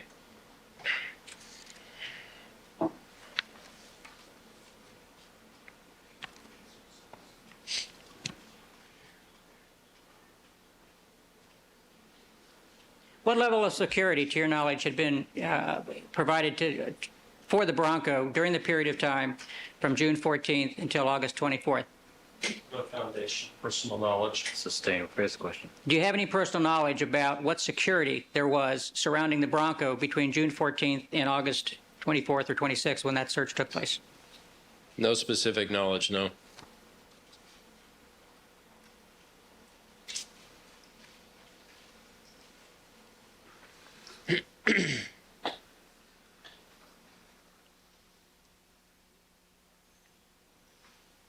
Now, is there a policy with respect to vehicles in terms of processing them quickly because they are mobile to a certain extent? I don't know if the reason to process them quickly has to do with any sort of mobility. It would be imperative or important to process any sort of scene quickly, of which a vehicle is one, to attempt to recover any biological evidence that may degrade. Now, vehicles are not stored in the evidence control unit, are they? No, they are not. They're stored at a tow yard, aren't they?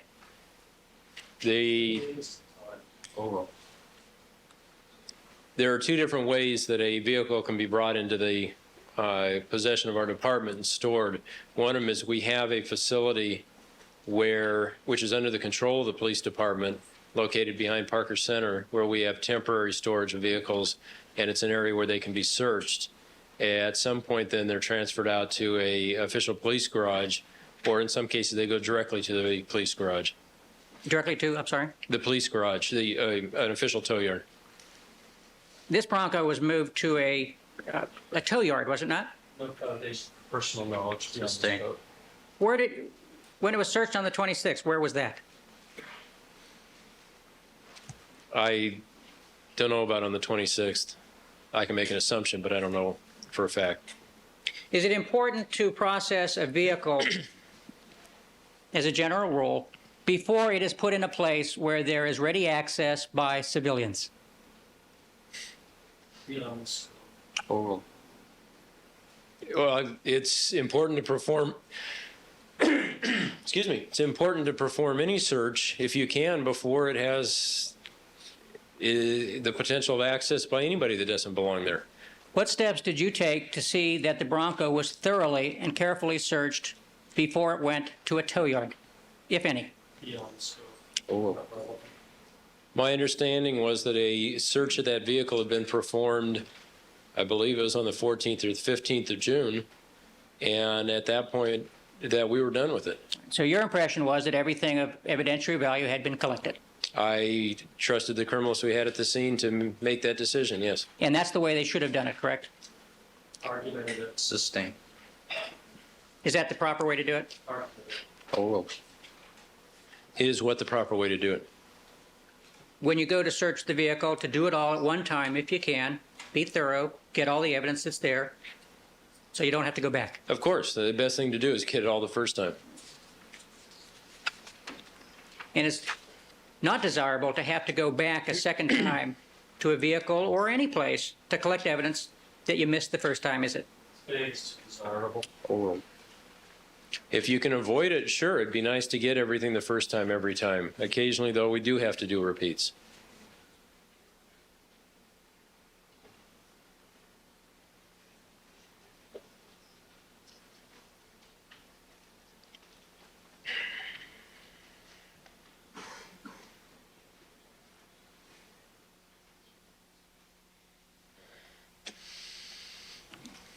Now, I'd like to show the witness a form.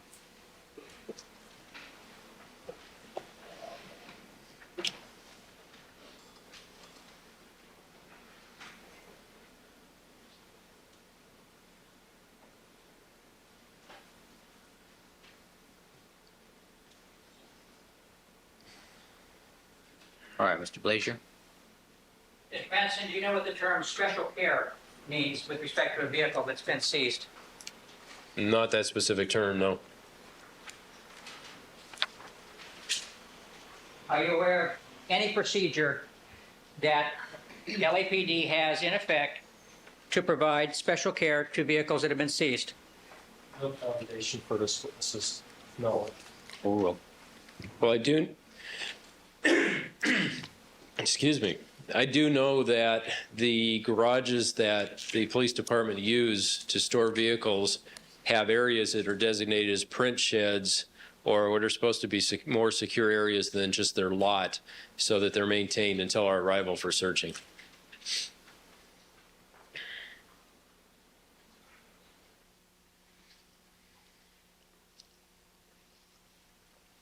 Let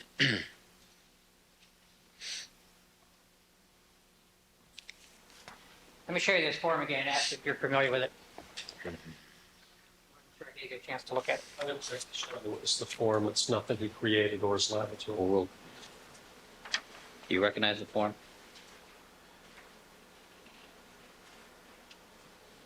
I recognize it by its title as being a Los Angeles Police Department vehicle investigation form. I've never utilized one of these. All right, do you recognize the information? Are you familiar with the information that's on that form? Information regarding the form itself, or what is filled out? The information that's contained on the form that's been filled in. Are you familiar with that information? Oh, I recognize notations regarding this case and the. Thank you. Mr. Blazier. Are you familiar with the procedure that the Los Angeles Police Department uses to release a vehicle that they're done with? No, I am not.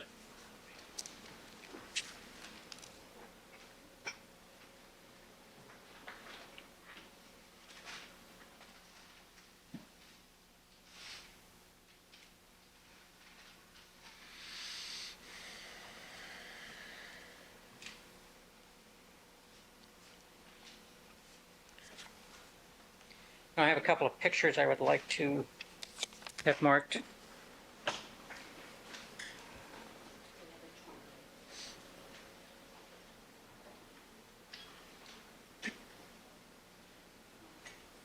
All right, 1128 and 1129.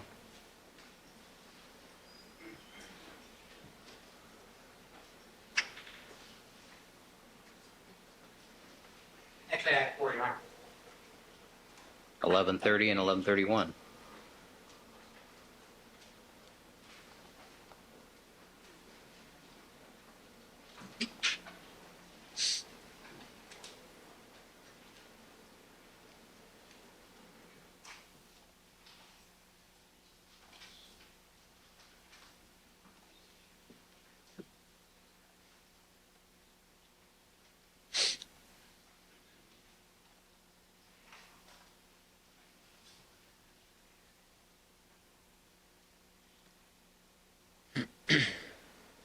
Sorry, what's that first number, Your Honor? 1128.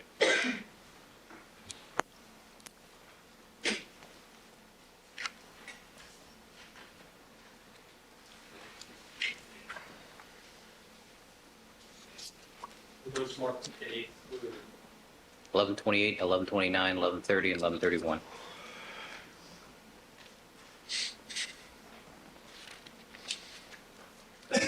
And generally, what are these, Mr. Blazier? These are pictures of reference blood vials for both victims. Madison, let me show you first 1128 and ask if you recognize the blood vial in that picture.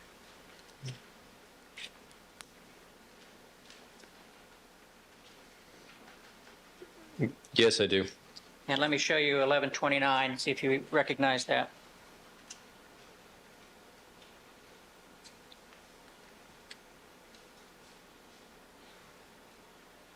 I believe it's the same one. And what are those pictures of? Of item number 60, which I believe is Mr. Goldman's reference blood. We show you 1130 and 1131. You recognize those, and what are they? These are both photographs of two sides of item number 59, which I believe is Ms. Brown's reference samples.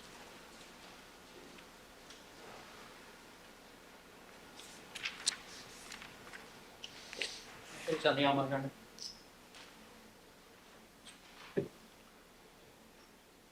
Show first 1128, 1129.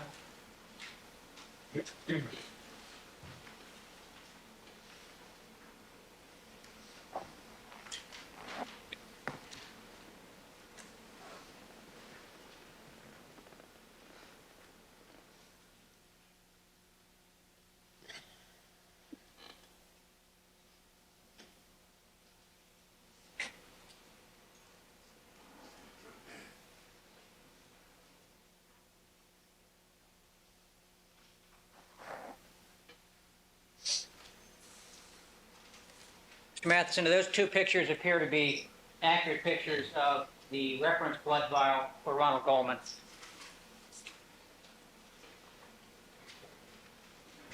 Yes, I do.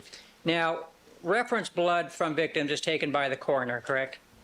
That's correct. That's not a function of SID, correct? That's correct. And after it's taken at the coroner's office, it's transported in some fashion to SID, correct? Yes. Now, you will agree that there is blood on the outside of that vial. Yes, there is. There is a substantial amount of blood on the outside, isn't there? Yes. Do you know how that blood got on the outside of that vial? Not specifically, no.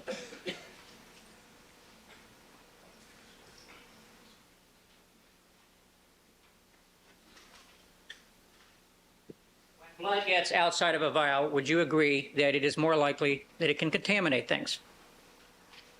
Something comes in contact with it, sure.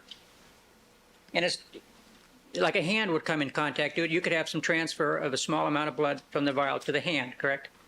That's correct. That's why I'd wear gloves if I was to handle this item. A small amount of blood that you might not even be able to see. Possible, yes. But there would be enough blood to test and get a result on using DNA testing, correct? Sustain. Are you aware of how much, well, let me withdraw that. Let's take a look at 1130 and 1131.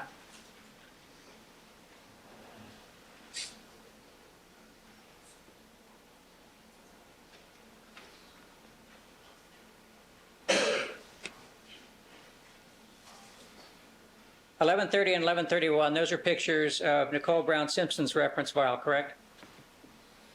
Yes, it is. And that would have been taken from the, originally taken from the coroner's office, correct? Yes. Would you agree that there is blood also on the outside of that vial? Yes. Do you know how the blood got on the outside of the vial? No, I have no personal knowledge of that. When you use these vials to perform tests on them, do you pour blood out, or do you use something like a pipetter to take blood out? You take it out with a pipetter. You don't take it out in a fashion that would cause it to spill on the outside of the container, do you? Try not to. And to your knowledge, does the coroner follow the same procedure? If they need to take a withdrawal, they use pipetters as well? I don't know the procedures that they use.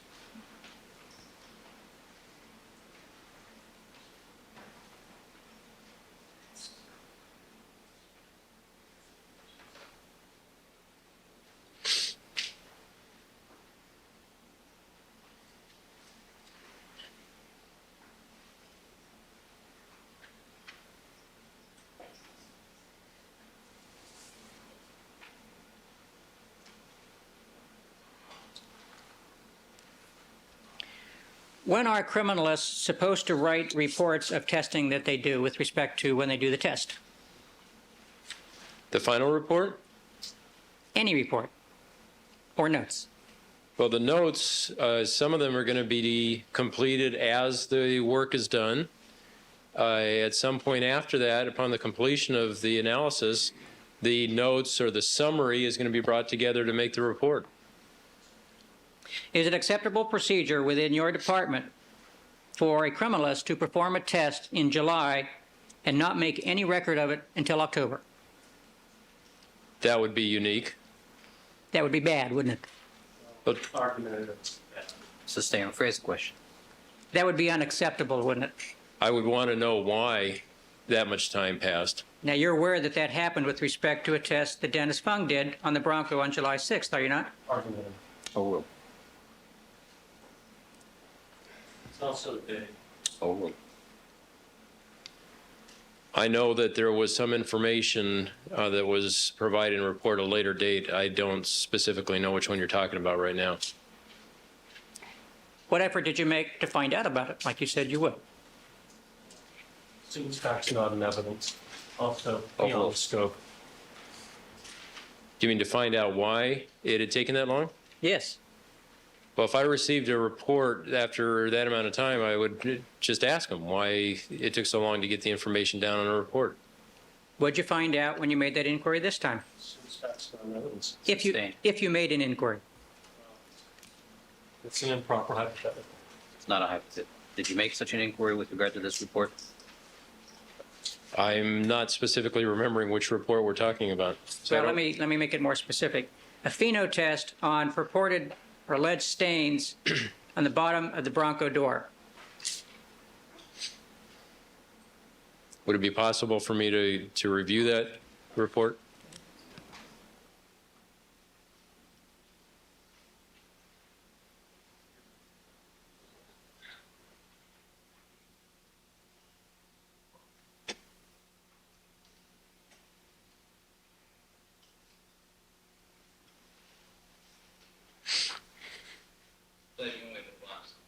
Find that later. Okay.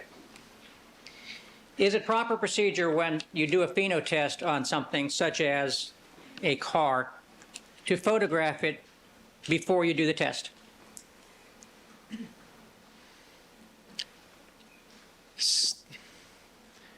Sometimes we do and sometimes we don't. As an explanation for that is if I see a stain and I don't know whether or not it is blood, I normally will not photograph it first because if it's not blood, if it's not something of interest, then it won't be collected.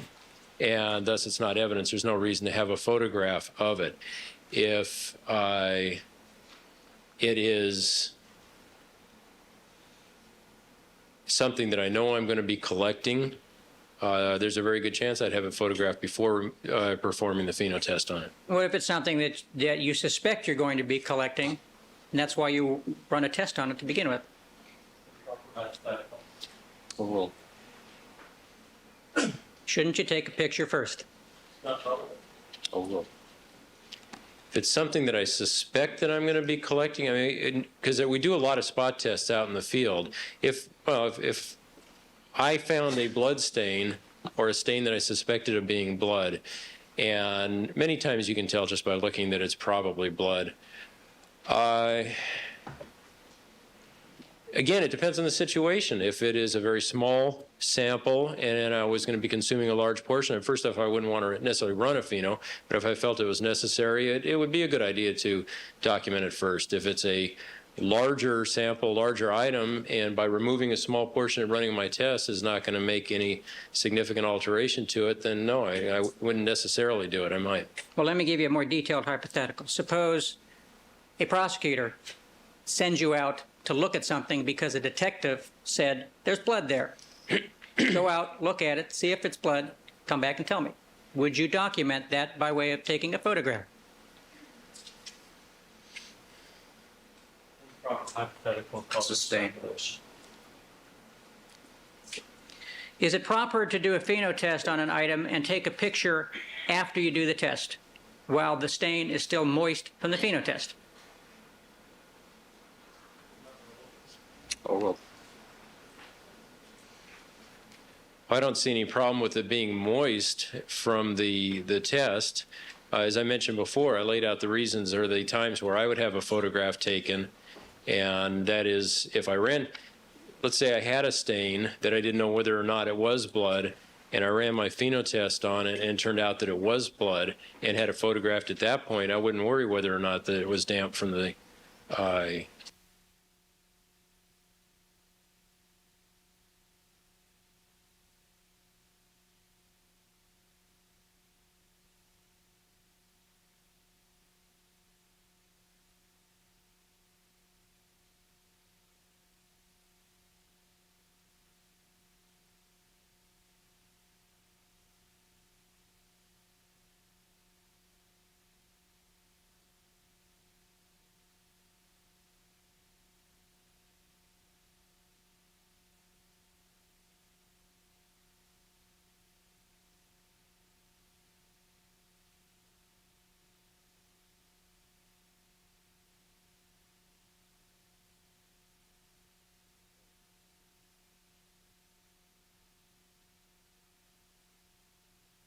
Other jurors, please.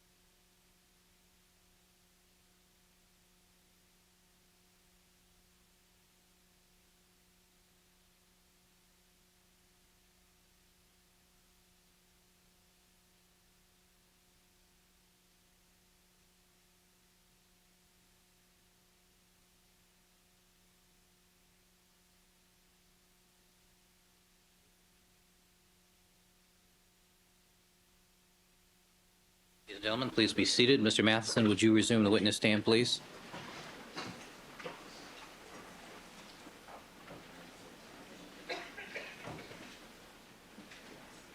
Mr. Blazer, you may continue with your cross-examination. Thank you, Your Honor. Mr. Matheson, I want to ask you some questions about contamination. Now, do you agree that if there are problems with the collection, packaging, or handling or analysis of evidence, that contamination can result? It's problems. Oh. if the items are handled in such a way that allows them to come in contact with things that they shouldn't, with other pieces of evidence, or with things in the environment that they shouldn't, yes, that can create contamination. Now, contamination, that term is not, well, tell me what it means to you in the context of serological testing and DNA testing. It would deal with having something introduced into the sample that doesn't belong there, that is not part of the sample as it was deposited. Now, no one has ever suggested to you, have they, that a clean blood sample from a particular person can change type because it gets dirt on it, for instance? Has that ever been suggested to you? That it can change types? Yes. No. The concept of contamination involves one biological material getting in contact with another, correct? That's one use of the term. That would be one use, yes. And the notion of contamination affecting test results deals with one biological sample from one source getting mixed or replaced by a biological material from another sample, correct? I don't believe it's just limited to being mixed or come in contact with other biological materials. You can get contamination of non-biologicals too. But a non-biological item is not going to change the blood type, for instance, of a blood sample, correct? That's correct. Neither will a biological contaminant. Well, are you saying that there are no circumstances where one biological material getting in with another can change the type of that material? It will not change the type of the material, no. How about the test results when you test it? Depending on the degree of contamination, yes, it could change the results of the analysis. Now, is it important to have procedures in place to prevent contamination in the collection, packaging, handling, and analysis of evidence? Yes, it is. Do you feel that additional protections are necessary when you are considering doing DNA testing such as PCR amplification? I believe the only additional controls or process that would be necessary is that the person be aware that it takes a very small amount of sample to give a PCR result. When you say a very small amount of sample, how much are you talking about? Well, I don't know, as far as exact size or weight. I believe it's something you'd have to be able to see when it comes to forensic analysis. Is it your understanding that only biological material that you can see can be typed using PCR? I'd say when we're talking about blood samples, I am not aware of the fact that a blood sample that is invisible to the eye would be typable by the procedures used in forensics. Mm-hmm.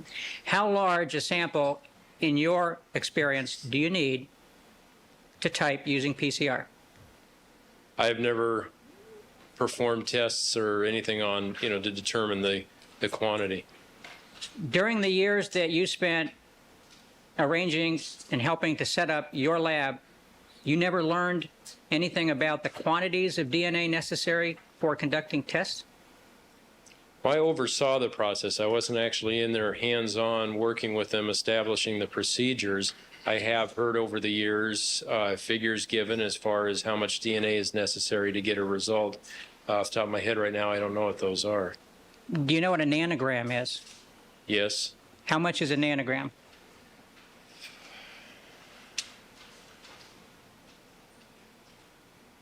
I believe that's a billionth of a gram.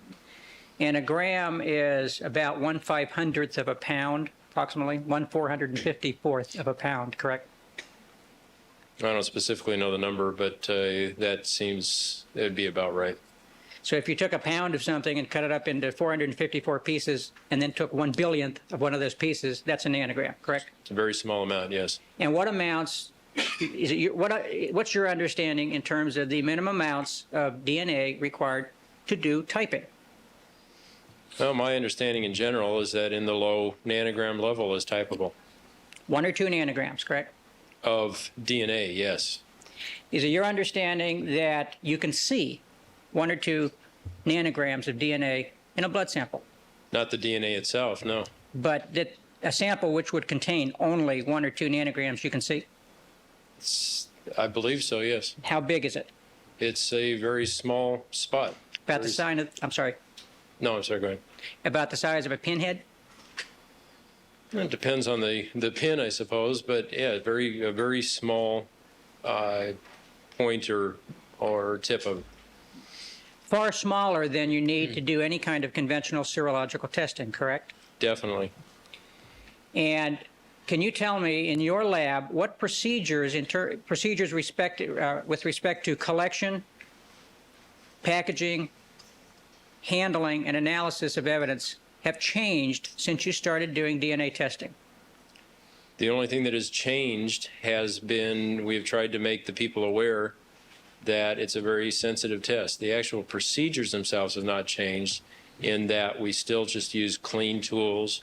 We wipe them off with a dampened tissue or something like that and avoid contact with other items. Have you done any studies on whether the procedures that you use to collect serological samples for conventional serology are adequate to guard against contamination when you're considering doing DNA testing? Did you say any studies? Yes. No studies specifically for that.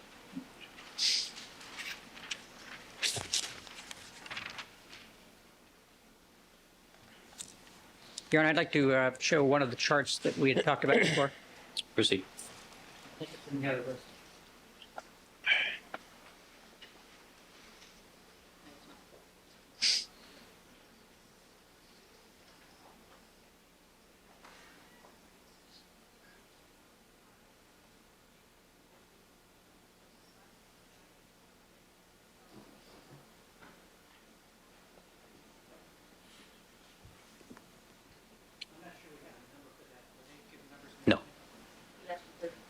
1132. 1132.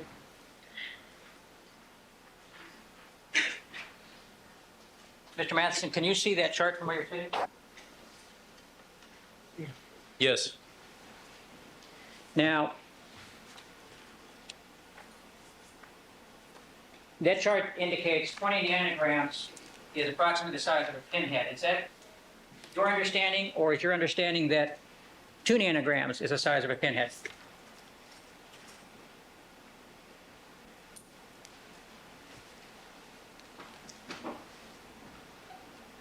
Well, I'm not talking, specifically about quantities, and there you're referring to, I'm assuming, the amount of DNA. 2 nanograms or even 20 nanograms of DNA would not be visible. Did you say earlier, though, that you thought 2 nanograms in a blood sample would be visible?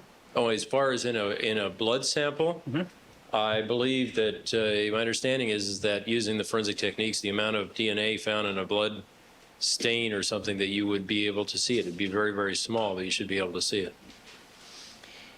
Now, Mr. Glacier, do you want to move that exhibit down towards the end of the box so the other jurors can appreciate the comparison?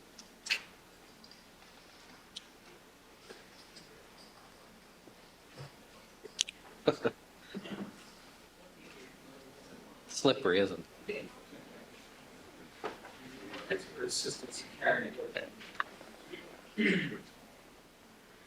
right, and why don't you give the jurors the opportunity to examine that?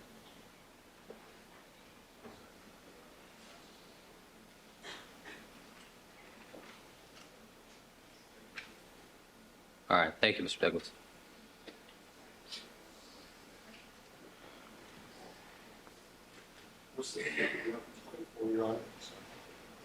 Mrs. Robertson, 1122? 1132.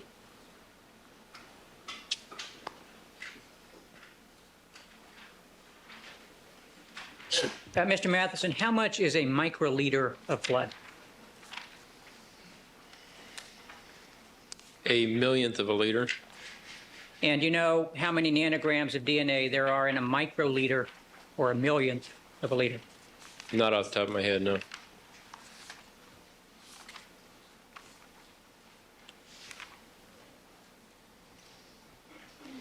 Now, the technique that is used in your lab, called PCR, I'm not going to ask you a lot of detailed questions about this, but basically involves taking a very small amount of DNA and multiplying it into a bigger amount. Is that an accurate, rough description? A specific portion of that DNA, yes. And by a specific portion, you mean a particular section of the DNA chain. That's correct. And just like the enzyme systems that you were talking about yesterday have genotypes, DNA has genotypes as well, correct? In the systems we're looking at, yes. And it's the same kind of structure in the sense that we inherit half of our DNA from our dad and half from our mom, correct? That's correct. And it's the same kind of inheritance process that's going on that accounts for 2 different what are called alleles, one from each parent, correct? True. So, for instance, in the EAP system that we were talking about yesterday, when you describe somebody as being a BA, that tells you that they got the B allele from one parent and the A allele from another parent, correct? That's correct. And in the PCR system, the genotypes work the same way in the sense that there are 2 numbers associated with any particular genotype, one which came from your father, one which came from your mother. That's correct. Now, in the EAP system that we were talking about yesterday, when you say that somebody is a B, what that really means is that they got a B from both parents. So it's in essence a BB, correct? True. Now, the DNA in a person's saliva, for instance, is the same as the DNA in their blood. You're aware of that, are you not? Yes, I am.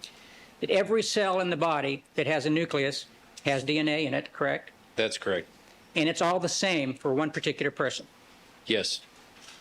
And the tests that are done, PCR tests that you do in your lab, are incapable of telling the difference between DNA, which comes from saliva, as opposed to DNA which comes from blood. I think at this point, it's going beyond the scope of the direct. Sustain. Now, Mr. Goldberg asked you questions yesterday about DNA floating in the air. And I believe you said you weren't aware of that happening. Is that correct? Well, misstates the testimony. We were talking about clouds of DNA floating around, I Yeah. think. In general, yes, that's correct. What happens when you sneeze in terms of DNA? Do you know? Yeah, well, if you don't cover your mouth open and you sneeze just in the open air, some of what comes out is going to be saliva and other constituents, and that is going to have cells in it, which is going to have your DNA in it. And if you're standing over something like a podium and dead skin cells fall off your skin, that has DNA in it as well, does it not? I guess it's still beyond the scope of the direct. I think we're still on the issue of contamination here. Correct. I don't know to what extent dead skin cells have DNA in it. Do you know what a wipe test is? I know it's used in a couple of different contexts. What's the context that you know with respect to DNA testing?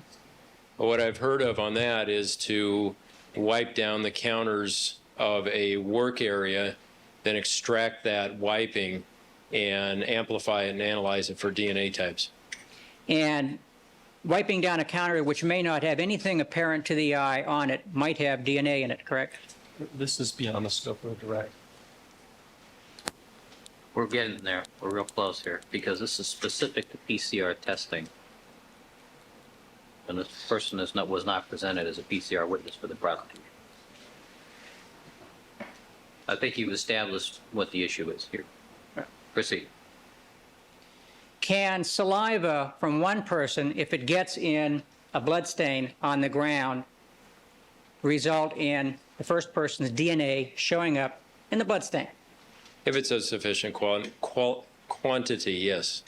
And if the blood stain on the ground has deteriorated because of humidity or environmental conditions to the point where there is not a lot of DNA in it, and is contaminated by saliva from perspiration, for instance, from somebody leaning over it, that person's DNA type would show up, or could show up, rather than the actual type in the blood, correct? If, as you say, the original blood stain had deteriorated completely to the point where you could not get any results from that, that's correct. And that's called contamination, isn't it?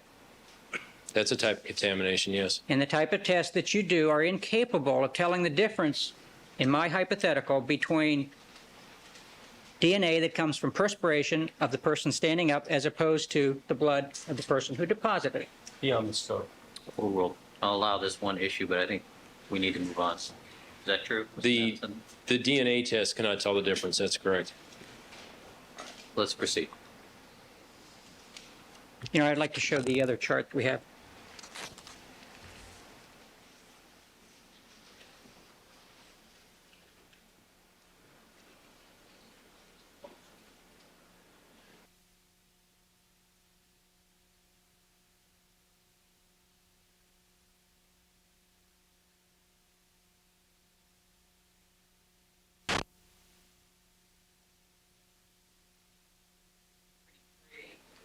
All right, 1133.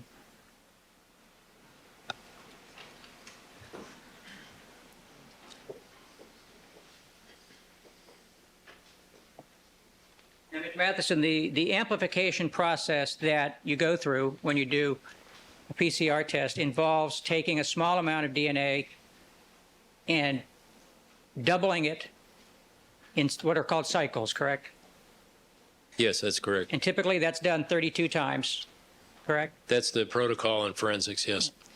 And that chart depicts that starting out with a very small amount and doubling it 30 times leads to a very large amount, correct? Doubling at 32, yes, it's an extremely large number.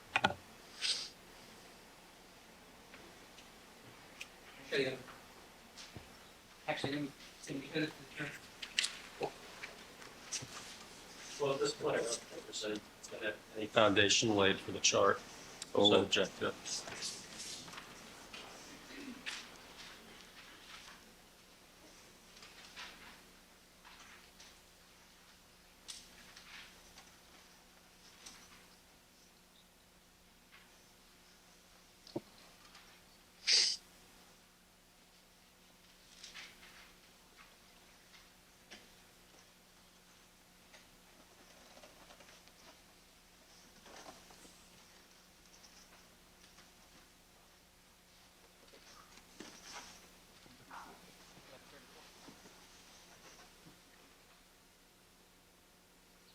1134.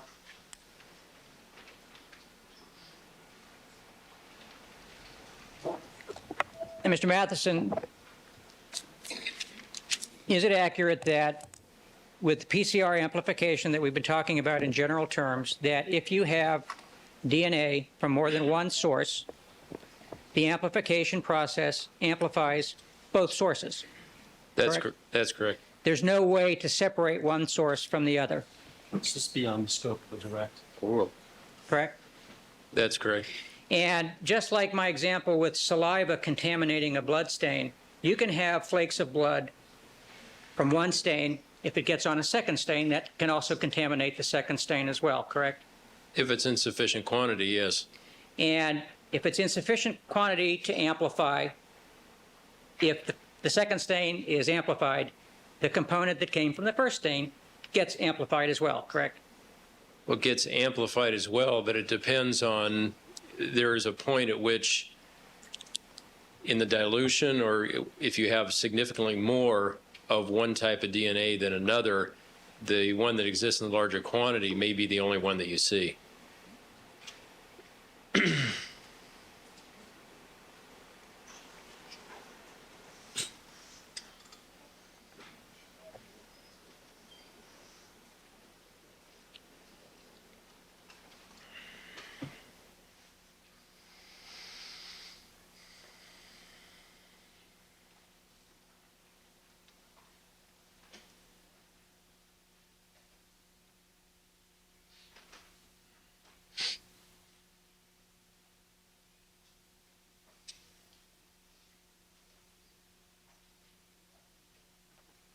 Matheson, with respect to your last answer, would you agree that the manner in which, in terms of final quantities of DNA that you get with the amplification I described, is really beyond your area of expertise?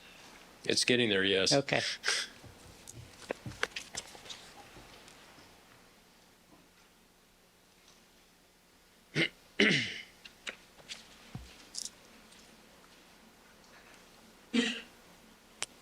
Now, you have testified, I believe, that you do not consider it necessary when dealing with biological stains that might be subjected to DNA testing to change gloves between each item that you handle.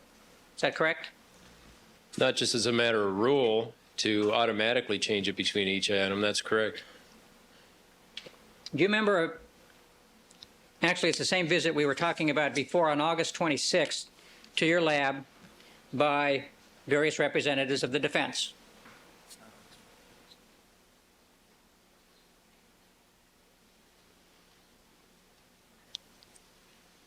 That's probably the wrong date. Do you remember the date when Mr. Regal, Mr. Neufeld, Dr. Lee, and several others came to the lab for a tour that you talked about before? Not off the top of my head, no. You recall a meeting with just Mr. Regal and Mr. Neufeld? Yes, I do. Okay. And at that particular meeting, they examined some items of evidence, did they not? There were a number of items that were examined in the serology lab, I believe. Approximately how many items were examined? Roughly. I don't recall. For that, I'd like to take a look at if I have any notes on that date. Sure. Do we have any idea when that date was? I thought it was in August, maybe around the 19th. Oh.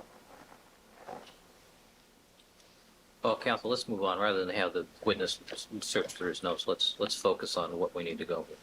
There were more than 15 items examined, weren't there? Yes. You changed your gloves between every single item, didn't you? I don't remember. I might have. And you changed the paper on the table between every single item, didn't you?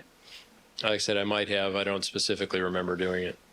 Is that the procedure that you use when representatives of the defense are there? Oh, That was, if in fact I did that, and it's entirely possible that I did, yes, we were being hypersensitive at that point to the handling of all these items. But when you're doing handling of items in the privacy of your lab with no defense people watching you, you don't follow that procedure, correct? I do not change my gloves after every time or change the paper every time unless there's some indication such as the item coming in contact with the paper or there being a chance of transferring the evidence. So it's only if you become aware that you may have touched something that it becomes important to change gloves. There's a chance that you are going to cross-contaminate, yes. At that point, you'd want to change gloves. Now, your laboratory has an extensive division order in the field manual that we've been talking about, and I'll refer you to page 125 if you still have that there.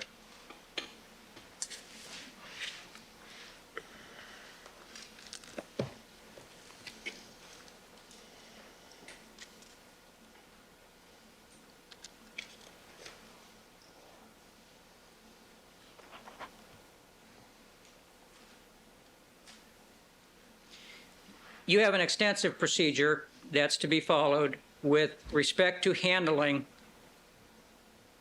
possibly contaminated evidence in the lab, correct? This is vague now as to how he's using contamination. Let me, Scarcely at this point as well. material that may contain infectious diseases. We do have a division order relating to that, yes. And the reason why you want to be careful about that is because you may ingest something of an infectious nature from some evidence that you might have collected, correct? This is irrelevant. It's beyond the scope. Oh, All of the controls are in place to prevent the operator of coming in contact with the blood. That's correct. Because if you come into contact with it, it may get into your system and make you sick. The potential exists, yes. The same kind of transfer can happen with DNA from biological samples, can it not? With the exception it doesn't make you sick. I'm sorry, I don't understand the question. The same kind of transfer in terms of getting something on your skin or on your glove or on your clothing can happen with respect to small particles of DNA or biological material that contains DNA, as with infectious disease materials, correct? Still vague and unintelligible. do you understand the question? I believe so. Right. If what you're saying is, can these items still come in contact with your clothing or whatever, and not make you sick? And yes. And if they come into contact with your clothing and your gloves, they can then come in contact with other items that you might touch, for instance, other evidence items. Unintelligible. Oh, do you understand the question? I think so. The whole idea of wearing these things is if something happens to get on you, it doesn't come in direct contact with your skin. If you're wearing gloves, then what would have come in contact with your skin has now come in contact with your gloves. And then if you use those gloves to handle something else, the potential exists for transferring it, yes. Now, when you are handling biological materials that may be subject to DNA testing, you do not use the same precautions that you use when handling materials that you may suspect have the potential of having infectious diseases, do you?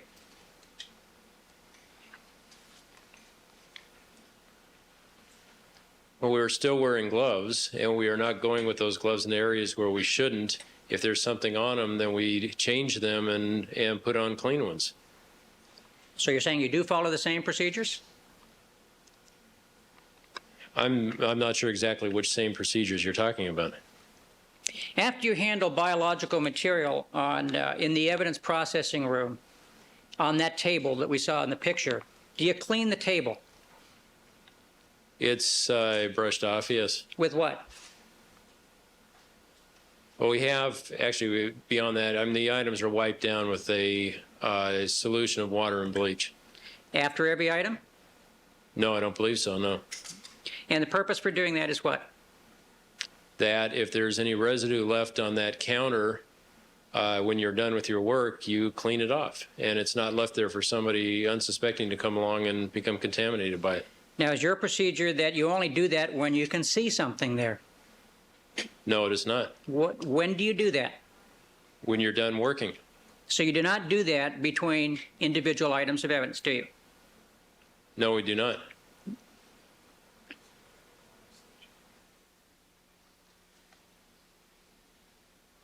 do you recognize that you can get a contamination with your evidence materials from things that you can't see?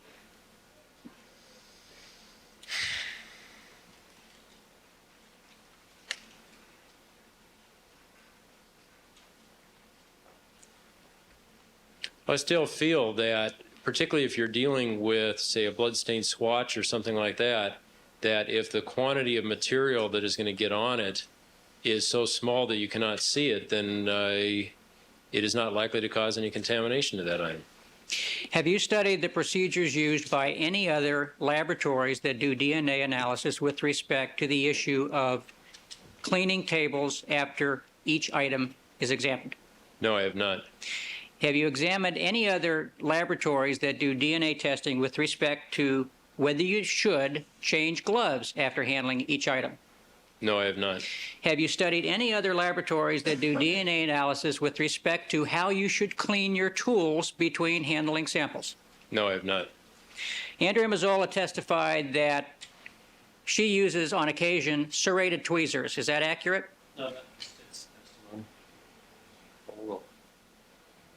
I did hear that, and I believe she said that both serrated and non-serrated were available. Okay. Thank you. Serrated tweezers are tweezers that have little grooves in the end of them so that it's easier to hold the swatch, correct? Serrated tweezers are not to be used when you're doing blood collection.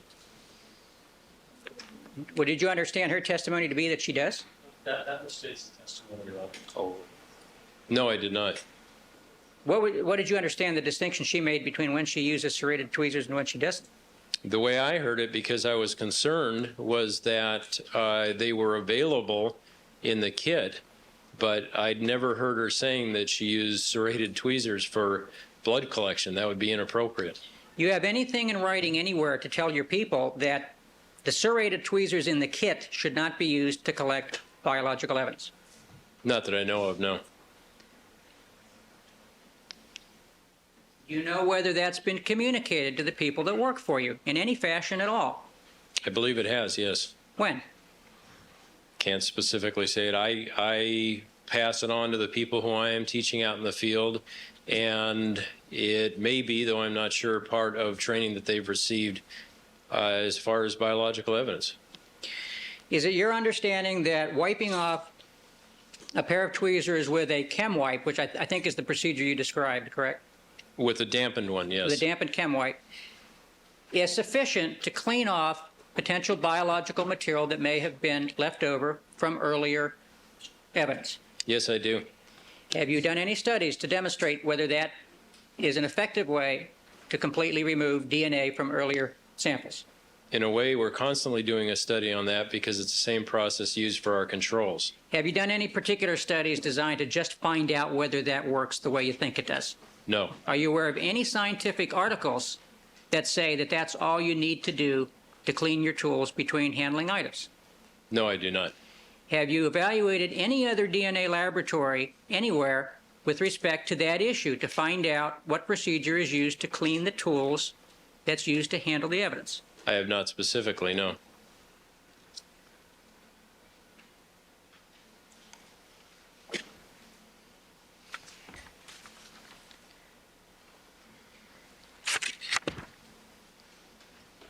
Now, I think you testified on direct. You were asked some questions about what are hot topics and what aren't hot topics. You remember that line of questioning? Do you recollect anything like that? Hot topics and not hot topics? No. You're being asked some questions about collection of evidence. In terms of whether particular topics were big topics in the forensic community or not. Yes, now I do. And is it your opinion or your understanding that the topic of the collection of evidence for purposes of DNA testing is not a controversial topic in the forensic community? Stacy's testimony. I believe we were specifically talking about the part that references the actual swatching and picking up. There has not been an awful lot of discussion that I have heard regarding whether you should use water or alcohol or whatever to clean your tweezers. I mean, it's just not a big thing that's been discussed.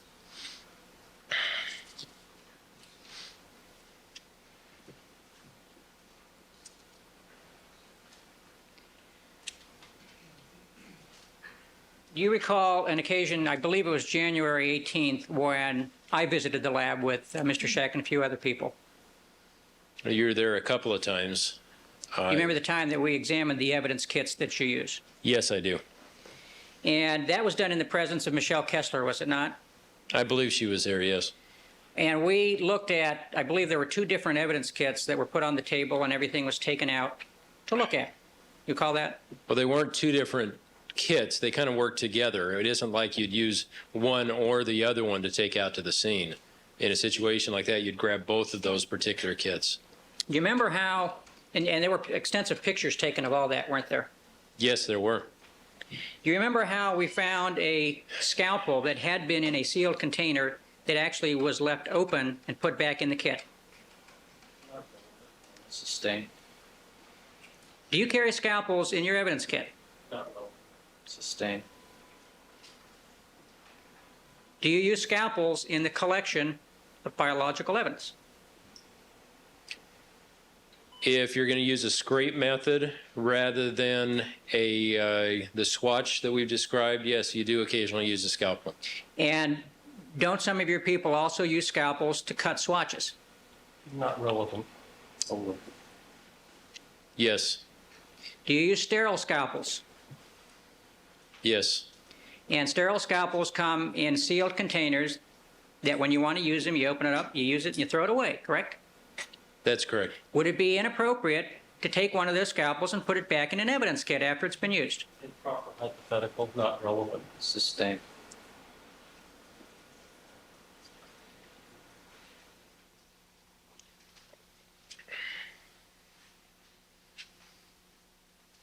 Didn't we find a used scalpel in one of those evidence kits? Sustained. Do you recall you showing us the swabs that are used at crime scenes? I believe there were swabs in there. I don't specifically remember showing them. And the bags of swabs, they come sealed with a large number per bag, correct? Yes, And when you open those bags, you use whatever you need to use, and then you throw them away, don't you? on the bags, normally we use them up, yes. When you don't use them up, do you put the unused swabs that have already been opened back in the evidence kit? They are still in their original packaging, but yes, they're returned to the kit. Do you remember when we were there, Michelle Kessler, starting to put those back in the kit, and you grabbed them and threw them away? Not relevant. Sustained.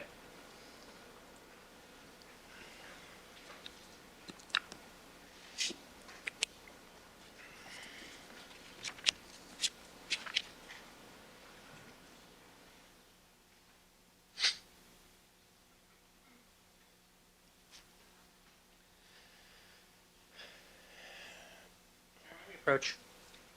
Proceed.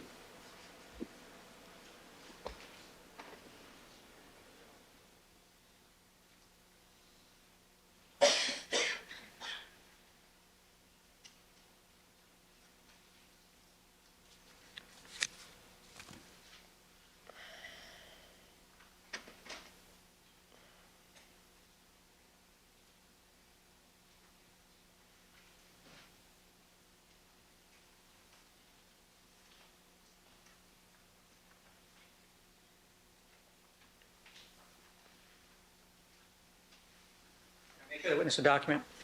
What is it? This is the guidelines for collection and preservation of DNA evidence by the FBI.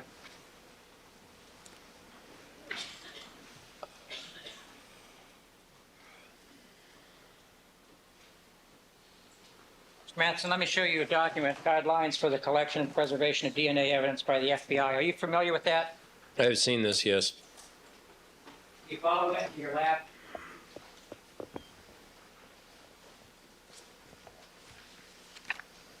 I don't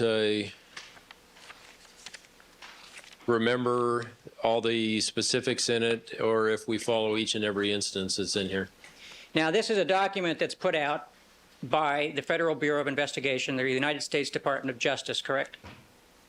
Yes, And they have a rather extensive DNA program, do they not? yes, they do. And these are guidelines that they put out for the purpose of giving guidance to crime laboratories like yourself on the proper way to collect and preserve evidence if you're going to do DNA testing, correct? There's only one proper way. Overruled. It gives guidelines on appropriate ways to do it, it's my understanding. And do you accept the FBI as an authority on the proper way to collect evidence for preservation, collect and preserve evidence for DNA testing? I believe that they are an organization that knows quite a bit about all that, and I would take into account what they have to say. And you've reviewed that document before, have you not? I have read it. I don't remember specifics of it right now. Do you believe that you should videotape a crime scene to show the relative position of all pieces of evidence? Wait a minute, that's not what it says in this document, and I object to it. That's reading from it. Objection, speaking objection. And allowed commentary over here as well. Touche. Both sides will be sanctioned. All right, proceed. I didn't hear the ruling on that. Proceed. Ask the question. Re-ask the question. He says he's familiar with it. Let me refer you to page 5. I don't want to misquote anything.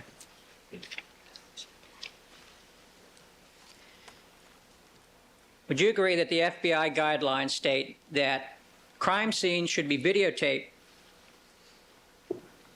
with the relative position of the items of evidence before they are touched or moved? I object under 721. Sustain, you're still missing one piece of the foundation.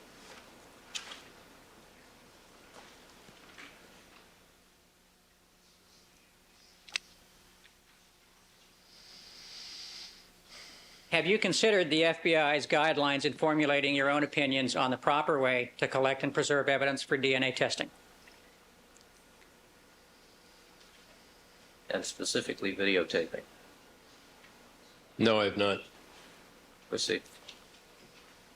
Have you considered the FBI's guidelines, the provisions with respect to identifying evidence items that are collected? What do you mean by identifying? As far as locating, or? With a unique identification mark.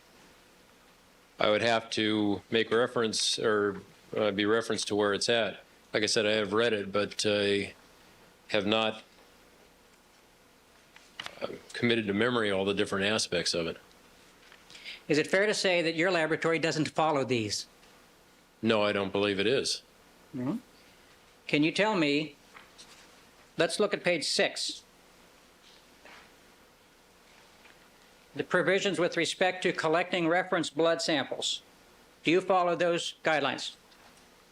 It's not relevant. They didn't collect the reference blood sample. It's the coroner's. Well, with respect to Mr. Simpson's. All right. Well, we did not collect that. Do you know whether the Los Angeles Police Department follows the FBI guidelines with respect to that? No, I do not. When you get a reference sample from the police department, how many tubes are there in it generally? Either one or two. So there's no consistency with respect to the number of tubes? It's usually one, but occasionally there's more than one.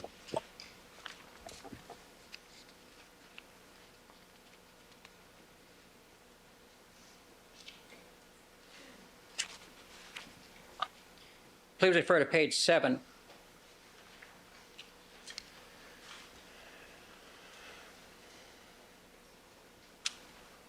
Do you follow item number 4 at the bottom with respect to labeling specimens that are collected for analysis? Still no foundation under 721. Sustain.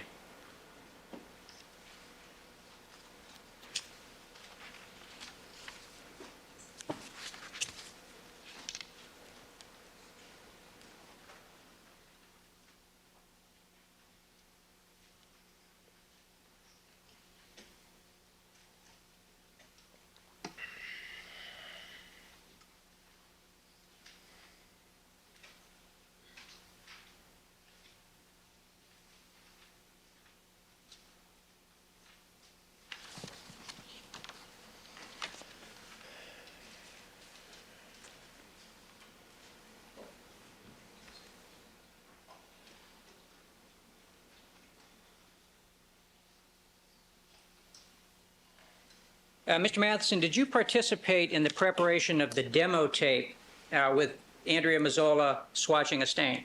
No, I did not. Were you consulted before that was done? No, Did you have any involvement at all prior to the time that was made in terms of anything involving that demo tape? no, I was not. Did you even know about it? Not until after it was done. And that was done at the aegis of the district attorney's office, correct? Not relevant. No personal knowledge. Sustained. You weren't asked to help plan it, were you? I was Asked not. and answered. Overruled. Do you know why Andrea Mazzola was chosen to do that demo tape? No personal knowledge. You know anything about that? No, I don't. Were you aware of when it was being made? No. Did you see it after it was made? Recently, yes. When was the first time you saw it? First time I saw it was after it was shown in this courtroom. Actually, I saw bits and pieces of it while it was being shown, but in its entirety after it was shown in the courtroom. Did you notice in that video that when she collected a control stain, that the moisture from where she was collecting the control migrated into the blood stain itself? Assumes facts, not in evidence. Overruled. Yes, I did. Is that an acceptable technique to collect blood evidence, in your view? She wasn't collecting blood evidence at that point. She was collecting the control. Is that an acceptable technique to use when you're collecting a control for a sample that you are then going to collect? I don't see where it would affect your ultimate collection of that sample. So that's acceptable to you? It would be nice if they didn't come in contact, but I don't believe it is going to have any effect. It would just be nice if they didn't do it that way. Well, it's, Argumentative. Overruled. You can ask a question. Is it right or wrong, Mr. Matheson? I don't believe it's wrong. Okay. Did you notice the number of times she rubbed her hand on the ground when you saw that the first time? Yes, I did. Is that a good technique when you're collecting blood evidence to rub your hand on the ground? Well, in that she wasn't then rubbing her hand on the evidence, I don't see where that makes a difference. So that's okay. Yes. Did you hear her testimony where she said she wasn't even aware that she had done that? No, I did not. That misstates the evidence. Did you notice the number of times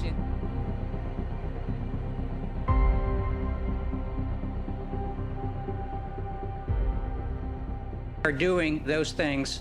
It's okay. What is not okay if it is touching an area which is dirty and is not clean prior to being used again? If they are not aware that they're touching the ground, is it your belief that they are going to be aware if they happen to touch some evidence? Sustained. Cause for speculation.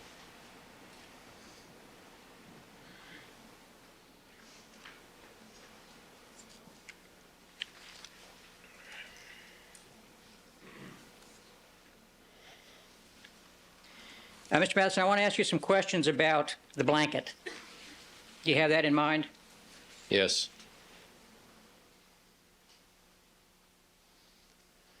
You believe that it is a proper procedure at a crime scene where you're collecting biological evidence to bring something from outside the crime scene, such as a blanket, and put it on the evidence? No, I do not. And the reason that's inappropriate is because you can inject trace evidence that wasn't in the crime scene into the crime scene by doing that, correct? That's possible, yes. And a blanket such as a thermal blanket is an excellent collector of trace evidence, is it not? Improper hypothetical. Well, we're assuming facts that aren't in evidence.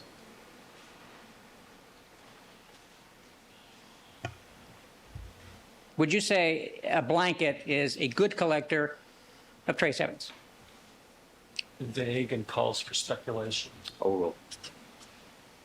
I would say that, yes, a blanket has a very good chance of picking up trace evidence.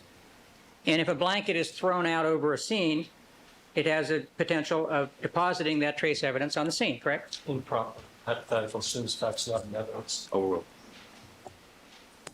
If the blanket is taken and thrown out or shaken out or something like that that would allow what was on it to be spread out throughout the scene, and that was to land on something, you have the possibility of contamination. How about if it was just put down on something? Trace evidence could come off of it, couldn't it? If it was carefully laid down, you have the potential of something falling off of it directly under it, yes.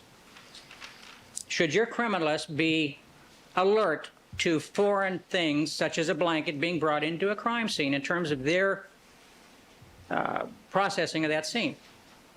Argumentative, very irrelevant. I would think that that's something that you should be aware of, that it's occurring. So that's something they should check on, correct? Well, it's something that is present that you should be aware of, yes. Do you know whether Dennis Fung ever made any inquiry, or Andrea Mazzola ever made any inquiry as to where that blanket came from? Argumentative, no personal knowledge. Sustained. Those people have already testified. I'm sorry. Sustained. Let's move on. Would you expect a competent criminalist to make some kind of inquiry as to where a blanket in the middle of the crime scene came from?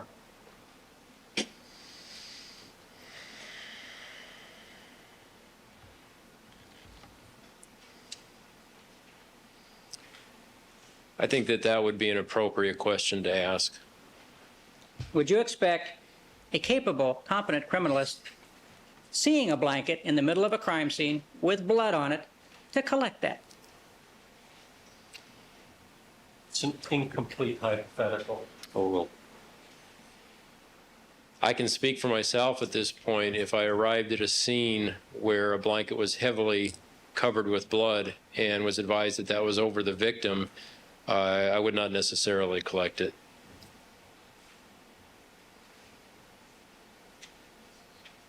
To your knowledge, is there any forensic reason or legitimate forensic or investigative reason for putting a blanket on a body at a crime scene?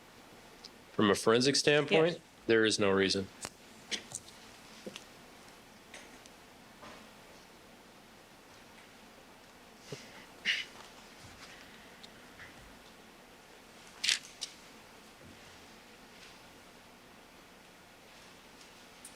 Now, do we have the board, Mr. Hager, 107 on?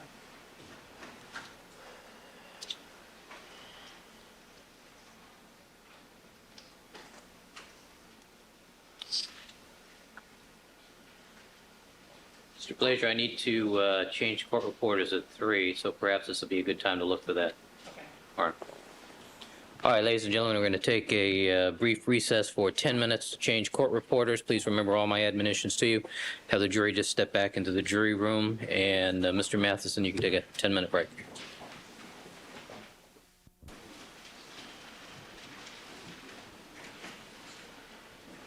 All right, we've been rejoined by all the members of our jury panel. We have a fresh court reporter, Mr. Blazer. Thank you, Aaron.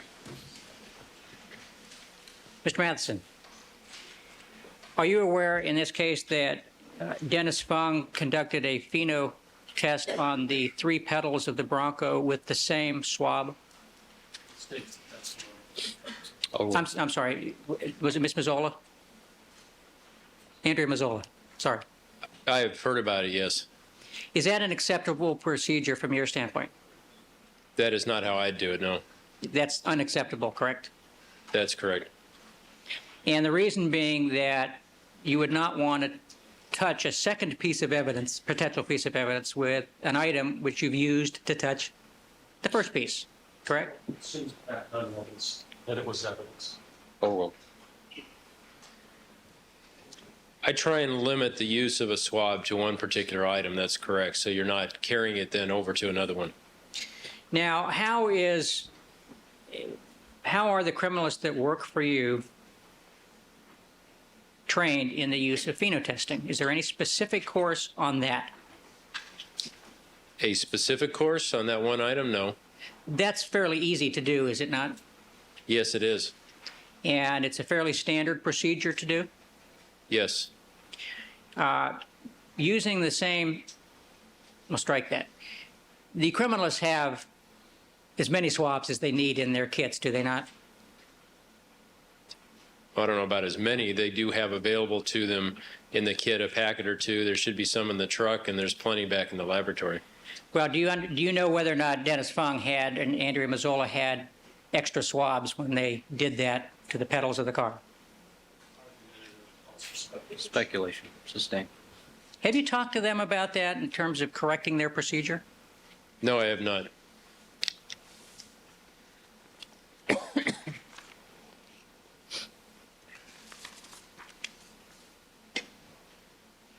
I want to talk about packaging and unpackaging materials for purposes of DNA testing or preparation for DNA testing.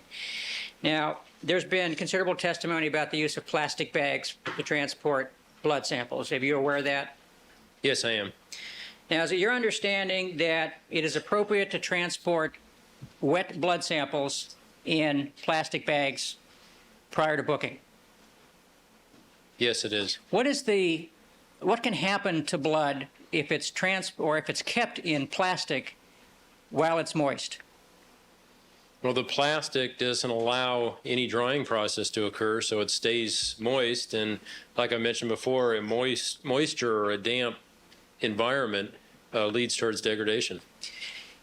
Would you agree that the proper procedure is after collection of a blood stain by using swatches, you should try to dry it as fast as possible or soon as possible? I believe it should be dried as soon as practically possible, yes. And the crime scene truck that your criminals use has a refrigerator in it, does not? Yes, it does. Now, you indicated on direct that that refrigerator is used for chemicals and is not used for evidence samples. Did I hear that right? As a rule, that's correct. Is it available to use for evidence samples if a criminal wants to use it? Yes, they're not denying. We don't say don't put evidence in there. Would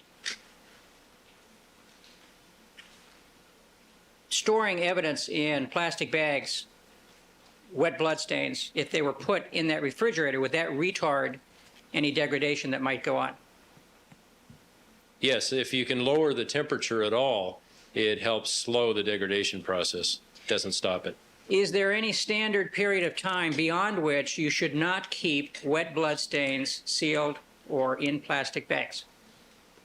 I don't believe there's a fixed time frame. We suggest as soon as possible. And is 7 hours acceptable? It depends on the circumstances. I don't believe that's excessive. I would like, if it was possible, to get them back in the lab and dried before that. But 7 hours in the back of a truck on a June day? Still, I don't, if that's the condition in which they're working and that's how they had to be kept, I don't think that's unacceptable. Have you done any studies to determine how fast blood degrades under those conditions? No, I have not. Have you read any literature? Are you familiar with any literature? Specifically damp and plastic bags, no.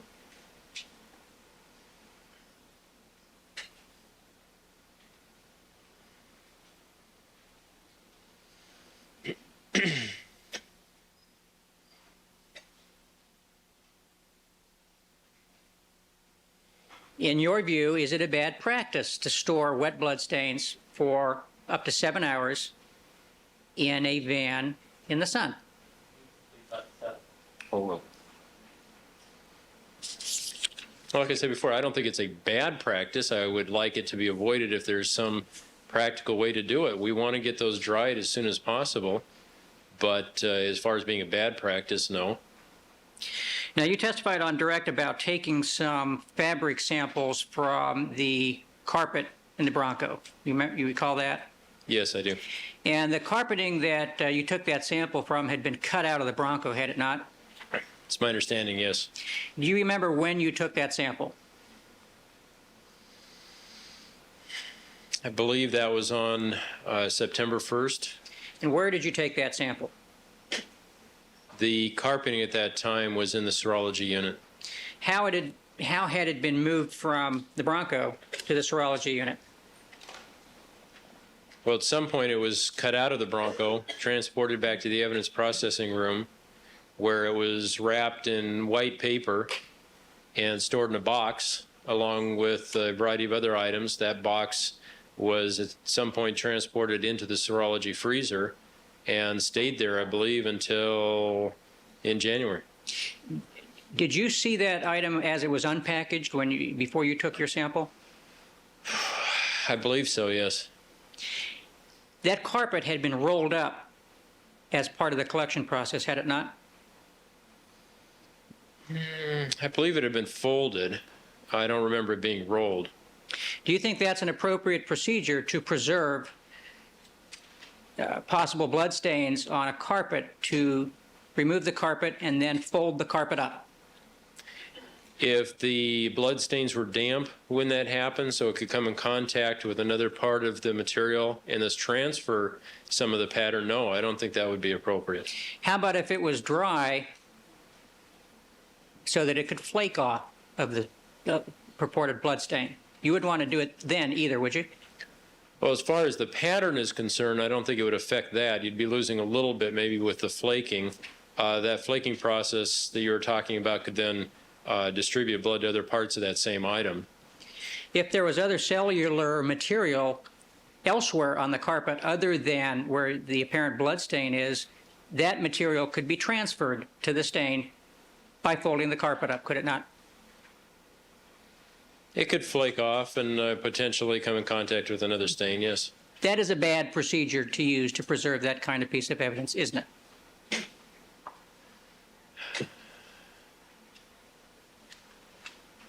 It is not the best way. The evidence will still be there available to you. Probably the best way would be to sandwich it between two pieces of paper and then fold it if you had to. You wouldn't do it the way it was done, would you? I don't believe so, no. Now, I want to talk about the drying process back at the evidence processing room. Your understanding that the wet swatches are taken from the plastic bags and placed into open test tubes. That was my understanding of how it was done in this case, yes. Now, have you done that yourself with samples? No, that isn't how I dry them. How do you dry samples? After I get back from a crime scene, I have a coin envelope with the one or two plastic bags that are in it with the swatches. I take the plastic bags out, cut along one side, cut along the bottom so I can open it up, and then I lay the plastic bag with the swatch on it on top of the coin envelope that it came in and allow it to dry that way. Do you feel that is a better procedure than the one that was used in this case? No, I think either one works fine. Now, when you take but have you tried it the way it was done in this case in some situations? No, I have not. When you take a wet swatch and try to put it in a test tube, would you agree that it is likely to stick to the sides near the top of the test tube? Well, if it's damp when it's put in there and it comes in contact with it, yes, it might stick a little bit. And doing that, it might also deposit some of the blood near the top of the test tube, correct? It's possible, yes. Now, when it is allowed to dry overnight in that condition, the next morning there is going to be dried blood in that test tube near the rim of the test tube, correct? There could be, yes.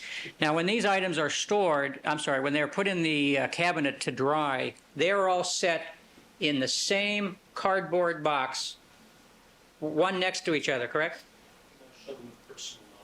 Overruled. Yes, they are. The items from Rockingham were put in open test tubes in the same cardboard box as the items from Bundy, correct? Not shown personal knowledge. Overruled. Do you know? Do you know? If they were specifically put in the same box? Yes. No, I do not know.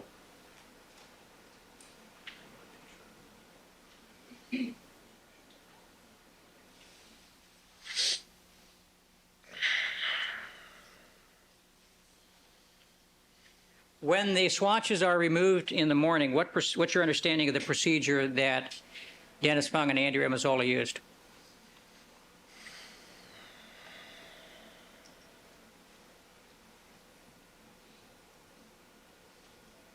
I don't specifically remember how they got them from the test tube into a paper bindle, but at some point they were transferred from the test tube, placed into the bindle folded, and placed in a coin envelope and the test tube thrown away.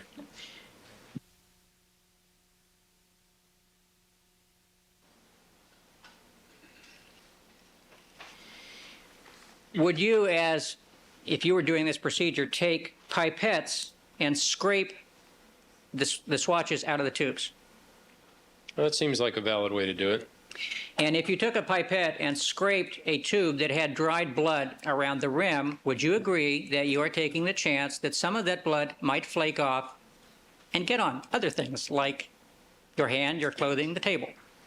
If you were not being careful and just took the pipette and ran it around the inside and scraped a lot of the area and then allowed it to flake off, I suppose you could make that happen. And do you think that if that were to happen, if blood were to flake off, you would always be aware of it? If you were being so sloppy as to handle it as roughly as scraping the areas as opposed to just reaching in and flaking out the one little swatch, I suppose you could miss that. And is that a good reason why, if you're going to use that method, you should change the paper on the table between each test tube? Well, if you're not just randomly in there scraping around, if you're being careful with your pipette tip to just catch the swatch and flake a little bit of it out, I still don't see where it's necessary to constantly change the paper.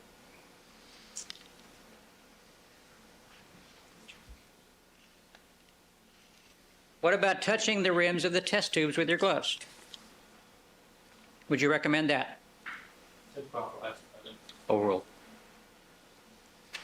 Oh, I think I'd tend to try and stay away from it, but if you're on the outside of the test tube and any sort of blood or residue is on the inside, you're not coming in contact with it, so it should not be a problem.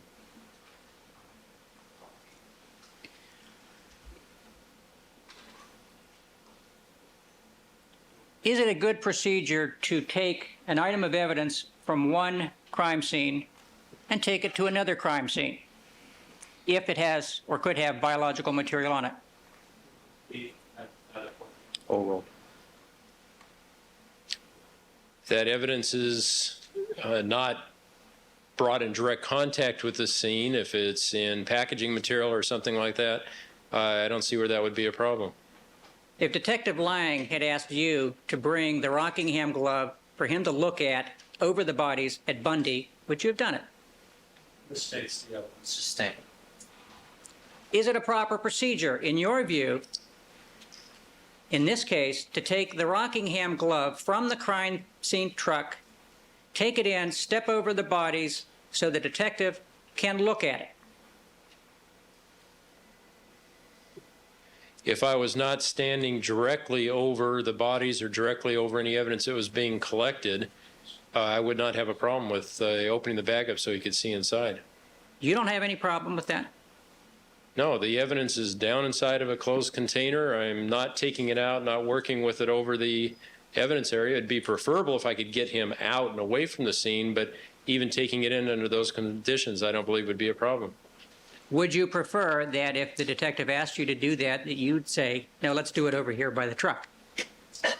Oh, sure. It'd be preferable to have him come out and step outside, but I still don't see where there would be a problem.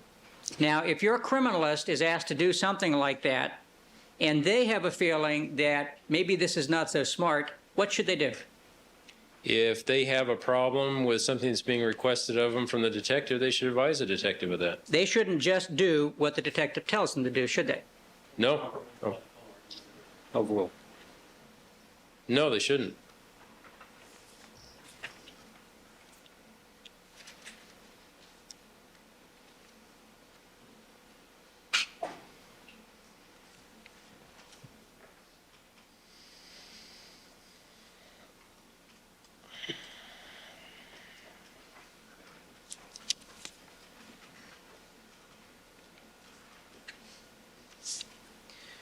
Now, you testified about control swatches being taken at the same time that swatches are taken from a bloodstain. You call that? Near the same time, yes. And the purpose of the control is to conduct the same kind of testing on the control as you do on the swatch in order to see whether you get some sort of positive result on the control, which would indicate something might be wrong with the test, correct? It could indicate that there was potentially some problem with the sample, yes. And if you had a failure of controls, would you agree that you should disregard the test results? Or perhaps do them again? Sustain. You understand what it means to have a control fail? I'm not sure what you mean by failure. You run tests on it and you get an indication that there's blood on it when you thought there was nothing on it. Well, then the control, in a way, is serving its purpose. It's showing you that there's something there and alerting you to the fact that there's a potential problem. Okay, in that situation, the control worked and you should disregard the test. As far as disregard, just throw it out and totally ignore it? Do it again. That's a potential, yes. You'd want to maybe look at your results and what was obtained. Now, if you didn't take a control, what's your understanding as to the accepted scientific practice in the community of forensic scientists that do DNA testing about not using controls? Which type of test? Sustain. Not collecting controls with bloodstains. Questions? Unintelligible. Overruled. Just regular blood stains, taking controls. Well, you should, whenever possible, take a control nearby a blood stain that you collect. And if you don't take a control, should you report a test result? What's your understanding of the accepted practice, or do you know? Still think it's which type of test? I take it we're talking about conventional serology. Well, let's talk about conventional serology and a DNA test. No, one or the other. Conventional serology. In the case of conventional serology, I would still report the result, but you have to understand that you don't have a substrate control to see it. It gives you a little bit more information that maybe you have to be a little bit more careful about those results that are obtained from it, because it is not always possible to get a control. How about a DNA test? Vegas to which type of Sustain. PCR test. I would feel that the answer should be the same, that you are getting information from the sample, but you have to also be aware of the fact that you don't have a control as to that particular sample, because sometimes it just is not possible to get a control for every sample you do. Do you agree that if you take a control that doesn't show anything when you run the test on it, that doesn't necessarily mean there is not contamination? It is not a 100% indicator that there is absolutely no possibility of contamination. Do you ever examine the control swatches that the criminalists that work for you collect to determine whether they are clean or dirty? Examine other people's controls? Yes. But when I was doing casework on a regular basis, I was seeing control samples regularly. Do you as a supervisor? No, I do not. Do you have any kind of system to check on criminalists to make sure that they really are collecting controls as opposed to just putting a clean swatch in a bag? Overruled. No, we do not.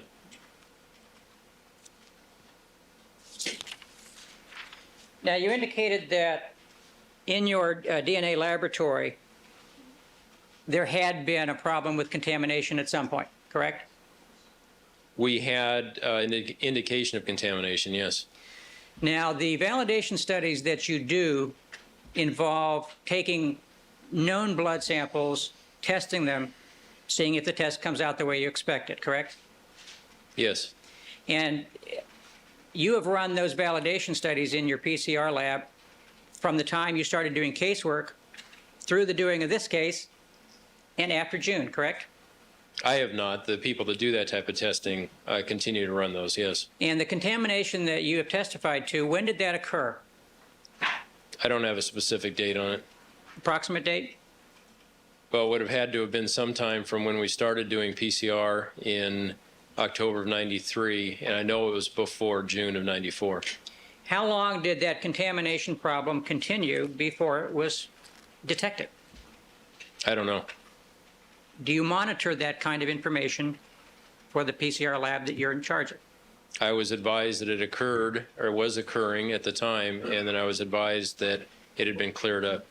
Are there any reports or any documentation of that outbreak of contamination that describes how it was detected, what was done about it, how it happened? Sustained. Rephrase the question.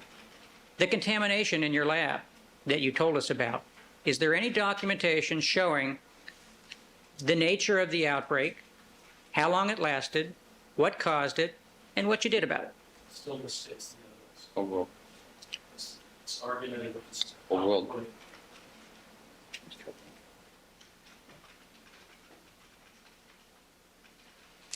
Do you understand the question, Mr. Metz? There was none generated at the time. It was verbally accounted to me.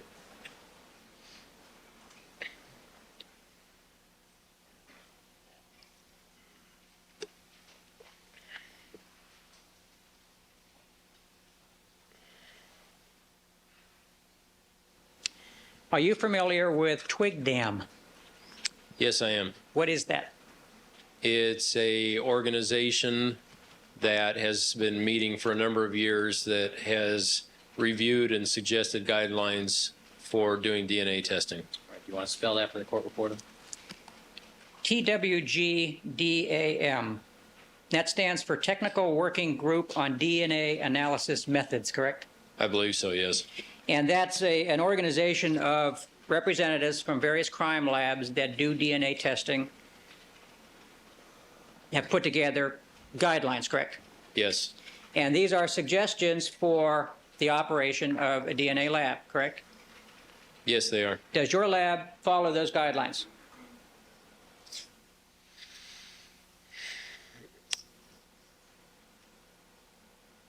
I am advised by the people that do the work that these guidelines are followed as closely as possible, yes. What does as closely as possible mean? Well, we attempt, no personal knowledge. Sustained foundation. It's also beyond the scope. Now, is your understanding that these guidelines are suggested minimum qualifications or minimum things that need to be done in a DNA laboratory? Yes. Sustained. Do you know what the guidelines are with respect to documenting contamination in a lab? Do you have any idea? Yes. Overruled.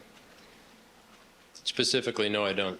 Do you know whether your lab complies with that aspect of the guidelines with respect to documenting outbreaks of contamination? Overruled. No, I do not. What's your understanding of the cause of the contamination in your lab when it occurred? I was verbally advised that we believe that it was traced back to a lot of the commercial kits that we had purchased, and that when we received one of the new lots, the contamination was no longer present. Did you contact the man, or your representatives contact the manufacturer to determine whether they agreed it was a bad lot? My understanding they did. I'm sorry? It's my understanding that they did, yes. Is it your understanding that the manufacturer agreed that it was their problem and not yours? Calls for triple hearsay. Overruled. Not that they had said it was our problem, not yours, just that they were unable to duplicate what we had seen.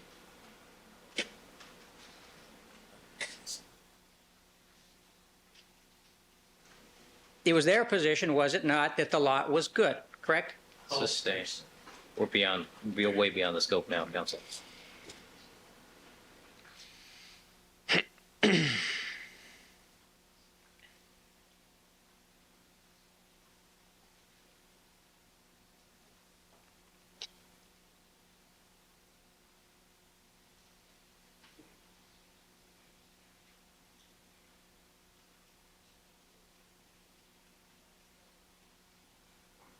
When you are setting up the DNA laboratory, did you have occasion to review the Twig Dam guidelines?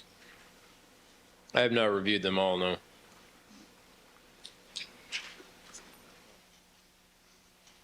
Any of them?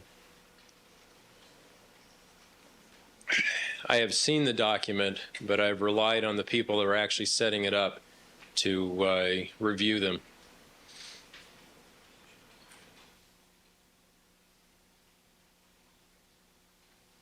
Are you familiar with the procedures that TwigDem sets forth as a minimum for decontaminating a lab that has a contamination problem? Sustained. Other than this contamination that you've talked about, now you can't tell us how long a period of time that took place? No, I cannot. Did it go on for a month? Do you have any idea at all? I know it was not that extended period of time, but no, I do not know specifically how long it was. You know, if it was more than a week? I don't specifically know, no. Do you have any procedures set up whereby you are advised when there is contamination found in your lab? Overruled. No, we do not. Have you ever become aware, other than what you've testified to, any problems with contamination in your PCR lab since it started? The definition of the word problems, we have had instances of contamination. It's the nature of the business in that occasionally you see types that you don't expect. If your controls are working and it's detected, I don't see where that is a problem. It's a existence. It occurs. How often does it occur in your lab? I don't know. Do you keep those kind of records? Sustained. Let's move on to something else. I think we've exhausted this.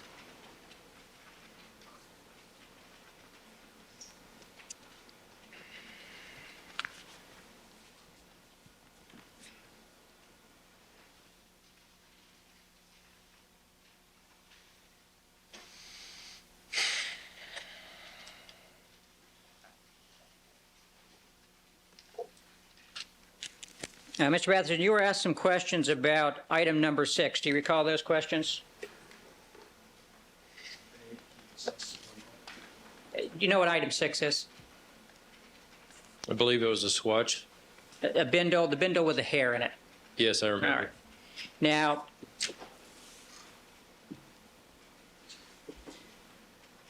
when did you first become aware that there was a hair in the bindle? Off the top of my head, I don't remember. I can try and look through my notes and see if I can come up with a date on that. Well, it was when the items came back from Albany, correct? When item 6 came back from Albany? I believe so, yes. Did you check with your representative that was present to determine whether that hair was present at the time that bindle got to Albany? I believe we asked him, yes. Have you taken any steps to determine who the hair belongs to? No, we have not. Now, I think you indicated that that particular swatch was sent to DOJ after you got it. Was that for the purpose of determining whose hair it was? I believe the hair was removed after we located it, and it was not part of what was sent. Has any effort been made to identify where it came from? I think the only thing that we have done is just a very quick attempt to determine whether or not we could determine race on the hair, but I'm not sure. Are you aware that one of the lenses in the prescription glasses found between the two bodies is missing? Yes, I am. Overruled. When did you become aware of that? I don't remember the specific date. What effort have you made or are you aware of being made to try and find that? Sustained.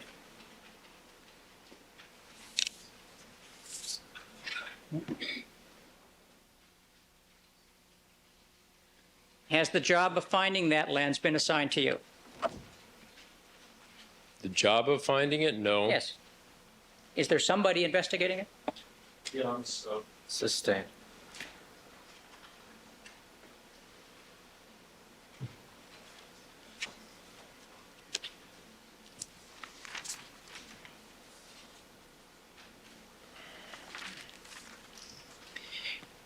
During the course of Dennis Funk's testimony, did you have any conversations with him about habits that he had formed in his testimony? Sustained. Did you have any discussion with Dennis Funk about the habit he had of saying that he did something when somebody else did? No, I did not. Did you ever review any prior testimony that Dennis Funk had given in other cases with him to determine whether he has done that before? Not relevant. Sustained.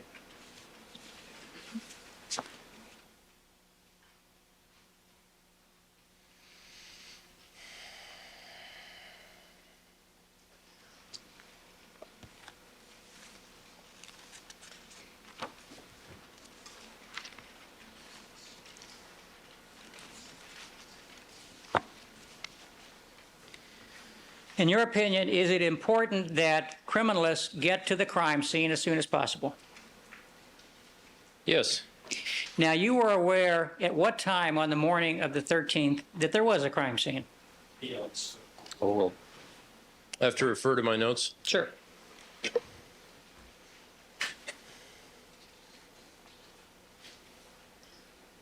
Okay, I was made aware, excuse me, made aware of the fact that Mr. Fung was out on a crime scene at about 7:45, 7:50 on the morning of the 13th.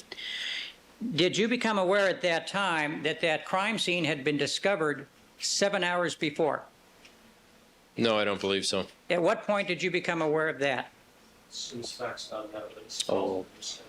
Overruled. Oh, I don't remember. What's the procedure, in effect, within the Los Angeles Police Department for calling criminalists to a crime scene in terms of when they should be called? Well, whether or not a criminalist is called is left to the choice of the detective at the scene. And it's up to them as to whether or not when they arrive, they call us right away. Sometimes they assess it. At some point, they may decide that they don't need a criminalist and then change their mind and call us later on. It's up to the detective. Is your understanding that that's the reason why they didn't call you for 7 hours, that they didn't know whether they would use you? Sustained. Do you know why you weren't called for 7 hours? Sustained. Did you ever ask? Why didn't you call us when you found the crime scene? Overruled.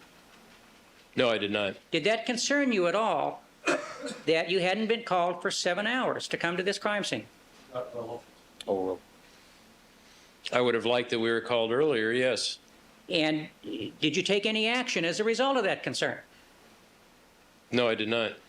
Now, did you find out early in the morning, 7 o'clock, approximately when you said you found out, that Dennis Fung and Andrea Mazzola had been sent to Rockingham as opposed to Bundy? At that time, I believe he just advised me that they were investigating a scene involving, or a crime involving a double homicide. I didn't get a lot of specifics at that point as to the number of scenes and all that was involved. Did you make any effort to find out the nature of the scene or scenes? Overruled.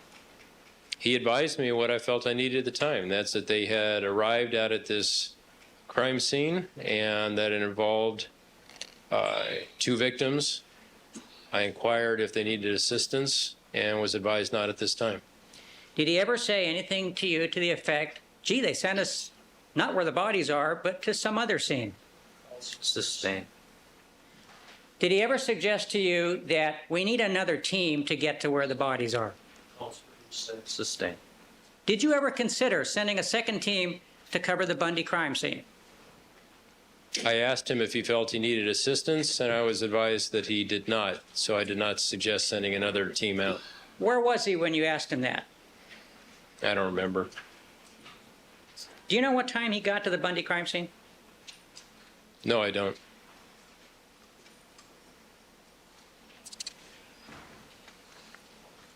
When did you become aware that the coroner moved the bodies before they were able to process the Bundy scene?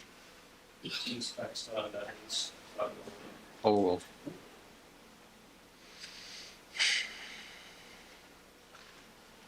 I don't believe it was that day. It would have been probably a day or two later. Now, I think you testified on direct that it's a mistake to let the coroner move the bodies before you process the scene. Am I? Sustained. Mistakes of testimony. What's your feeling on the coroner moving the bodies before your people were allowed to process the scene? From a criminalist standpoint, I'd have just assumed they left them there and allowed us to complete our work. Would you consider it very important that you be allowed to do your work before the bodies are dragged over the evidence Sustained. before the bodies are moved. Yes, I would like it if they'd have left them in place, and that it is important that we be allowed to remove anything that is surrounding the bodies. Do your criminalists have the authority to tell the coroner, wait until we're done? No, they do not. Do you have the authority to tell the coroner, wait until we're done? Not to my knowledge, no. I can request it, but I don't believe I can tell them and stop them if they felt so. Do you have the authority to process or collect any evidence that is on the body? My understanding is no, not directly. I have done it in the past, requesting it from the coroner's investigators that were there. But we have the scene. Their jurisdiction is the body. Now, do you know, when I use the term a close-in crime scene, do you know what I mean by that? I'm sorry, a what? Close-in crime scene? Not in the way you're using it, no. Let me define it for you. A crime scene where the bodies are very closely situated to the evidence. You have that in mind? Okay. In your opinion, is it an appropriate investigative technique when you have a close-in crime scene like that to move the bodies before the evidence is processed? Does that make any sense to you at all? It's the same question that we heard about 5 minutes ago.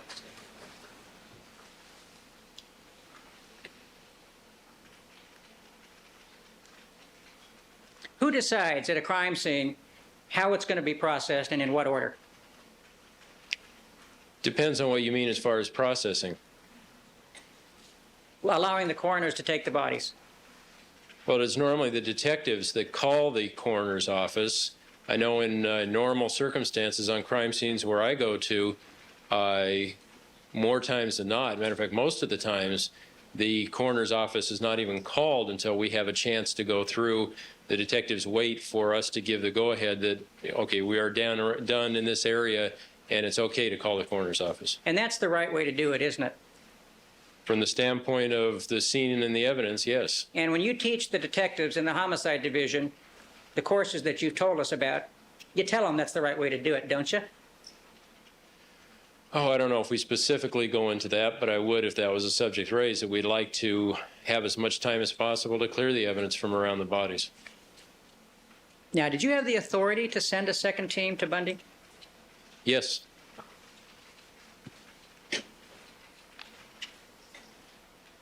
Did you know by 7 o'clock in the morning that this was going to be a very significant case with respect to the amount of resources it was going to take? Well, at 7:45 is the first time I heard about it. 7:45. I did not know the extent of the scene as far as that goes. A double homicide is not an extremely rare occurrence in this city. Did you become aware rather quickly, though, that this was a case that was going to require substantial resources? It's rather Sustained. At some point that day, on the 13th, did you become aware that this was a big case? I was made aware of the nature of the victims and that it had the potential of being a high-profile case, yes.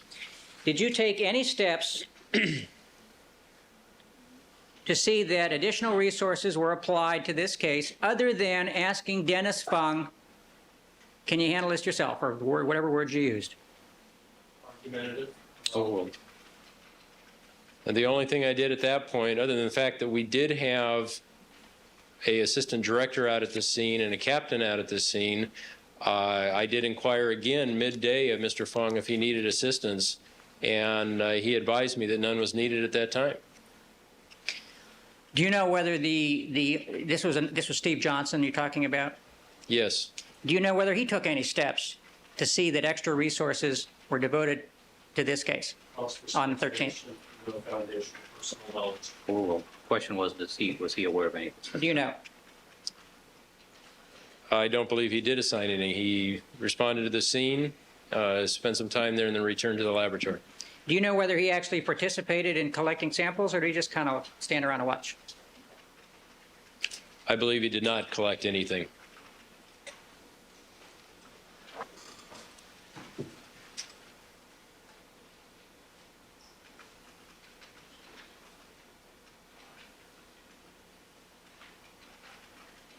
Your Honor, I'm wondering if this might be an appropriate time. Perfect. All right, ladies and gentlemen, we're going to recess as far as the jury is concerned for the afternoon. Please remember all of my admonitions to you. Do not discuss the case amongst yourselves, form any opinions about the case, conduct any deliberations till the matter has been submitted to you. Do not allow anybody to communicate with you. And as far as the jury is concerned, we'll stand in recess until tomorrow, Thursday morning at 9 a.m. All right, we'll take a 10-minute recess to clear the courtroom, and we'll proceed to the motions. For Mr. Kardashian in that matter.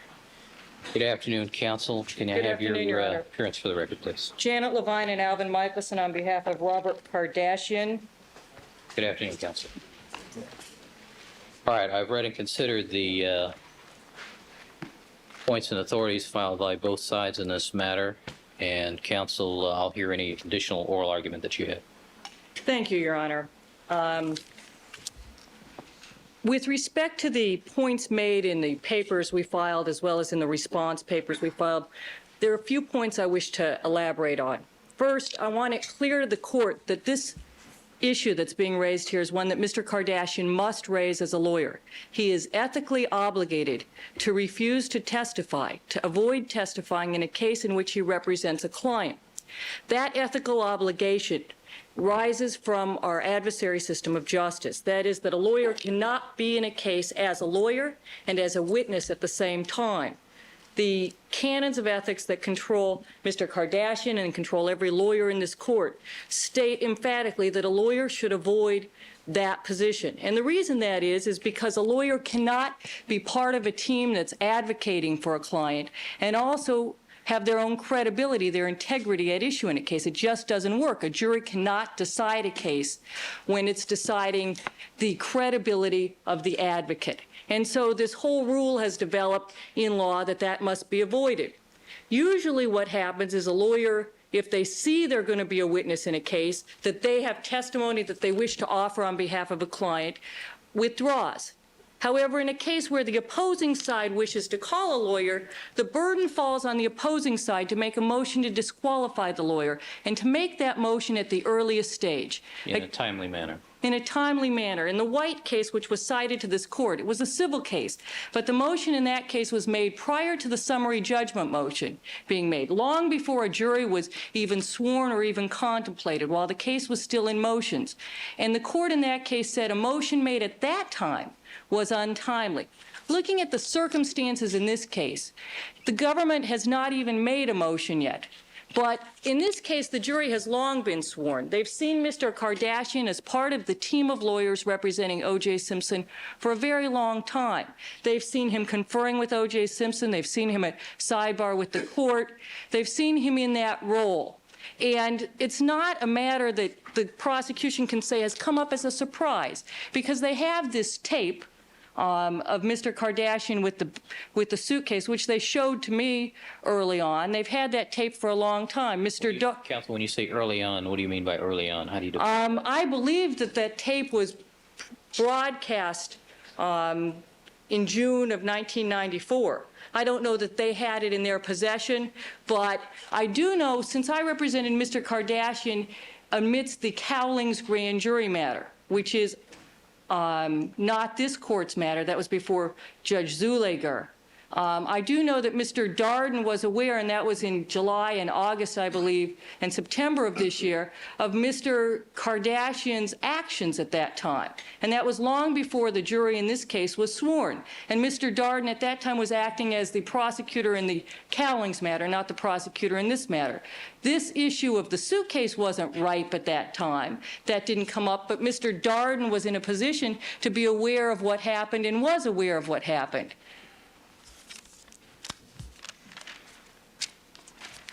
The reason that they need to make the motion early is so that we can protect a couple of things. We can protect the integrity of the adversary system of justice, and also that we can protect the constitutional rights that lie with a defendant in a criminal case, in this case with Mr. Simpson. He has a Sixth Amendment right to have counsel.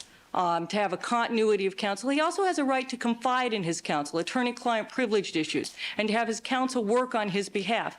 The proposed inquiry here is so broad and so far-reaching, and it's set forth in the papers that were filed by the prosecutor as well as in the letter sent by the prosecutor. They intend to ask Mr. Kardashian why questions. Why did you do this? Why did you do that? What tests did you conduct? Issues that go to the heart of the lawyer-client relationship, and issues that are not permissible for inquiry.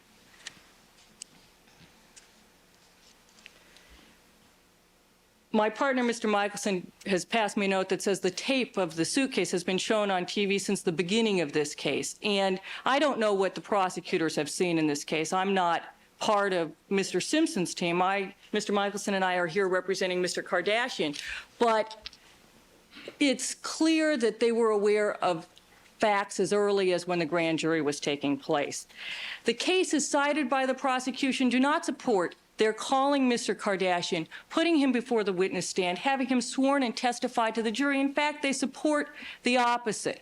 The Meredith case, which is the seminal case in California, stands for the proposition that a lawyer cannot suppress evidence. But footnote 8 of that case, which was quoted in our moving papers, is quite clear. And it says, if a lawyer has information that the prosecution needs to get, the way it comes in is not through the lawyer testifying, not through any implication that the information comes from a client, but through stipulation, through finding a narrow group of facts that can be stipulated to. And the reason that is so the integrity of the lawyer isn't at issue.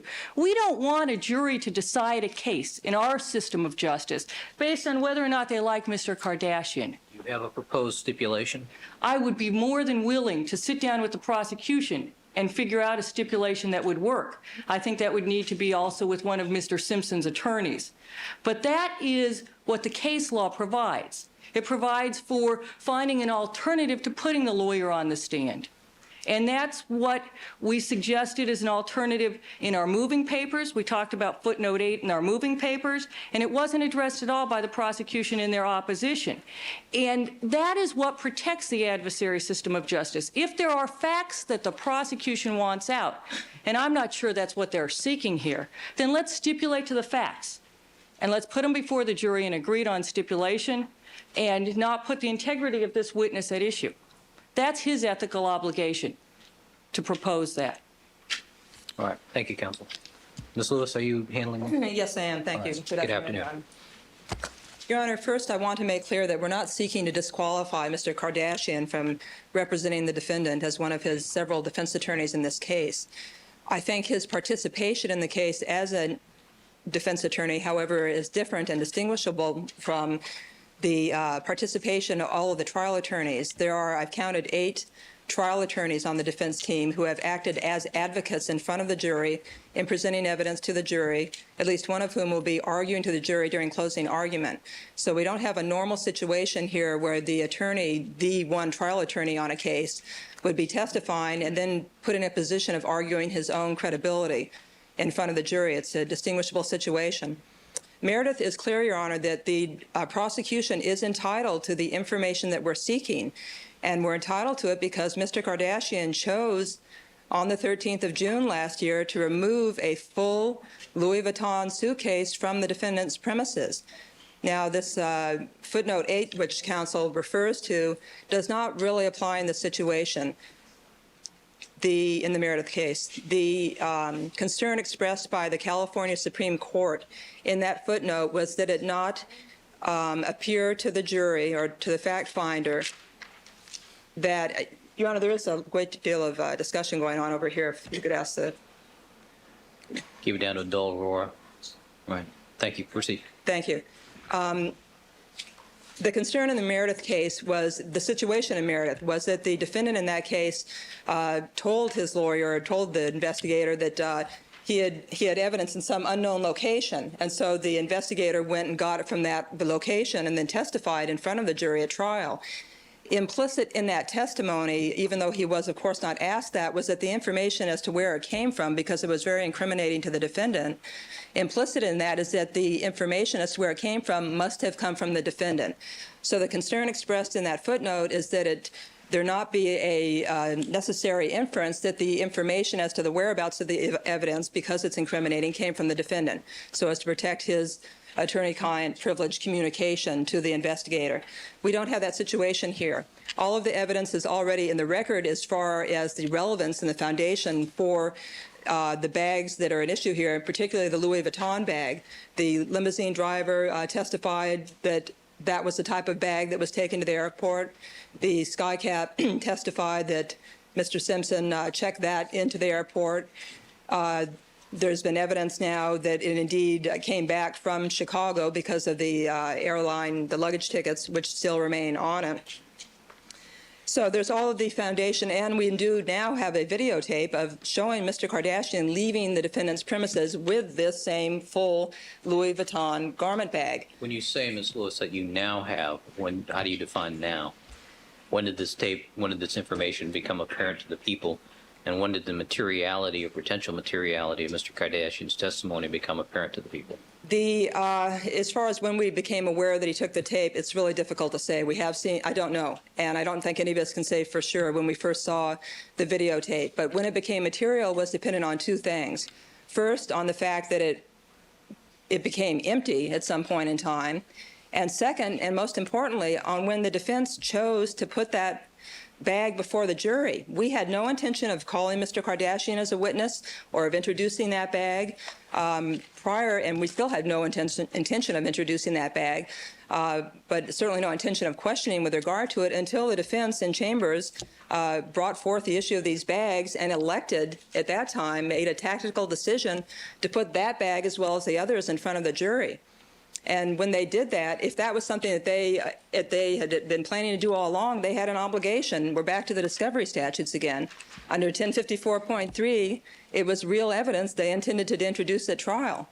And they did not give us any indication of that intention. They supplied us with no notice of that, either orally in writing before that morning in chambers, either by a photograph or by an offer of to make it available to us for inspection, or in any other manner.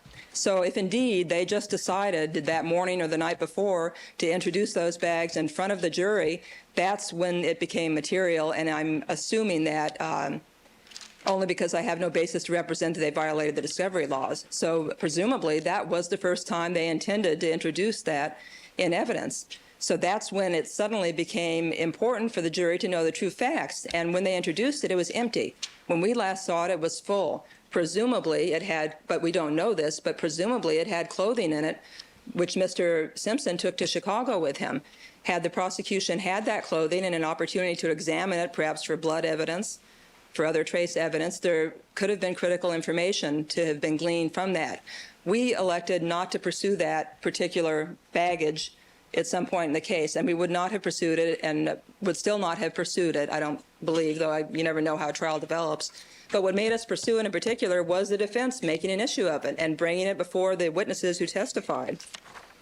All right, so how do I get around the other legal problems, though, that are created by I agree with you that Mr. Kardashian's participation has been minimal to date. However, he has been here in court. He was introduced to the jury during the course of the first 200 sidebars that we had. He was seen by the jurors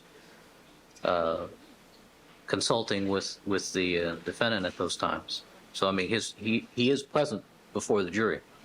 Well, this is an opportunity for him to explain, Your Honor, what his participation was, because as the court recalls, the testimony of Judge Wong revealed that when he went to Mr. Kardashian's residence is where he picked up the golf clubs, and when he was at the Mr. Simpson's home on Rockingham is where he recovered the Louis Vuitton bag from. And, you know, along those lines, Your Honor, I just wanted to mention when you and I and Mr. Carl Douglas of the defense team were out there the Friday before the jury view, to my surprise, I noticed that there were a few such Louis Vuitton bags up there on the shelf. And we don't know whether this was one of them or not. And it certainly was full the last time we saw it. So I don't think there's a problem under the facts of this case. And I think the problem, the concern expressed by Meredith that it become, that it not be inferred that the information about where this evidence had been come from the mouth of the defendant is satisfied here because of the testimony I mentioned a few moments ago with the limousine driver and the sky cap, and the having testified that that appeared to be what he took to Chicago, and with the tags that indeed show it was checked into American Airlines on about the appropriate date. So that we have the foundation here, we don't need to ask Mr. Kardashian any question which would infringe upon his privileged communication with the defendant, and we're not seeking to do that. And that was the one concern expressed in Meredith. And in Meredith, indeed, the defense investigator testified before the jury, was asked on cross whether he was an investigator for the defense, and that he was allowed to testify to that. Is there a possibility we could accept counsel's suggestion that perhaps there's a stipulation that would avoid Mr. Kardashian having to testify? Well, there's certainly a possibility, but I believe we have attempted, I'll check with Mr. Darden on this, I believe we have, in fact, let me check before I make the representation, may I?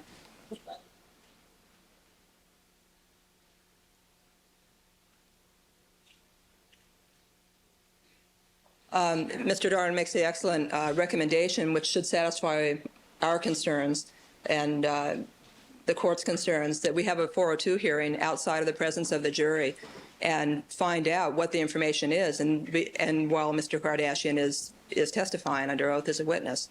And that way we would have the relevant information so that we would know how to formulate a stipulation. And I think that's something that would also help us determine indeed whether a stipulation can be used and one is appropriate in this case. All right. Thank you, Ms. Lewis. All right. Ms. Lehman, any brief response? I might have a moment, Your Honor. Certainly.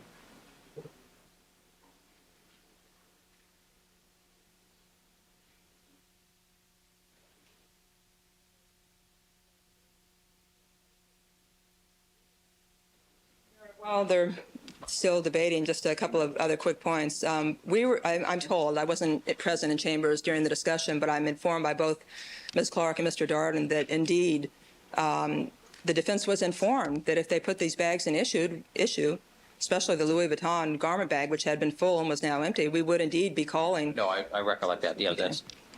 It's part of the thought process at this point. And Mr. Darden makes the additional point that back in August of 1994, he indicated that Mr. Kardashian had placed himself in the situation of... It's in your papers. Okay. One other point, which is not in my papers, and I'm sorry, I didn't talk about the White case, which counsel cites because it's so clearly distinguishable. It was a civil case in which a summary judgment motion was brought, and just briefly, unlike what counsel represented, it was 6 months after the other side learned that for the summary judgment motion, which was denied, that the counsel would be acting as an advocate that they chose to disqualify. So it was clearly untimely in that case, and it was a civil case anyway, so it's clearly not pertinent here. All right. Ms. Levine, what do you think about Ms. Lewis's suggestion that perhaps we have a hearing outside of the presence of the jury to determine the issues as to what happened to the contents of the garment bag, and then see if that would form a factual basis for a stipulation? I think it's excessive. I think it's not necessary. Mr. Kardashian is a lawyer. He's sworn to uphold the law. If he sits down, just like if anyone sits down under any circumstance discussing discovery or anything and makes a representation, we can try to reach a stipulation. If there's a problem then we can bring it to the court. It looks like, and I am obviously not the expert that everybody else in this courtroom is, that this issue is not going to come up in the next week, that the prosecution is involved in some more scientific evidence. So there is... That's a fair statement. So that there is time for us to sit down and try to hammer out the parameters of a stipulation, and then if it's necessary, we'll bring up the issue to the court. But that's what I would prefer to do. I think it preserves Mr. Kardashian's ethical role in the most pristine manner, and if it comes up, then we can come back. All right, what do you suggest is a reasonable timetable? My inclination is to order you to meet and confer with your client and representatives of the prosecution no later than early next week. That's fine. I can't do it this week, Your Honor, because I'm already committed to things. That's why I said early next week. But I'm free from noon Monday and all day Tuesday, so either of those days with a representative of the prosecution team. I think there will need to be someone from the defense team, in addition to Mr. Kardashian, present as well, to make sure that while we're protecting Mr. Kardashian's obligations, Mr. Simpson's rights are protected. I would nominate Mr. Douglas, since he's familiar with the breadth of this case. I'll second that nomination. And because he's absent.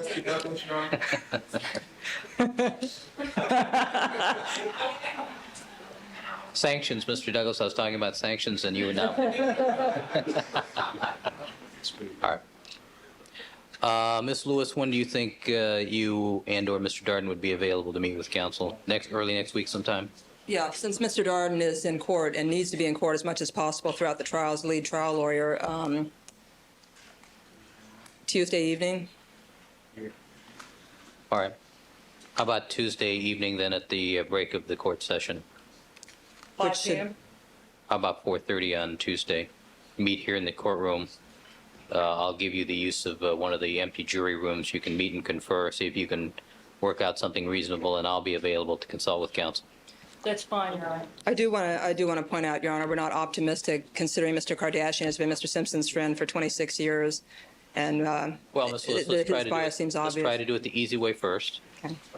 He is an officer of the court. He can provide a declaration under penalty of perjury as a factual basis. We'll try it the easy way first. If not, then we'll have a hearing outside the presence of the jury. I just comment, Your Honor, the court, Thank you. please. I think we have to know. Your Honor, I believe we have a one attorney rule on we every do. issue. I haven't been watching all the TV. Your We have a Honor, one so- attorney rule.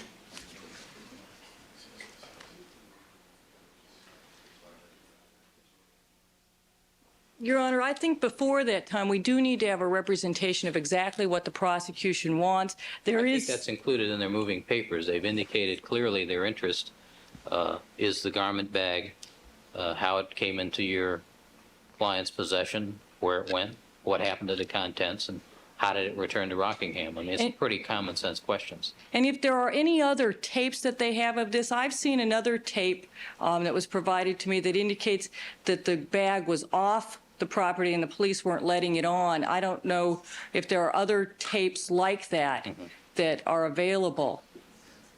Well, I assume this will be during the part of your meet and confer. Okay, that's perfect, Your Honor. All right. Here at 4:30 on Tuesday. But I would also suggest that you and Ms. Lewis confer regarding appropriate ground rules as far as disclosure, what it is, specifically what it is, Ms. Lewis, you want, what you have available as far as the evidence, the videotape showing Mr. Kardashian with the item. All right? Thank you. All right. Would it be possible to utilize the services of one of the court's reporters for this? I know, I don't think the meeting needs to be reported. I missed, it's not without reason. I think Mr. Darden certainly had contact with the individuals. No, we won't do that. My court reporters are burdened enough as it is, believe me. All right, thank you, counsel. Thank you, Your Honor. Thank you. All right, let's go on to the defendant's request for a hearing on prosecutorial misconduct.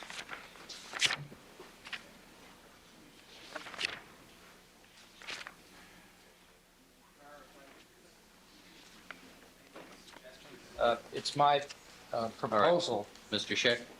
It's my proposal that this proceeding be conducted in camera. And the reason that I propose that is that all we've ever asked for here is a factual basis, hearing on the factual basis from Mr. Harmon's statements about privileged communications with our experts, state assertions that he made. That's all we ever asked. He made a response. To the extent that he may discuss privilege matters, or we may have to discuss privilege matters in response, or any of that has gone into, it seems to me that we should do that in camera. It shouldn't be broadcast, shouldn't be brought to anybody else's attention. Also, what concerns me is that we submitted to the court 2 declarations from the principals that Mr. Harmon, one with whom Mr. Harmon spoke, and the other is an individual who we believe is referenced in his response as the individual from the FBI, which creates factual conflicts. So it's my respectful suggestion to the court that if we do this in camera in chambers, A, it won't air all this possible privilege materials, which will be delicate, and B, maybe it'll keep the level of this down. Isn't the issue not what was discussed, but the manner, the contact, and the confidential nature of the relationship between the defendant and certain of these experts? Yes, I think I can do my side of it without bringing these things up, obviously. and even just argue the legal point, I'm a bit concerned about what's going to be said on the other side. And because the whole point of this was that assertions were made about secret testing, results of secret testing to the court. That's all we ever asked for an inquiry into. The factual basis for that, that's the problem. Mr. Scheck, I'll hear your legal argument. Well, my legal argument is a very simple one, Your Honor, and I would essentially rest on the papers and the declarations. What we have here is a situation where the defense, Mr. Harmon made representations in court, as is indicated in our papers, and the court is well aware from the record, about who tested what, on what occasions, what the results were, what the court should be knowledgeable of in terms of the results, in that he suggested we were misleading the court in other applications based on what results might have been or were, and he made specific assertions as to who did what when. His response doesn't make the matter any easier. It's our position that when samples are given to the defense for whatever purposes, and possibly testing that is to be privileged and in secret, that the prosecution should not endeavor to find out what the results of those tests are. Mr. Harmon's own response indicates that he personally conduct conversations with Dr. Reeders of National Medical Services and asked him questions about EDTA testing and about made statements to him to the effect that he knew that this lab hadn't performed those tests. And then in his papers he says that Dr. Reeders made responses to him in, quote, unsolicited comments, unquote. Dr. Reeders contests that in a sworn declaration.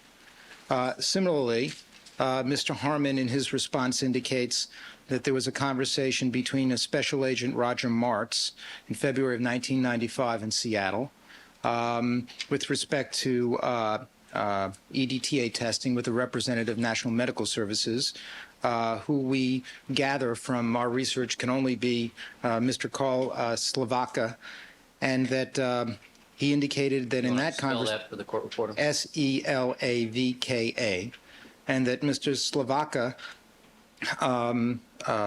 made statements about what was tested and that about the defense making requests to do and what they decided to do or not to do. And Agent Mart, Mr. Slavaka has submitted a sworn affidavit where he denies that as well. Now, I mean, I think that there's some factual conflicts here that, frankly, I don't think we can resolve.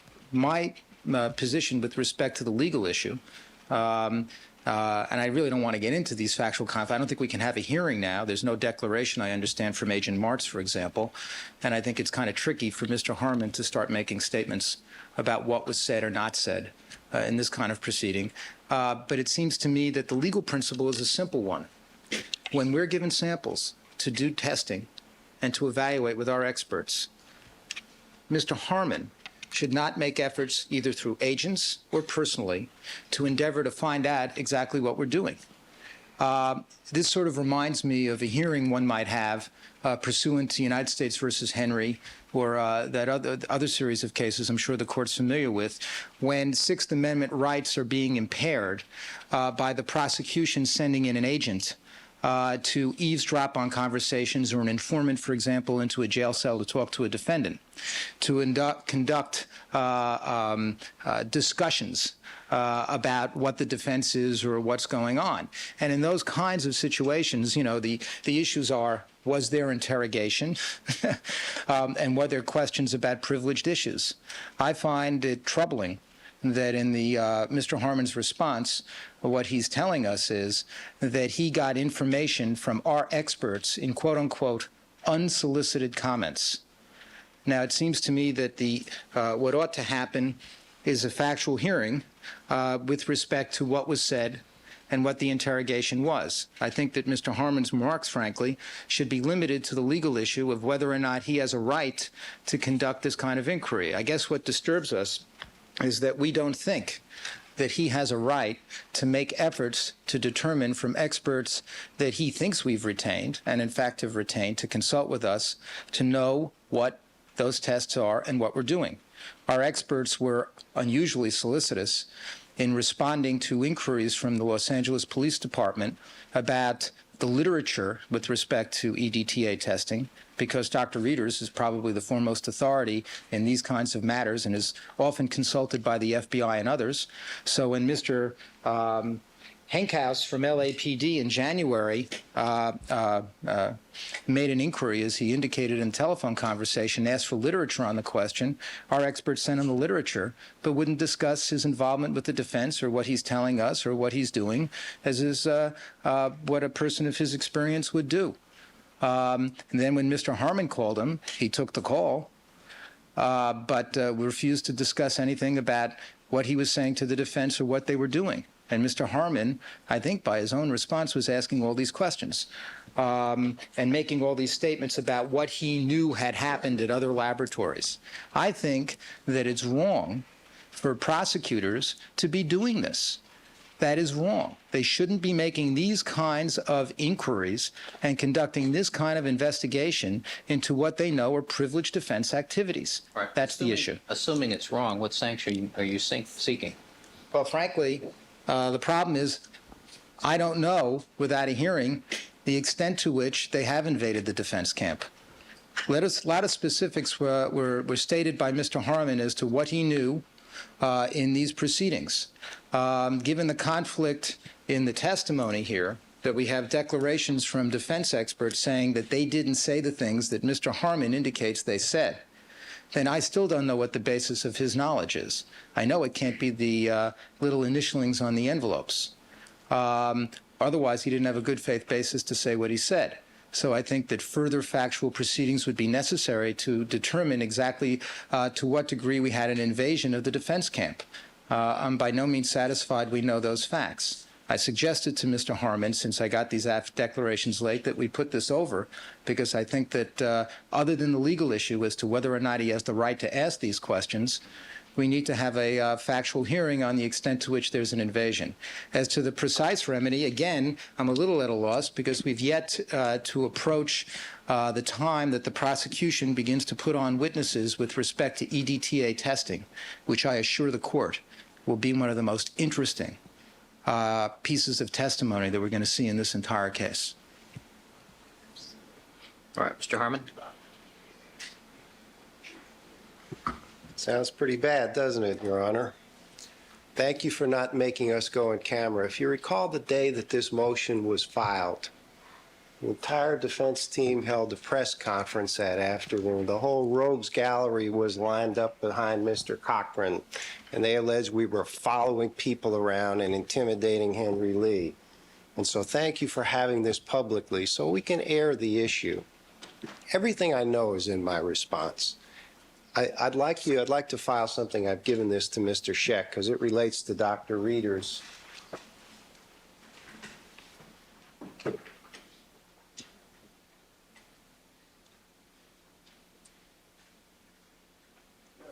One of the problems is that there's a real conflict between science and the law. Scientists have no allegiance to people that pay their bills, at least honest, decent ones do. No matter how much money any defendant has, he doesn't own any scientist that he retains. And what I've given you is a letter faxed by Dr. Reeders to Leonard Henkhaus after Leonard's contact with Dr. Reeders in January, discussing what they discussed and inviting further discussions on the issue. And if you look at the response I filed, and by the way, I don't know what happened to Roger Martz's declaration. I've spoken to him a couple of times today. I can represent what it will say. They knew we needed it by 4 o'clock today, and I'm not sure where it is. But Agent Martz, and I'll submit it as soon as I have it, says, I talked to Carl Savaca in February. He told me they didn't do any testing, and I told Rock Harmon soon after that. And I think what's interesting about that is no one knew at that time that National Medical Services was involved. And so if Mr. Scheck wants to conduct some kind of hearing and make it be some kind of inquiry by Agent Martz was the most surprised guy in the bar in Seattle when in this social setting, Carl Savaca said, you know, we had that and we didn't do any testing, or words to that effect. There have been no efforts through any agents to get to the bottom of these things. You know, it's not surprising that we should have, again, this kind of attack, because the defense knows what's about to happen. They had their fun in April, and we're going to set things straight in May. They know that evidence that I'll be presenting about item 13, the individual identification of that stain, about the stains on the glove. They know what's going on with 117, and they surely know what the results of the EDTA tests are. And that's what they don't want to hear. And that's why they want to try to intimidate us, and that's why they want to try to deter us. I have no problem with testifying. I'll be happy to testify. But I must insist that the people that filed those declarations testify. So let's take a look at them. Let's look at them at face value. There's a conflict. There's a real conflict here. And I think you can resolve this today, and I hope you do. If you don't, we'll be happy to set time aside, and I'll be happy to testify. Well, I'd like to see at least the declaration that you're suggesting was due this afternoon. I wish I knew. I was the most disappointed person when I went up at 4 o'clock and it wasn't there.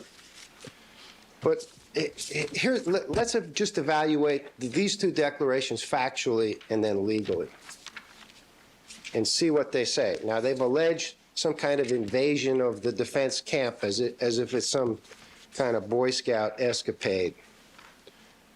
Carl Savaca says he didn't tell Roger Martz what Roger told me he said, that they had the evidence and they didn't do the testing. And then Dr. Fred said he didn't tell me that they didn't do the testing. But he does admit that I told him that Roger told me that they didn't do the testing. Now, what the heck could I have told him? What would my basis have been for Roger telling me that if Carl hadn't told Roger that? These facts, they simply don't make sense. But even though they don't make sense, let's look at them at face value. They both deny that I knew anything. They deny that I know what I clearly know and what I put in my motion for this. But I think the real proof, or the real truth, or the real question here is it really just a coincidence? If you want to know whether Carl really told Roger that, I think if you look at 4750 and you say, gee, those look just like Carl's initials on those bindles there. You know, we're all handwriting experts. We can look at these initials, and if you look at them, those are Carl's initials on there. All right, you're referring to People's Exhibit, Mr. Goldberg? This is People's 210. All right, People's 210, which has the transmittal and packaging envelopes with regards to items 4750 and 78. The real sequence of events are they thought they got those samples in the middle of the night, and they were going to keep that fact from the world and especially this jury. You know, we had those discussions in chambers the other morning that weren't reported. They don't even want the jury to know that they've looked at anything. They didn't like Hank's board about the Albany viewing. Well, let's not get off into that. Well, but I think that's at the heart of the matter. They want to strut around here and cross-examine people for weeks at a time and not have them know that they've looked at the evidence themselves. I don't blame them for that, but the law simply doesn't afford that, and you still have to rule on what's the appropriate scope of comment that we can make now that the jury's heard. It's out of the bag. They've had that evidence. So the fact of the matter is, when all the big fuss about the Albany trip came up and EDTA was the talk of the town, Roger Martz and Carl were having a beer or having fun up in Seattle, Remember, we talked about people having fun in Seattle at the time. Carl mentioned that to Roger at a time when we knew nothing about National Medical Services. I was unaware that the LAPD lab, or no, I shouldn't say that. I was aware that they had contacted him in January, and I was really surprised because of that collegial type contact. So the items come back. We see that that's confirmed, that their initials and dates all over them. I call up Dr. Reeders to discuss the invitation that he extended to Leonard Hankhouse, the collegial invitation, and the rest is history. So if you need testimony, I'll be happy to submit the declaration. I wish I had it today. I'm sorry. I thought we would have it. But, you know, once again, it's much ado about nothing. But if you want to take the time from the jury, we've made a lot of progress. I'd hate to see us lose the momentum that we have. I'd be more than happy to testify if that's what you think the right thing is at this point, Your Honor. All right, I would like to see the declaration from Mr. Marks. All right, brief response, Mr. Shaker. Yes, I think Mr. Harmon's argument admits too much, and he did not address the most important point. Let us assume that everything that Mr. Solowska says is true, that there's a conversation between Agent Martz and Mr. Solowska in Seattle. And they discuss EDTA, and Mr. Solowska, as he indicates in his affidavit declaration, seems to know a lot about it, and even surprises Agent Martz. He's been thinking about it, but does not reveal anything about what he did in terms of testing or didn't do. Then when the bindles come back and Mr. Harmon takes a look at the initials and then has conversations, he begins to think, well, maybe I can figure out what they did and who tested what. So maybe I'll have a conversation with Dr. Reeders, and I'll probe him, and I'll say, well, you know, I know, based on the conversations that Agent Martz had with one of your people in Seattle, what you did and what you didn't do, and tries to elicit the information in that fashion. And then actually makes some inquiry with respect to the technology that's available at that laboratory and tries to make some educated guesses. Then comes into court and in a ploy tries to assert as fact what he is trying to piece together from the various bits of evidence. That is a possible view looking at all the facts in this case.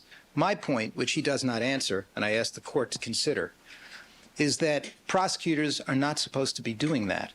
You're not supposed to be calling up people and trying to conduct inquiries of them to determine what they've done and what they haven't done with respect to secret testing and throwing out hypotheses.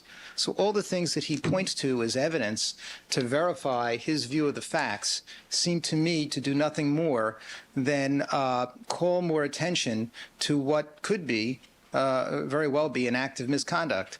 There's no justification for calling up Dr. Reeders, conducting an interrogation, trying to determine what he did or didn't do. Dr. Reeders said he did not make any unsolicited comments or say anything about what that lab did or didn't do. All right. Mr. Harmon, you'll make sure I have that tomorrow? Call tonight, yes, Your Honor. All right. All right, counsel, given the hour, I'm going to put over the discussion on the parity of sanctions motion until tomorrow morning, tomorrow at 4:30. All right, 4:30. All right, we'll stand in recess.